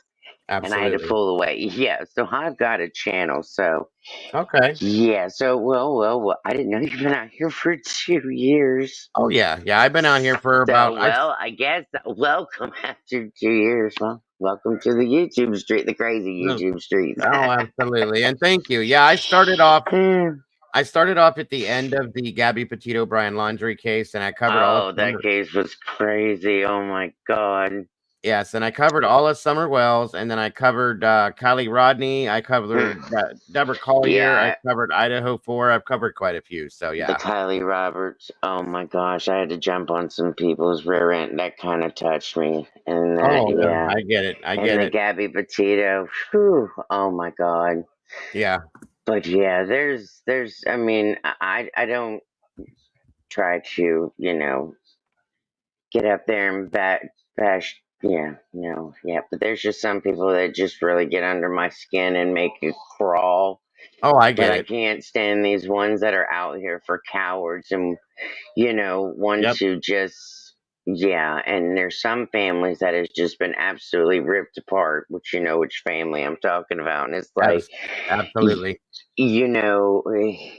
does anyone not understand that, okay, you've ripped them apart. How many more names can you possibly call them? You've cost their jobs, you've caused their lives. I mean, they don't have anything else. I mean, my gosh, please just stop. I mean, if Mhm. they knew, that's just like, that's just like the Joe Bonanzi. They accused their family, and then come to find out after all these years, the father's still alive, and the Oh. son. I think the father's still alive, but I do know that they finally found out that yeah, there was a robber that did Mhm. come through. Yeah, after all these years, what, decades later. Yep. Yep. But see, that's what I'm talking about. I mean, it's like, wait a minute, people, open the book, get to know someone, get to know the case, and don't go pointing your fingers in that. You know what I'm saying? It's Yes, like, ma'am. calm down, think, and that. Well, and like I said, with this case here, I think everybody stretched out what we did have as far as they possibly could, and then Mm-hmm. some. Yes, And sir. that's when I stopped talking for a while because there was nothing else to talk about. I would give updates if we had any, but we didn't have any. Right. So I started following. Well, I've watched Mob Crew for a while, but I Mm-hmm. started watching some of what Chris was saying, and it was something I talked about a long time ago, but I didn't Right. break it down like he did. And I was like, holy shit, this makes perfect sense. That Right. video, that garbage truck video, as we call it, they were like, oh yeah, that, and they made it blatantly clear that Right. that's all it was, that's all they wanted us to think it was, and to leave it alone. Okay, fine. So I did. Oh, shoot. Guys, give me 1 second. I'm sorry, Shorty. I'll be right back. I need to take a quick break real fast. I'll be right back with you. Go for it. Well, hello, chat. How's everyone doing? Oh, goodness.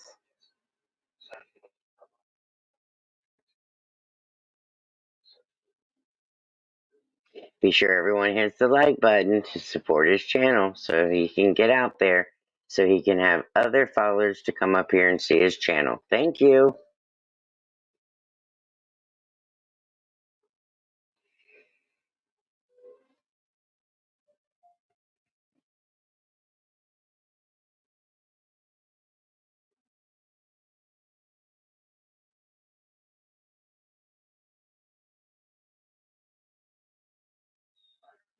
I hope everyone's doing well wherever you are in the world.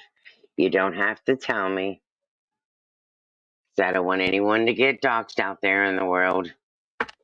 Okay. I was telling everyone to hit the like button so you can get everyone to come to your channel. I told everyone I hope wherever they are in the world to be safe, and they don't have to tell me where they are so they don't get doxxed.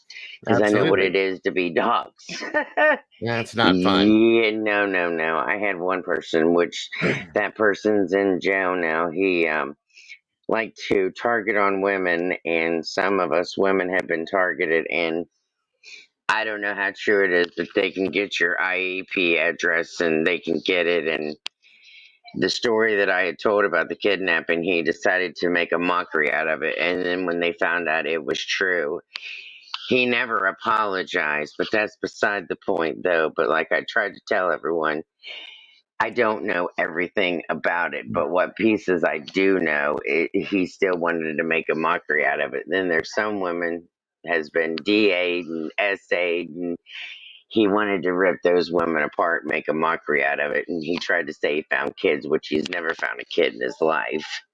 Wow. And yeah, he's in jail now, so yeah. That's horrible. So, yeah, that is horrible. Wow. So, yeah. That's crazy. Wow. Yeah. Definitely. Thank you, Paula. Well, I mean, I appreciate your input for real. I definitely do. There's a lot, especially like I said, we kind of hit a wall with this, you guys. Yes, and about a I'm month or hoping so. that they get more and more. And I noticed that that guy was kind of doing a hit and miss. because I think that he's only allowed to tell what he can tell due to the fact that this is an investigation. But due to the fact, though, I think that if we all, I'm sure, I know everyone's got to be smart. I know they got to be smart. And I'm sure there's a lot of intelligent people. Just kind of go back and look at it yourself. And he did kind of go through it. And you can actually see what is what and, put a lot of the pieces to the puzzle. And I think we can kind of figure out what happened. And I think we have a little bit more to the story, which, people's going to kind of run with what they want to. You're going to have, maybe 50%, saying, oh, no, that's not what happened. You're going to have the other 50%. Oh, okay, that kind of pretty much narrows it down. And then you won't have so many people like, okay, well, this kind of explains more of what actually happened. And then that kind of gives more of them more of a lead. And then explains why, some of the iPads and, different things and that hasn't been returned yet. Because maybe they're still going through things, trying to figure out things and figure out, what is what and why this and that. Maybe they could be checking the chats and things like that, trying to figure out everything because, he did play with it at his dad's and, who's to say? I think plausibly that there was some form of communication between him and somebody else on one of those specific devices. I've been thinking this, That's what I think. And I think that's why they're holding on to them. Whether or not it was scrambled or somehow or something that they're trying to have, they'll figure it out at some point if they haven't already. But that's another thing I think too. But this past 3 or 4 days has really been an eye-opening experience. And I really, like I said, guys, if you haven't gone over and clicked like on the videos that Chris has been doing, please do it. That man has put in some seriously good hard work on this. And I'm beyond ecstatically happy and excited that he's done it and grateful because we were at a dead end with this, you guys. And that, like I said, it's something that I looked at a while back and I showed you guys some who was in here what my thoughts were on it, but it never got broke down with those lights. That video, I said a long time ago, I said that video has something to do with this. That video has something to do with this. No, and they're telling us all, no, it don't. No, it don't. It's just a trash truck. It is what it is. Okay, fine. I'll let it be for now. I've never believed it was a garbage truck ever. You don't have to be real smart to tell that it's not. And once you realize where that camera angle is actually pointing to, where it's coming from, there's no way in hell it's a garbage truck. It doesn't make any sense. So now explain as to why. I mean, I get why, because if they were to come out and say what they believe that truly is, that could spook that person into going into hiding. That's what I've been wondering too. Or doing something more dramatic. Because then they could run the actual. Yes. That's it. That is it right there. But, Nick Barris come out with his idiotic self and puts it out and goes, here it is, guys. And everybody goes, what the hell is this? And then they had to hurry up and cover it and say, nope, that's just a trash truck. Moving on. You see, Nick has never said another word about it. Right. So, yeah, that's when they try to debunk it, and that's when he had just stated in there that it was already turned into. And that's when I think that they're like, well, we've got to come out with something now because someone's already linked this out, and that and everything. So I think someone put the hammer on the nail real quick. Somebody put the kibosh on that because that was actually something that wasn't supposed to be put out. I agree. Yes, sir. And now that it's been out, that's why it's already out there. So now we're figuring out what the actual video is. And that's like, some of the creators, harassing, threatening, and, got these, driving by their house, putting up all this fake stuff, allegedly, her karma is about to slap her in the face. And some of them just aren't just going to go away. She's going to have to pay the piper allegedly here soon if she doesn't stop. We Yep. all know who that is.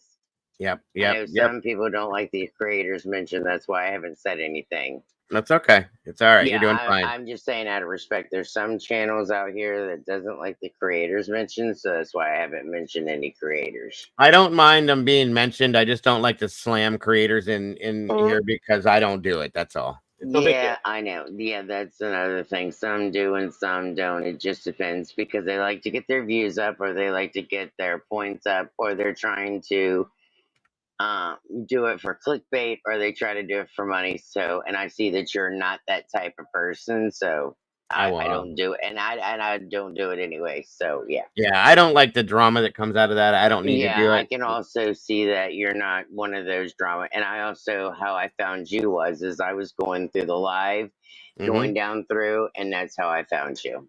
Well, that's awesome. I'm glad that you're So here. see, I when really people do. get your like, that's how I found you was in the That's live out- stream. and that's where the algorithm comes into play, guys. Why it's so Yes. important, so people can find it. That's So how I find most of my some of the channels in that if it's in the live rhythm and stuff like that. yeah, no, absolutely, and I appreciate it. I do. I like hearing your guys' thoughts and theories.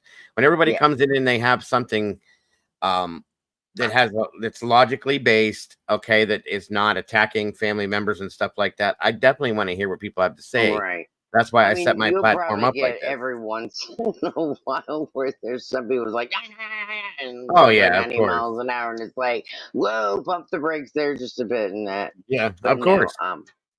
I'm gonna go ahead and step back. You probably got other people that's probably wanting to come up or to call or whatever All else right, and all that. right. And Well, I thank thank you. you all and for all the mods that has welcomed me in and everyone around the world. I hope that you guys have a wonderful evening, a wonderful night. And Mr. Dago, you take it easy and have a wonderful evening. And I'll catch everyone on the flip side.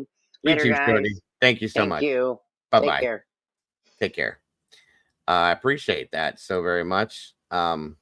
Another great conversation. First, we had Cap called in. By the way, the phone lines are still open, guys. 234-703-4047. Give me a call. Let's talk about it. I appreciate Shorty jumping up here and putting out her feelings on it. Cap was a great phone call. Made definite good points. And no, Cap, nobody unsubscribed. Everybody enjoyed your call. So you're always welcome to call in when I open it up like that. But I'd love to hear from anybody else. Please do give me a call. Let's hear about it, guys. I think we've definitely opened a door and turned a corner on this case. Finally, guys, after 6 months, to a different angle to look at this in. And it's a really wide angle to look at, guys. This is crazy. I can't express how grateful I truly am to Chris for putting this out like he did. The number here is 234-703-4047. Give a call. Let's hear your thoughts, please, and thank you. So yeah, I'm really excited about this now, and the fact that the FBI has jumped into this. Between that and the possibilities that we've seen, maybe something's going to happen soon, you guys. They put out a $50,000 reward. That's definitely going to draw somebody's attention. That may have some information towards this. So yeah, Chris pointed out quite a few things. Call from Barbara. To accept, press 1. Hey, you're live with Dago. Who am I speaking to? My name is Barbara. Barbara, hello. Hey, Dago. Hi. Hey, can you take me so I'm not on talking to everybody? I want to tell you something I've seen. Hold on a minute. 1 second. Yeah, give me a second, guys. Hold on. Okay, go ahead.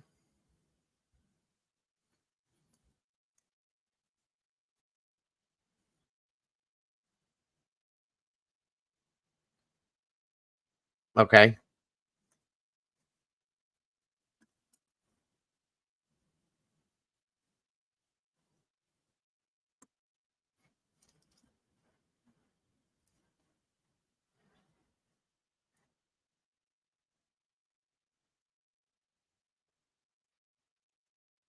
Okay.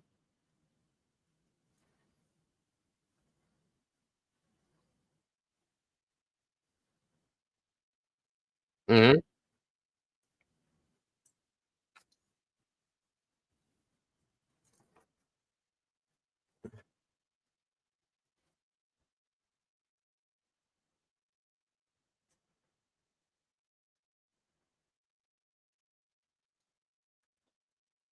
Oh, okay.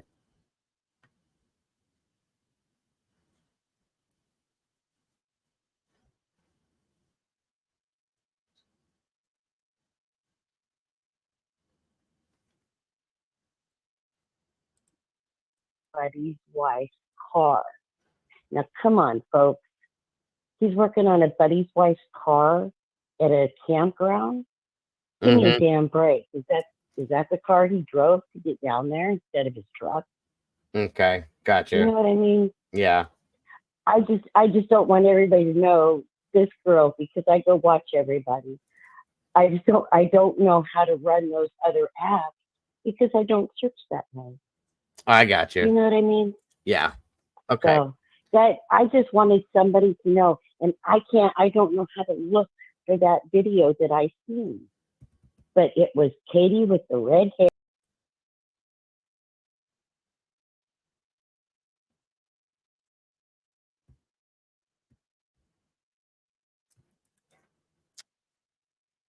I don't know. That's yeah. I never heard that before. I never heard that before.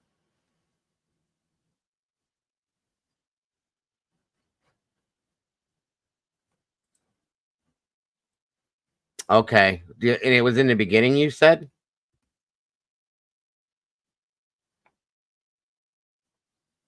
Okay. I'll have to go see what I can figure out with that. And then if you listen,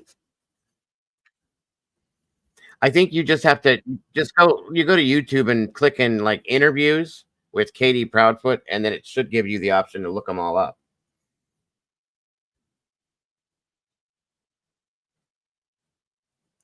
I TikTok, it should. That's how it works for YouTube. So I would imagine they all kind of work the same way that way. Um,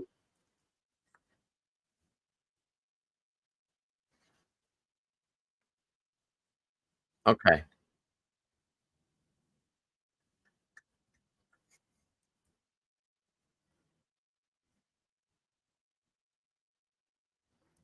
Okay. Okay. All right. Well, thank you. Oh, no problem. Thank you, Barbara. Have a great night and thank you for supporting the channel. Bye bye. Okay, guys. She just was nervous about her people hearing her, I guess, and recognizing her, maybe, but that's okay. But anybody else that wants to call in that wants to discuss with everybody, please feel free 234-703-4047. Let's hear what you got to say, guys, please.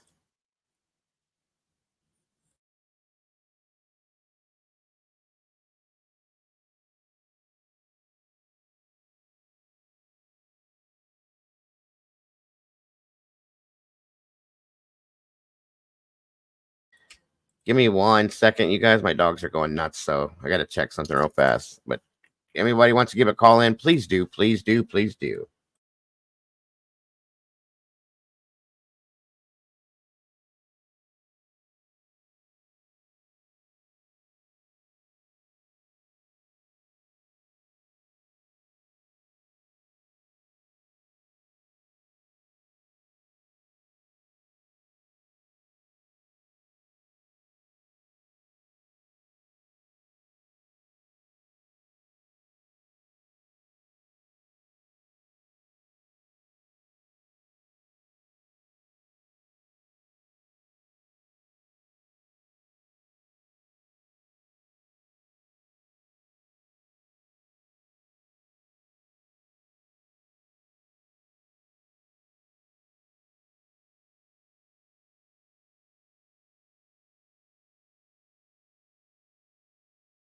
Okay, they heard a raccoon on my porch. Sorry.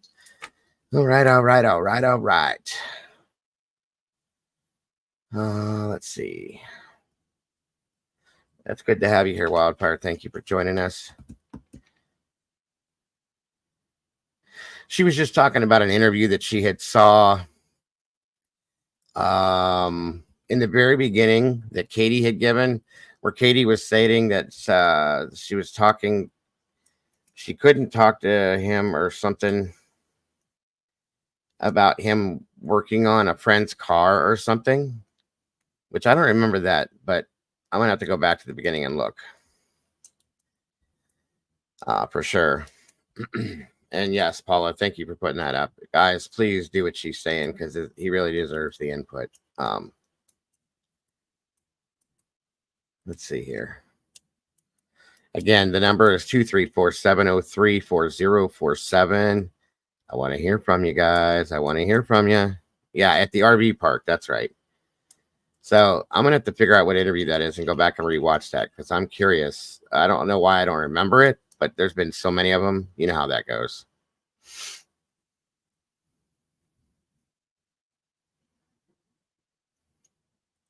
That's funny as hell, Jenny. It's good to see you tonight. Thank you for joining us.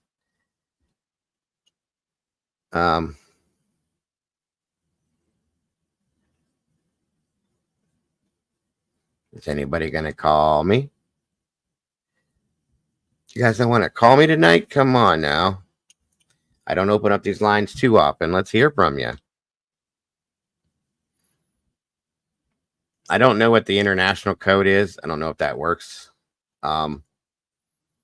If you can call from, I've had people call me from overseas before. Now, if you can't get in, like to call, if you're on a computer or even on your phone, I think you can click the link that's pinned in the chat and join me up here if you want to talk to me that way. That is possible too. Otherwise, if we don't have too many more people join us here soon, I'll probably bring it to a close for tonight, because we've been here for about 4.5 hours. I'm really like overstimulated right now because of what we've seen and heard tonight. Now I'm going to show you guys, since we're not getting any calls right now. Give me a second. I want to show you guys something. Hold on a minute. I brought this up the other day, but I want to show you again, because some of you guys weren't in here for this, but this is just to make it so simple for you guys. Okay.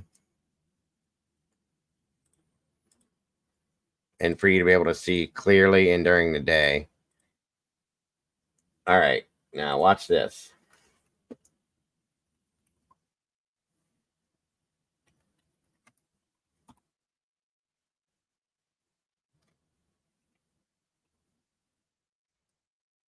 Watch this. Okay.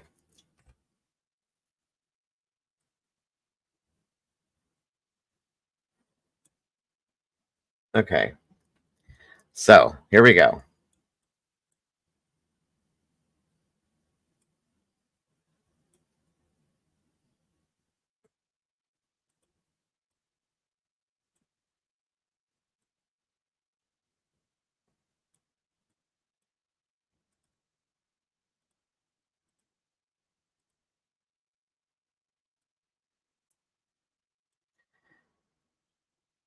Wait, is that it?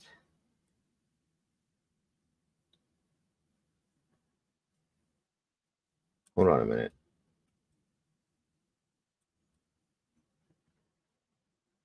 Okay, so this is the Proudfoot home. All right. That's the front door. That's Sebastian's room. That's the middle. Wait a minute. No, it's not.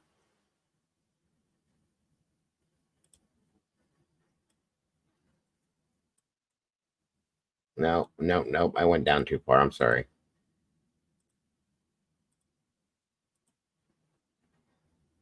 Or wait, I went the other direction, you guys. I'm a dipshit. Sorry about that. Hold on a minute here. Back on down this road. There it is. Right there. That is the Proudfoot home right there. Sebastian's room. There's the front door. That's the dining room, I believe, the garage. And then back in here is where the other bedroom is. So if you came out that front door and went around the side, the fence is there. I'm going to show you something. Have a great night, Hummingbird. Thank you again for joining us.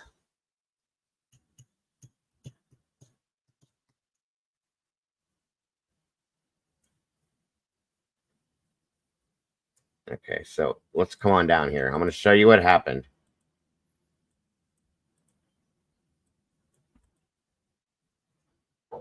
Okay. So let me put it right here. Let's turn this around. So the car came into the neighborhood coming up this road right here and pulls onto the Stafford right here.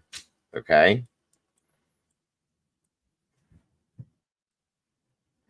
Or it came up this way and turned onto here from this direction. Either way, have a great night, Hummingbird. So it pulls onto the road and sits right here running. Okay. Now here's the house that we see.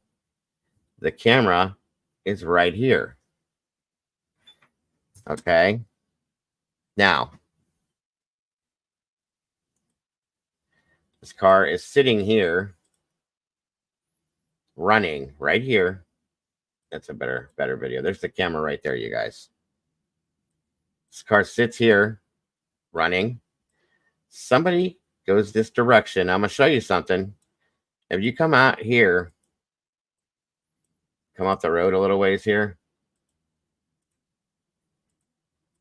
2 houses up and turn. That's the Proudfoot's backyard. That's the back porch right there. Okay. Just so you guys know, you can see it. Now, anyway, back to where we were.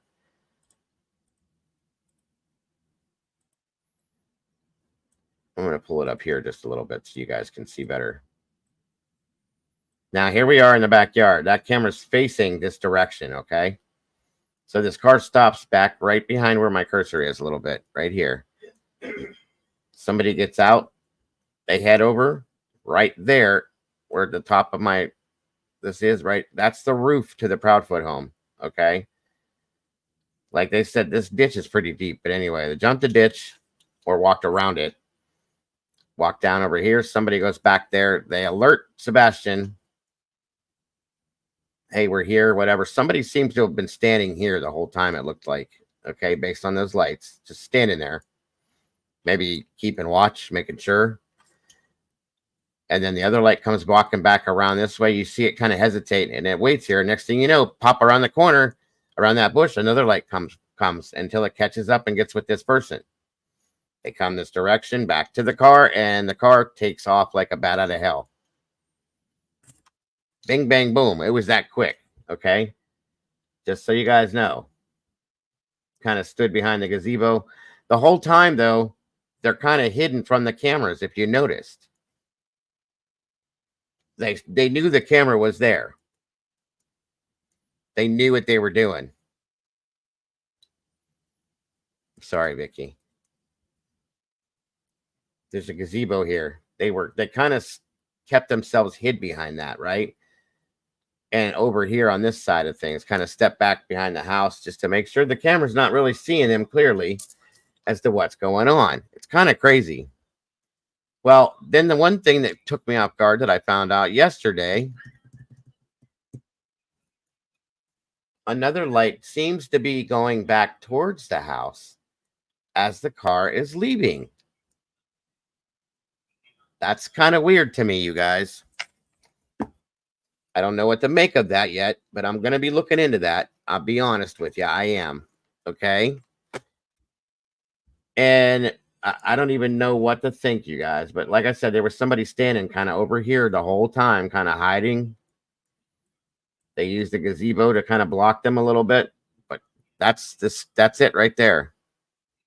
Yeah, that ditch is for runoff, Cap. So that there's no flooding. I guess they had a tendency for the water to flood around here, I guess. So then we find out that this camera right here, see it right there?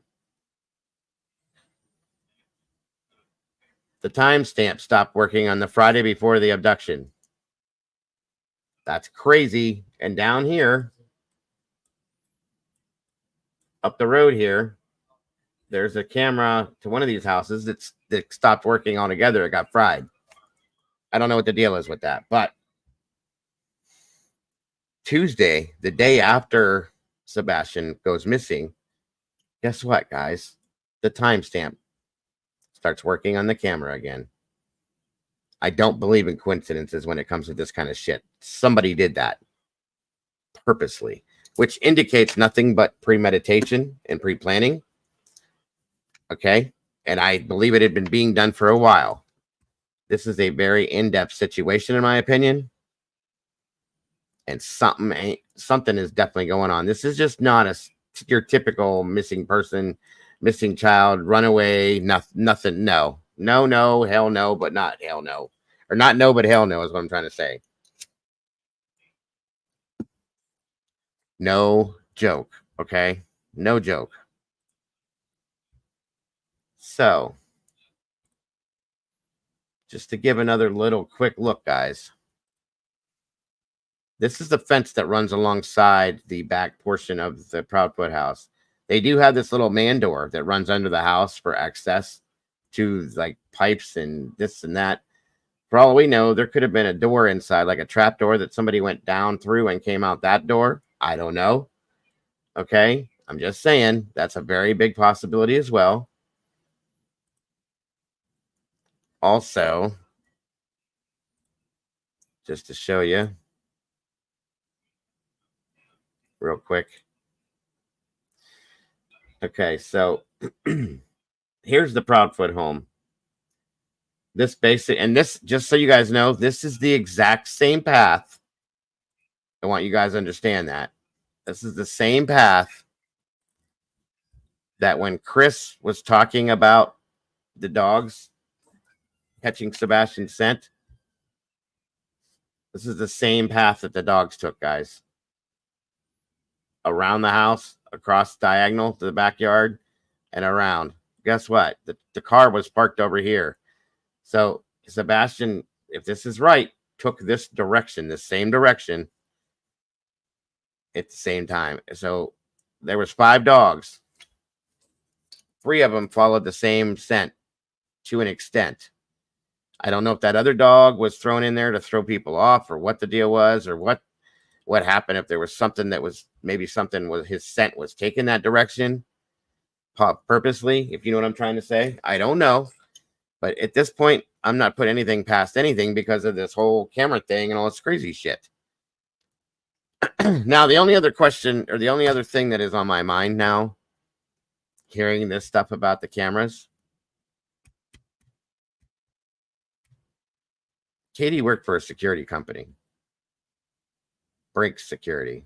Okay. That's really ironic to me. And this seems to be this looks like almost like a military plan type scenario. And it's kind of crazy. Welcome, Miss Nina. How are you tonight? Hey, how are you? I'm wonderful. Thank you. Thank you for joining me. I'm glad to be here. Great to have you here. So what are your thoughts on this, my dear? Well, at first I was in one direction, and then y'all brought up the dang jammers and everything, and so I had to start researching that. Mm-hmm. And so, of course, my mind went exactly where everybody else's went, you know, military and sure stuff like that. But then I went down a rabbit hole. Uh-oh. Those are easy to get stuck in, too. Well, I went down a rabbit hole of autistic teen gamers. Mm-hmm. And that's pretty prevalent. And come to find out, it's exactly what the cyber crimes and stuff like that, they prey on the autistic teens that are gamers. Oh, yeah. Yeah. That's a thing for sure. Yeah, because they make the best hackers. Mm-hmm. And I was like, oh my gosh. I mean, you know, because, and this is in no way judging anyone's parenting, okay? But we know that Sebastian spent a lot of hours alone when he was at SES. Yes. Because SES had to work. Like I said, I am not at all judging anyone's parenting. No, of course not. But, you know, you have an autistic 15-year-old gamer that's at home alone. So he's probably gaming all night long. I have to admit it. I have a gamer. My daughter's 35. She's a gamer, you know. So, I mean, I know I don't say anything about her being a gamer because her gamer friends are just as important to her as my YouTube friends. Of course. Of course. You know. But I got to thinking about that and I was like, you know, a lot of people would sit there and go, okay, you know, Sebastian wouldn't know about jammers and stuff like that. I can guarantee you, no, I won't guarantee, I can't guarantee anything. But in my opinion, he probably knows a whole lot more than anybody would think he does. I can almost say that, yes. I agree with you. You know, and if he thought, in my opinion, you know, and because I'll be honest with you, I don't like any of the parents. I mean, I'm sorry to say that, but as far as my trust level, you know, I think that they all made mistakes just like we all do, you know. Yes, ma'am. Do I think that Seth has teamed up with some POSs? Oh my gosh, 100%. But anyway, that's neither here nor there. Absolutely. But I think that if maybe it got in his head that he could be acknowledged and appreciated, you know, all those things that they want, you know, and, you know, do some good cyber stuff and all this and get away from the chaos too. Yeah. It may have been enticing to him. Well, that, and yes, and also the people that could have been talking to online. There's a lot of hackers that get online that play these games that know how to do this kind of stuff that absolutely could do something like this or teach him how to do this too. You know, exactly that. I mean, and I mean, you know, and that's taking, here's the thing though, is I went through today, you know, $50K is a large sum on the FBI. I mean, I went through and looked at all of it today. And I mean, I don't know. I mean, I think I found one that was 20K. Yeah, it's very high. I'll say. You're right. I mean, you know, to me, that is a big thing, that 50K. Mm-hmm. You know, it's like you sort of sit there and go, wow, that's even a lot just to be after one of the parents. I mean, you know what I'm saying? That's like after a big dog. Yes, ma'am. It very much so. Very much so. By the way, the caller or the person that's joining me is Warning Label Nina, for those of you that were asking. But yeah, I do agree. I do agree. That's a lot for them to invest in a situation. And I believe that it's because they have ideals that they're acting on right now. That's my opinion. And I mean, you know, like I said, I am not at all arrogant enough to ever sit here and say I'm going to sit on my bed in Alabama and solve any kind of case. You know what I'm saying? Mm-hmm. But I mean, that 50K really stuck out. That's a major sign. Well, that's what Wildfire just said. The 50K makes her think that they believe Sebastian is still with us. And I agree with you on that, Wildfire. I do. That's a big amount of money to grab, to get something moving, to get people's feet moving on this, to get to him faster, considering that they believe, they probably believe he's still with us, maybe. So that's a good point. See, that's sort of like, you know, 50K, that's not walking. That's like running. No, right. I get what you're saying. 100%. It has completely turned this case around, in my opinion. Everything that's happened that I've talked about in the past 4 days has completely spun this on into me. And I'm very uplifted, for one, kind of excited seeing what I'm seeing, because I'm sorry, Nina, but this is the most plausible, most acceptable, and absolutely the most possible situation to have happened to him that I've seen or even thought of to this point. You know what I mean? It gives a lot of hope to this. Yes. So. Oh, I totally agree. The one of the problems that I've had in the last couple of days is the one constant in every bit of this is no shoes, correct? Yeah. Yeah. And then when Seth did his interview with Vinny just the other day, he said possibly no shoes. And I know that that's just semantics. What if somebody came and brought shoes by some chance? That's what I'm saying is I was like, okay, the only constant I had in this world in this dang case was no shoes. Mm-hmm. And now you want to go and put a possibly no shoes in there. Why you want to do that? Mm-hmm. I'm there. I get it. I understand. Seriously. It's crazy. I'm going to be doing some deep diving now on certain things that have to do with this, what we've looked at. Like I said, Chris is doing an amazing job over there with what he's doing. Oh, yeah. I looked at this scenario here that we're looking at on the screen 3 months ago, right?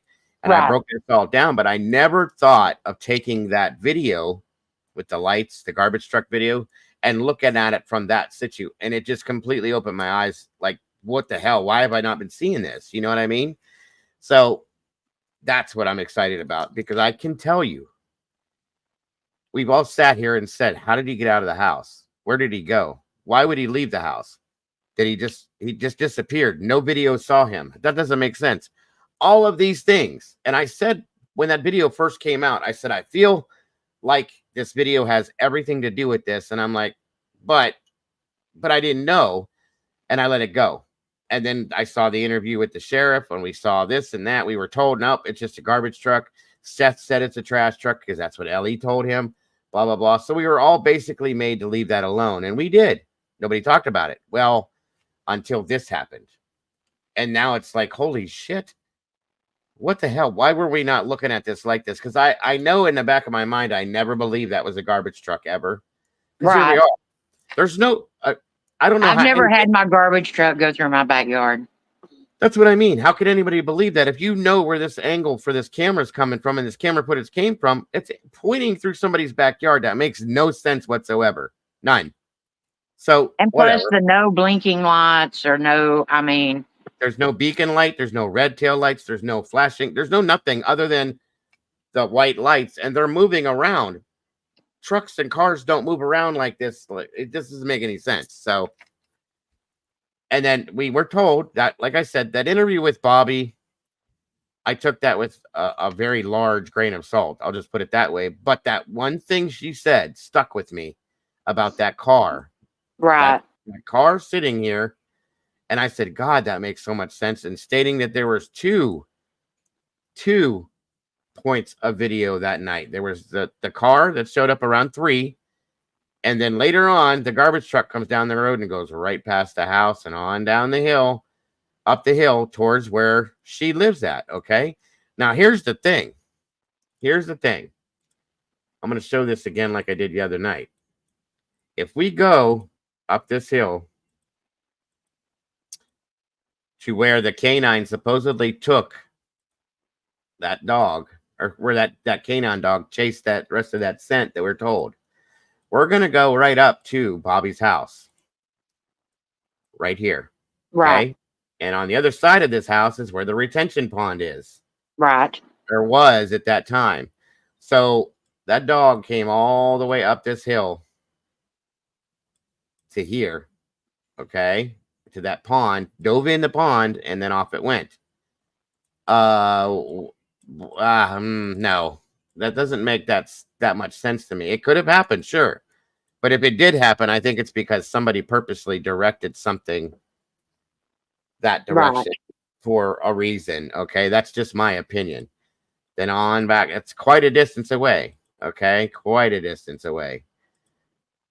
All the way back down here to where that initially, where those other dogs went with that scent, was exactly where Chris said, is right around the house, right over to where that, in the direction to where that car was sitting, waiting for where I believe they took Sebastian in and left.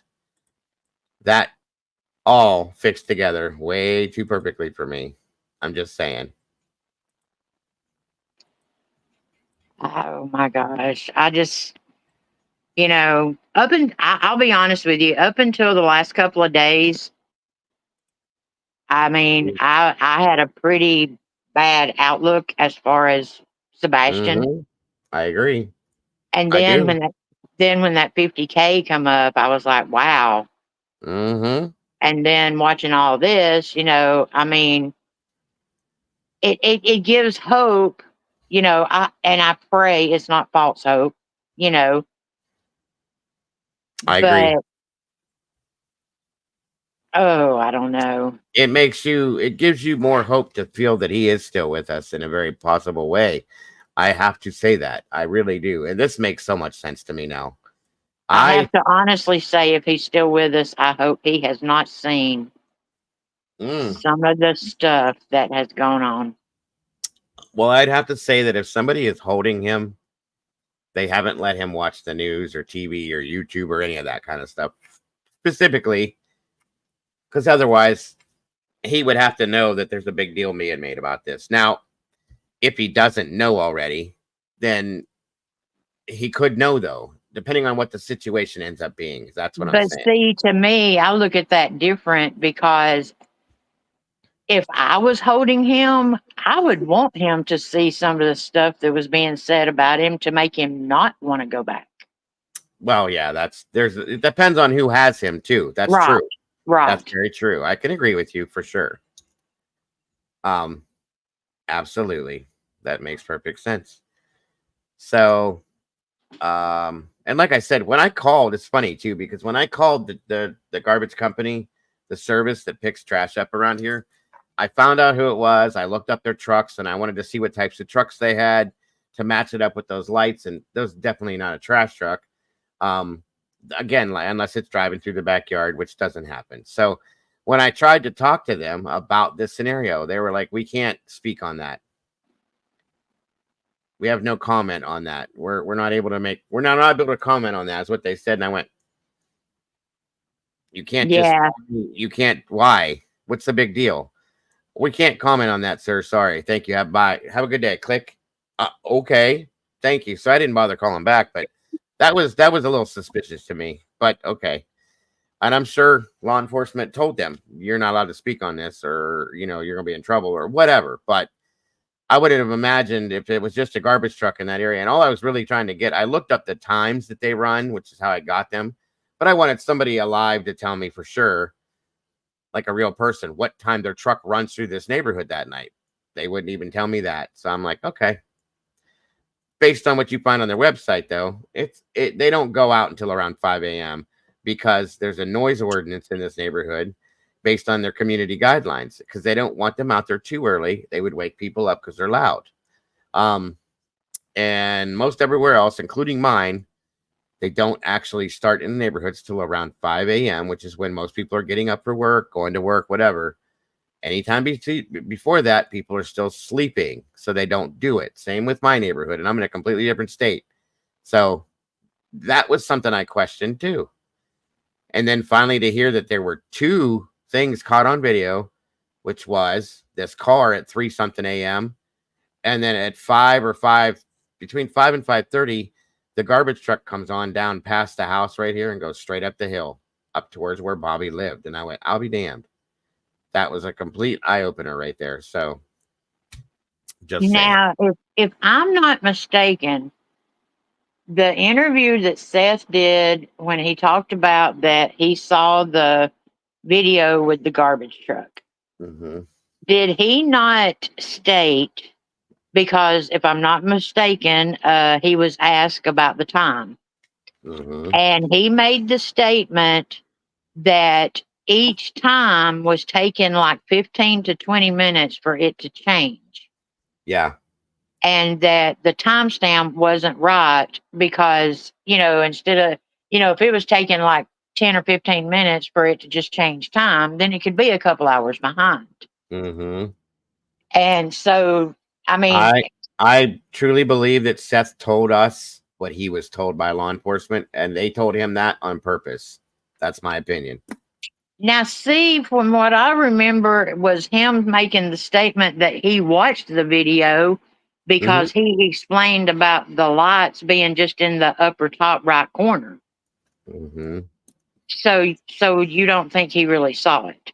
I don't think so. No.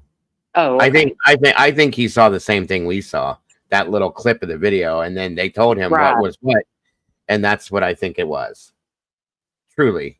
And then once we heard about these cameras being blacked out, or they're called blocking, it's called blocking out.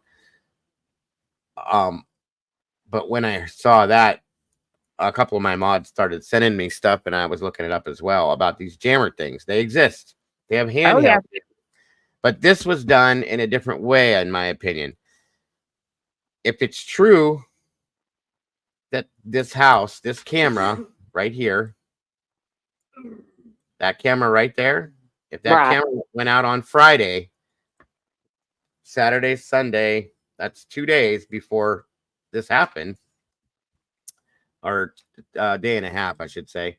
If that went out on Friday and then came back on Tuesday, that was done remotely, like from where I'm sitting to their house. Somebody hacked into this system, got the address, found the IP, did this, did that, and went in and hacked this so it would shut down for a certain amount of time, and then it would turn back on, and it would come back into effect at a certain amount of time. That's exactly how I feel that happened, which again is pre-planning. And it can be done. It definitely can be done. There's no two ways about it. So that blew my mind as well. And these people probably had no idea what the hell's going on. Okay. Right. But, you know, my camera, they probably weren't even paying attention to it until they had to look at it. Do you see what I'm saying? Right. I started to say, I mean, you know, not a lot of people sit there and watch their cameras. I mean, you know, I wouldn't have went in. Yeah, I don't go in and look at my timestamp on my cameras when I'm looking at my phone on it ever, unless I'm looking for something specifically. Exactly. So if you have no reason to feel like you need to look at your cameras, you're not going to look at that till after the fact. And then you'll see as they go back to look at it, oh shit, the timestamp is not out, or was out from Friday until Tuesday. What the hell? That's crazy. And then another camera up the road getting fried that same night. Right. There's something going on with that, and there's no way to look around that. I'm sorry. No, Cynthia, he didn't say it. It was something that the community has been helping out Chris that lives around this. In my opinion, there's certain people in the community that are helping, which is amazing. But that's who has been telling him these things about this. So it's interesting to me. It really is. Yeah, and then from my understanding, that the one over here, where's it at? That one had stopped working too, from my understanding, right here. Right. Now that's kind of weird. That's just ironic to me. So I'm just saying, yeah, that one there, which is directly across the street from the other one, was not working right either. Okay, then you tell me what. You know what I mean? Exactly. That's too many coincidences, and I don't believe that there's coincidence in true crime. I think what you see is what you get. Well, here we are. What you see is what you get. Something is going on, and there's somebody behind it. And this thing has obviously been superbly premeditated, guys, by people that know what the hell they're doing. Just saying. And we're going to be looking into this a lot more, because this, like I said, opens the door right back up to figure out possibly what the hell happened to this poor child and where he's at. And we can focus on him again rather than the bullshit that we've been having to see on all these other channels. You know what I mean? Boy, you ain't kidding. Mm-hmm. I mean, because it has definitely, I mean, poor Sebastian got lost twice. Yeah, basically. In a bad way, too. I agree with you on that one, Nina. In a bad way. So I'm going to be researching some of this camera jamming stuff and this equipment and how and what, and looking at that too, just to see what the odds are. But I'm sure there's going to be more to come from Chris, because he's been pulling all sorts of things out, and I'm grateful for it, because it's helping a lot. So, I started watching Chris. See, I've only been in the true crime community since January. Oh, for Idaho? Yeah, and so I started watching Chris when he started doing the sounds and stuff like that, you know, matching the sounds and stuff like that with the cars going down the road. And mainly the one I watched was when he did the horn blowing about the DoorDash driver, you know. I mean, because he really puts that down, you know. And I mean, I was like, man, he's got his stuff together. And he doesn't play in any kind of drama. He doesn't play in any kind of anything like that. It is strictly just investigate, and that's it. Gotcha. Absolutely. Makes perfect sense. Thank you, Molly. So Molly, this is what she does constantly. She's constantly digging.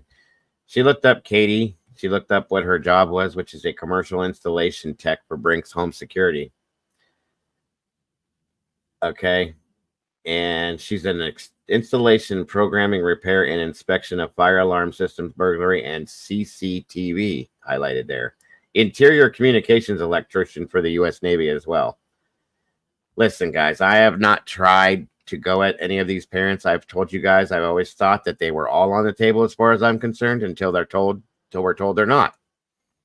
That's kind of interesting considering what we just looked and talked about. But see, to me, if I was the mother, I wouldn't be that dumb. I agree. I do agree. She's very smart though, guys, and she's got military as well as private sector experience with this. That's really crazy to see. Just saying. And I mean, it seems like to me that would be the first thing that LE would. Well, they've been on her from the beginning. That's what I don't understand. That's why it's been hard for me to look at her. They jumped all over her in the very beginning, okay? And they 2 polygraphs. They stayed on her like nonstop. I'm just saying it is very interesting. Yes. Oh, definitely. I mean, I'll admit that's the first place my head went. Of course. You know, I mean, and I'm a mom that's buried my child, so I hate the thoughts of even thinking that a mother would do something like that. You know, Agreed. I mean, it depends on the situation, though. Are you doing it to protect your child, or are you doing it to harm your child? And you have to look at it from both ways. This is true. You don't know if it's as a mother or as a father. Sometimes we would do anything we could possibly do to protect our child from a bad situation or a possibility of something negative or bad happening to that child. Or it could be the other direction, which I don't see it that way. So now, see, I mean, I know the silence and stuff like that, you know, but I mean, the thing about it is one of the things, I mean, and everybody's talked about it is, you know, they don't want a parent to go out there and find their child. Mm-hmm. You know, number one, they're going to touch something. If I found my child, first thing I'm going to do is I'm going to grab him. Mm-hmm. You know, I'm going to do something that's going to muck up the crime scene, you know. Mm-hmm. And so, I mean, I understand it, you know, and I understand the just staying silent and staying out of, you know, stuff like that, you know. But man, and you know, if she did do something, we're going to hope that it is on the good side. That's what I'm saying. Exactly. Yeah, Molly, I put those up a few minutes ago, Molly. I showed the distance and all that with the maps. So thank you for that. Cameras jamming and one friend from FBI, oh, yeah, 100%. I get it, Vicky. It's okay, though.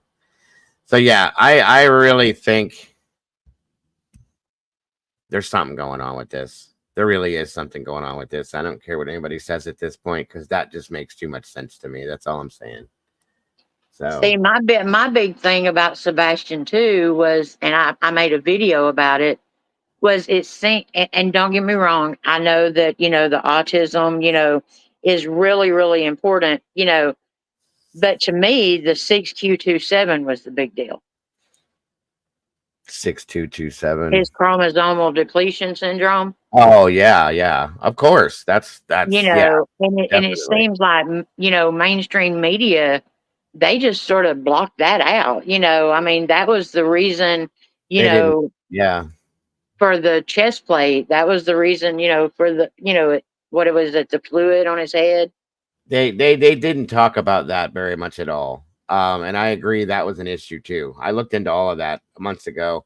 I did a show explaining the chromosome deletion, right, and what it entails. I also brought up the different levels and the different tiers of autism in the spectrum, what types of that they are, and how like certain kids could be higher and lower functioning within those tiers and so on. I went over a whole show about it one day, and it was very interesting. But that was a problem, is at the very beginning we didn't know who Sebastian Rogers was. All we were told was that he was an autistic child that was missing. So, and he was played out to be very non-self-sufficient, that he was just like he couldn't handle anything. And actually he can. He's a lot smarter than that. And he's very, very much more high functioning than he was portrayed in the beginning. We found out, thank God. So just saying. Well, see, my granddaughter, she has chromosomal depletion. Mm-hmm. And I mean, I know she's had 3 open heart surgeries. She's had 2 cleft palate surgeries. I mean, you know, so that's the reason I was like, whoa, wait a minute. You know, that's got some dangerous stuff that goes along with it. Mm-hmm. Yes, ma'am, it does. Very much so. Oh, thank you. Very much so. Yes, everybody's enjoying your conversation, Miss Nina. We appreciate you very much. So yeah, I agree. Yeah, they basically made this child out to sound at the beginning like he was wearing a helmet everywhere he went and he couldn't do anything, you know, and that's not at all who he is. So I'm glad that we were actually given the right information so that we could look into him a little bit more, which is what I did in a couple different shows to find out what he has, what he's carrying around with him as far as knowledge and things like that, and where he could be out within this realm. It does help it a lot, in my opinion. So at this point, though, all I can say with this is, wow, holy shit, wow. It's just a lot to absorb, you know what I mean, in a short period of time, and it's something I did not expect to even think about, truly. I'm grateful for it, and I hope it does. Maybe I have a good feeling that something's going to break within this here relatively soon, and I think when it happens, we're all going to be like, what the hell? Wow, you know what I mean? That's just what I'm expecting. I could be wrong, but I don't know. Well, I'm going to slow down on my emails to you because you got a full plate right now. Oh, we're going to get on that, though, for sure. I'm definitely interested in that because of where I live. And once I get through this part of it, we're going to jump right. I mean, that's the thing about it is with all this breaking open, I mean, you know, that's something that was unexpected. Right. So I just wanted to let you know, not to be like pressured or anything, because the stuff like what I'm talking about, it's going to keep happening. It's not going anywhere. Right. No, I agree. But I'm definitely going to be jumping into that soon, though, because of where I live, obviously in Ohio, and that's definitely a problem. And we're going to jump into that right as soon as I can, because that's a whole other big ass bag of worms, you guys. I'm telling you, you'll see with that too. Yeah, you ain't kidding. I stay in a rabbit hole now. And I mean, you know, my original platform is TikTok. You know, I've spent 3 years on TikTok. I mean, you know, I'm established over there and everything, you know, but over there is for recovery and addiction. And, you know, with the way I lost my son, my algorithm pretty much turned into the Grim Reaper algorithm. And in January, I just had to take a break. I couldn't emotionally and mentally do it anymore because I mean, we lose a person every 11 minutes. Mm-hmm. Yeah, so with my algorithm, it was like, oh my gosh, I can only talk to so many parents, you know? Yeah, absolutely. And so in January, I came over to YouTube, and my daughter had always been telling me about the Idaho 4, and I was like, well, heck, I'm just going to watch some of that. Well, hell, needless to say, I got just drugged right in, and I was like, I realized I enjoyed doing research. Oh yeah, a lot of people do. That's what a lot of people like to do out here with this. Yes, it's but interesting. The Idaho 4 is pretty stagnant, so I was like, okay, I got to do something else. And I mean, at the time, Sebastian was stagnant. You know, I mean, there's only there's nothing we could do to help Sebastian. Right. It was a dead end we were at for a while. Absolutely. And so that's how I found what I've been sending you.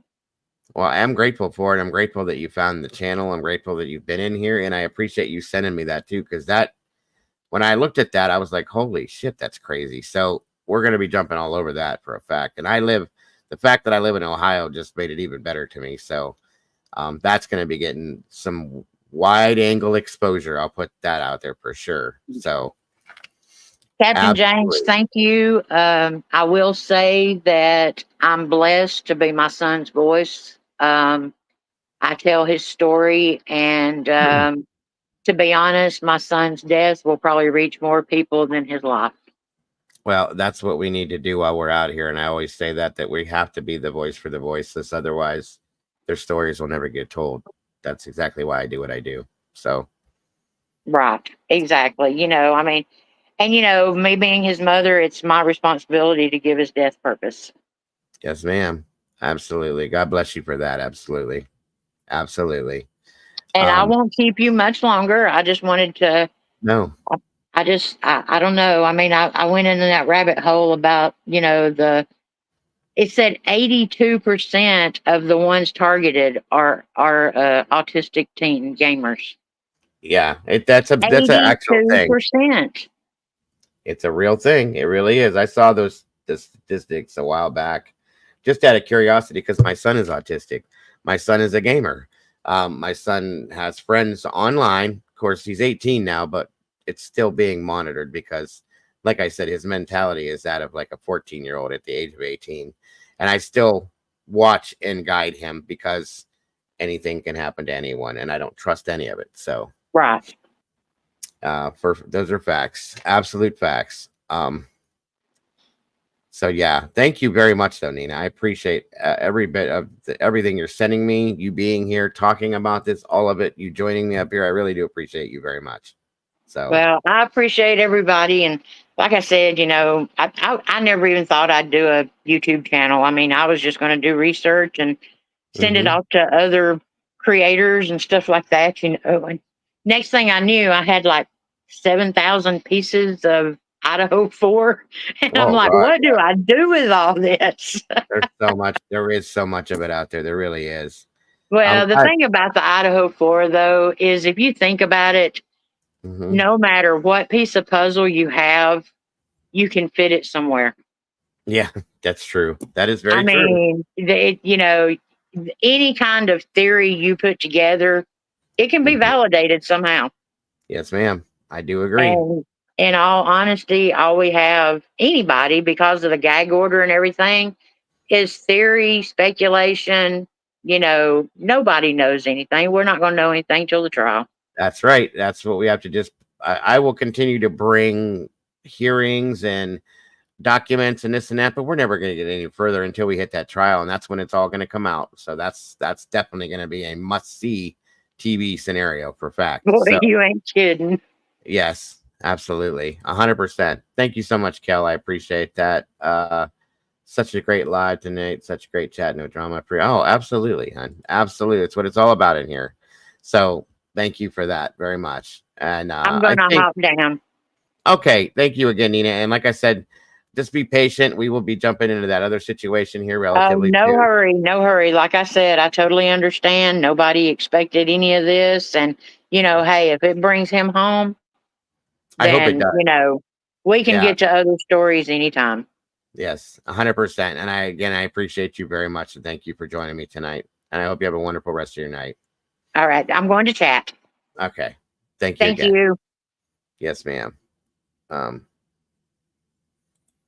My son is also 18, 13 mentality, brain tumor. I'm discovering. I think he's also. Oh, that's very possible, Jenny. Very possible. There's a lot more children that aren't because they go undiagnosed. People just don't realize it. Sebastian, for instance, he went undiagnosed for 13 years and then finally was diagnosed, or 14 years, was finally diagnosed with autism. And they just probably blamed it all on the chromosomal deletion thing and left it alone. But no, he was undiagnosed for years. And that can cause some trauma to the child because of, the situational stuff that goes on, not knowing that he's autistic and blaming it on different things and stuff like that. I don't know, but we'll see. We will see. Thank you for that, Jenny. I appreciate you putting that out there. And thank you, Nina, for your input and being part of this community. We appreciate you very much. That's everybody in here. That goes to all of you.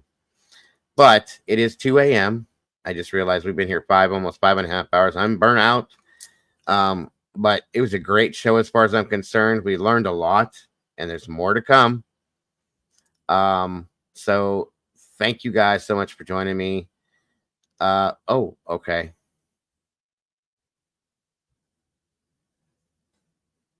Oh, I'm sure you don't look terrible. Well, all right, let's do that real quick. Then let's hear what Miss Paula has to say real fast.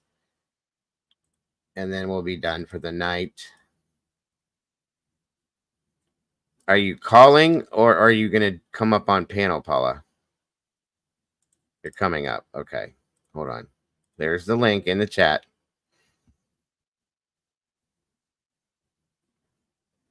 I'll work with you. I'll help you figure it out. All you do is click on that link and then it'll bring you backstage, and then you'll just come up on the panel here with me real quick. Yeah, it's been a long stream. It's up to you. If you want to come up here real quick, or if you want to wait until we have more time that you can talk for a while, Paula, it's up to you, hon. Whatever you're comfortable with.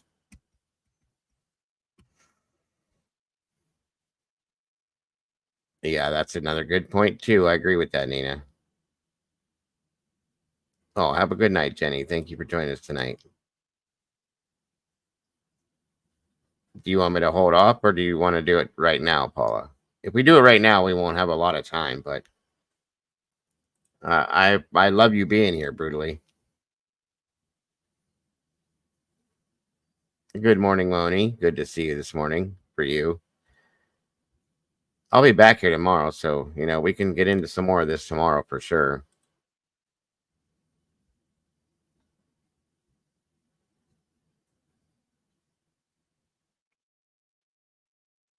Okay, well, I guess we'll probably just do it next time. That's okay.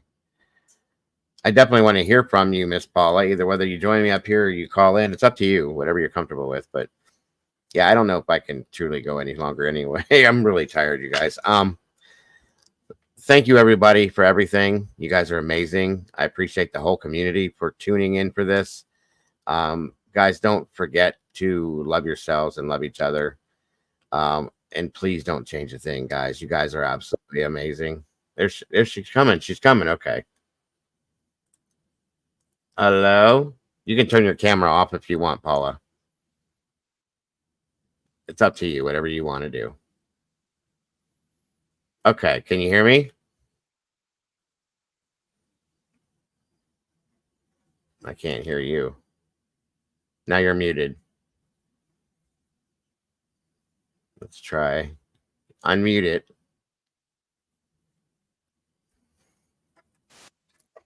All right, go ahead and say something. You might need to turn your microphone up. Let me see.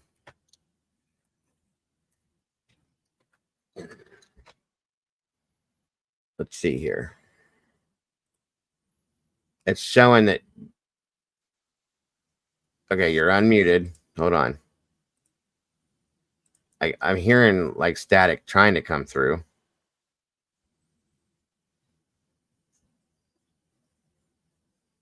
It's not working. I do need to get some coffee. Thank you so much, Brutally. I appreciate that. Can you hear me, Paula?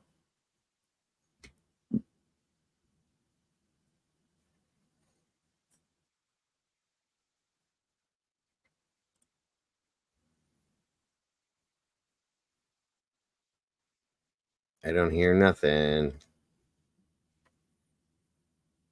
Let me see.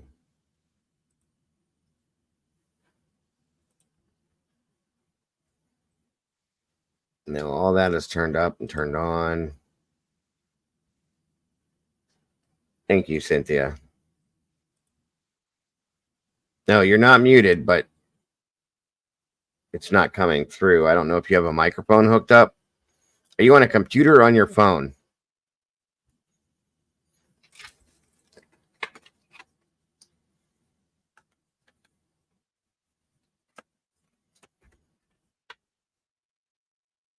Thank you so much, Cynthia.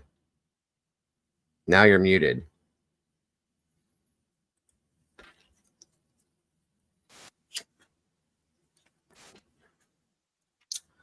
I keep hearing like it's trying to cut in, but it's just like fuzz and it won't stick.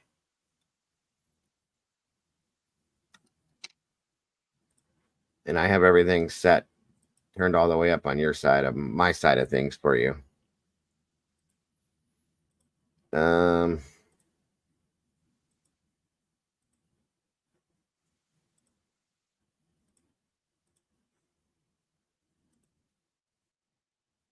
don't understand it. Yeah, do you have a microphone hooked up? Yeah, we can try it another time, but still, I want to make sure you're able to do it. It's hard sometimes the first time to get it right, but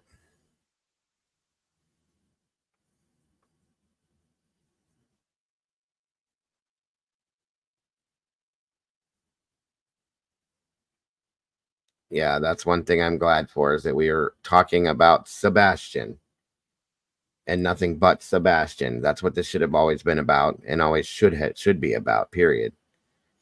So,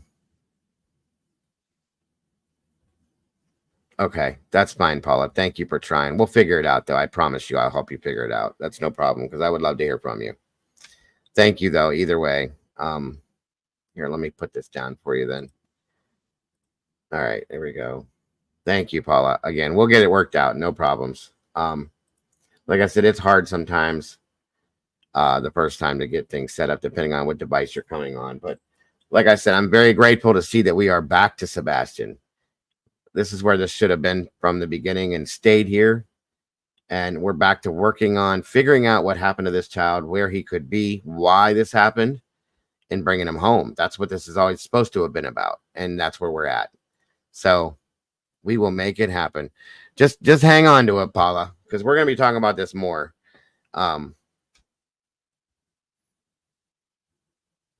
Okay, we'll figure it out next time. We'll do it earlier on. That way we can get your whole system figured out and make sure it works. So again, guys, I want to thank you all for joining me tonight. Everybody that joined, that called in, that joined me on panel. It was amazing. Absolutely amazing. So you guys are great. Great information. Again, thank you to Chris from Mob Crew. Again, please, guys, if you can't, that sounds great, Paula. That's wonderful. If you can, please run over there and click on those videos. Hit like on all of them. Subscribe if you have not. Let him know what great job he's done on this stuff, because if it weren't for him, we wouldn't be sitting here right now talking about this, okay? So I am grateful, beyond grateful to him. And Molly, great job tonight with everything you sent me. Moderators, all of you guys are absolutely amazing. You've done awesome as always. And of course, I could not do this without you guys. Thank you so much for that. Everybody, guys, don't forget again to love yourselves, love each other. Don't change a thing, because you guys are absolutely amazing. God bless each and every one of you guys. I hope you have a wonderful night, and I will see you very soon. Bye-bye. God bless and good night.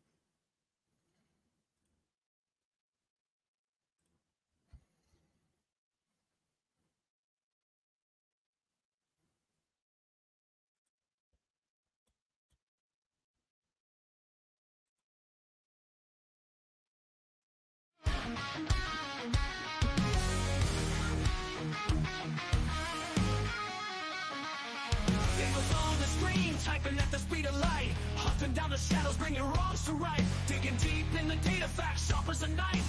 With every single story, he's fighting for a life. A voice for the voiceless, he won't stay quiet. Diego's got the fire igniting the fight. True crime revelation shining through the night. With every victim story, he pulls at the strings. A hero in the darkness, hear the truth he brings.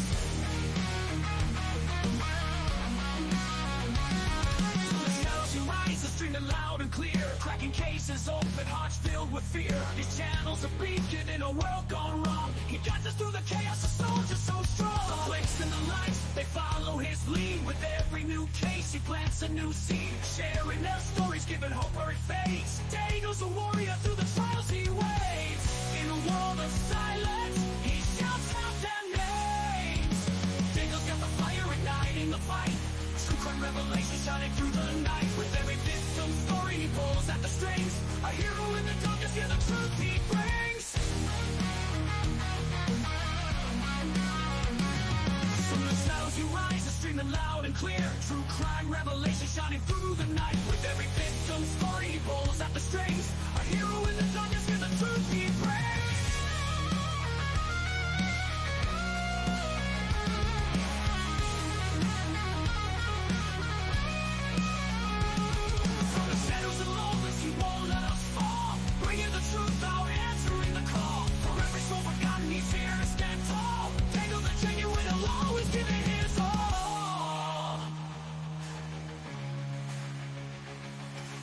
Angels got the fire igniting the fight.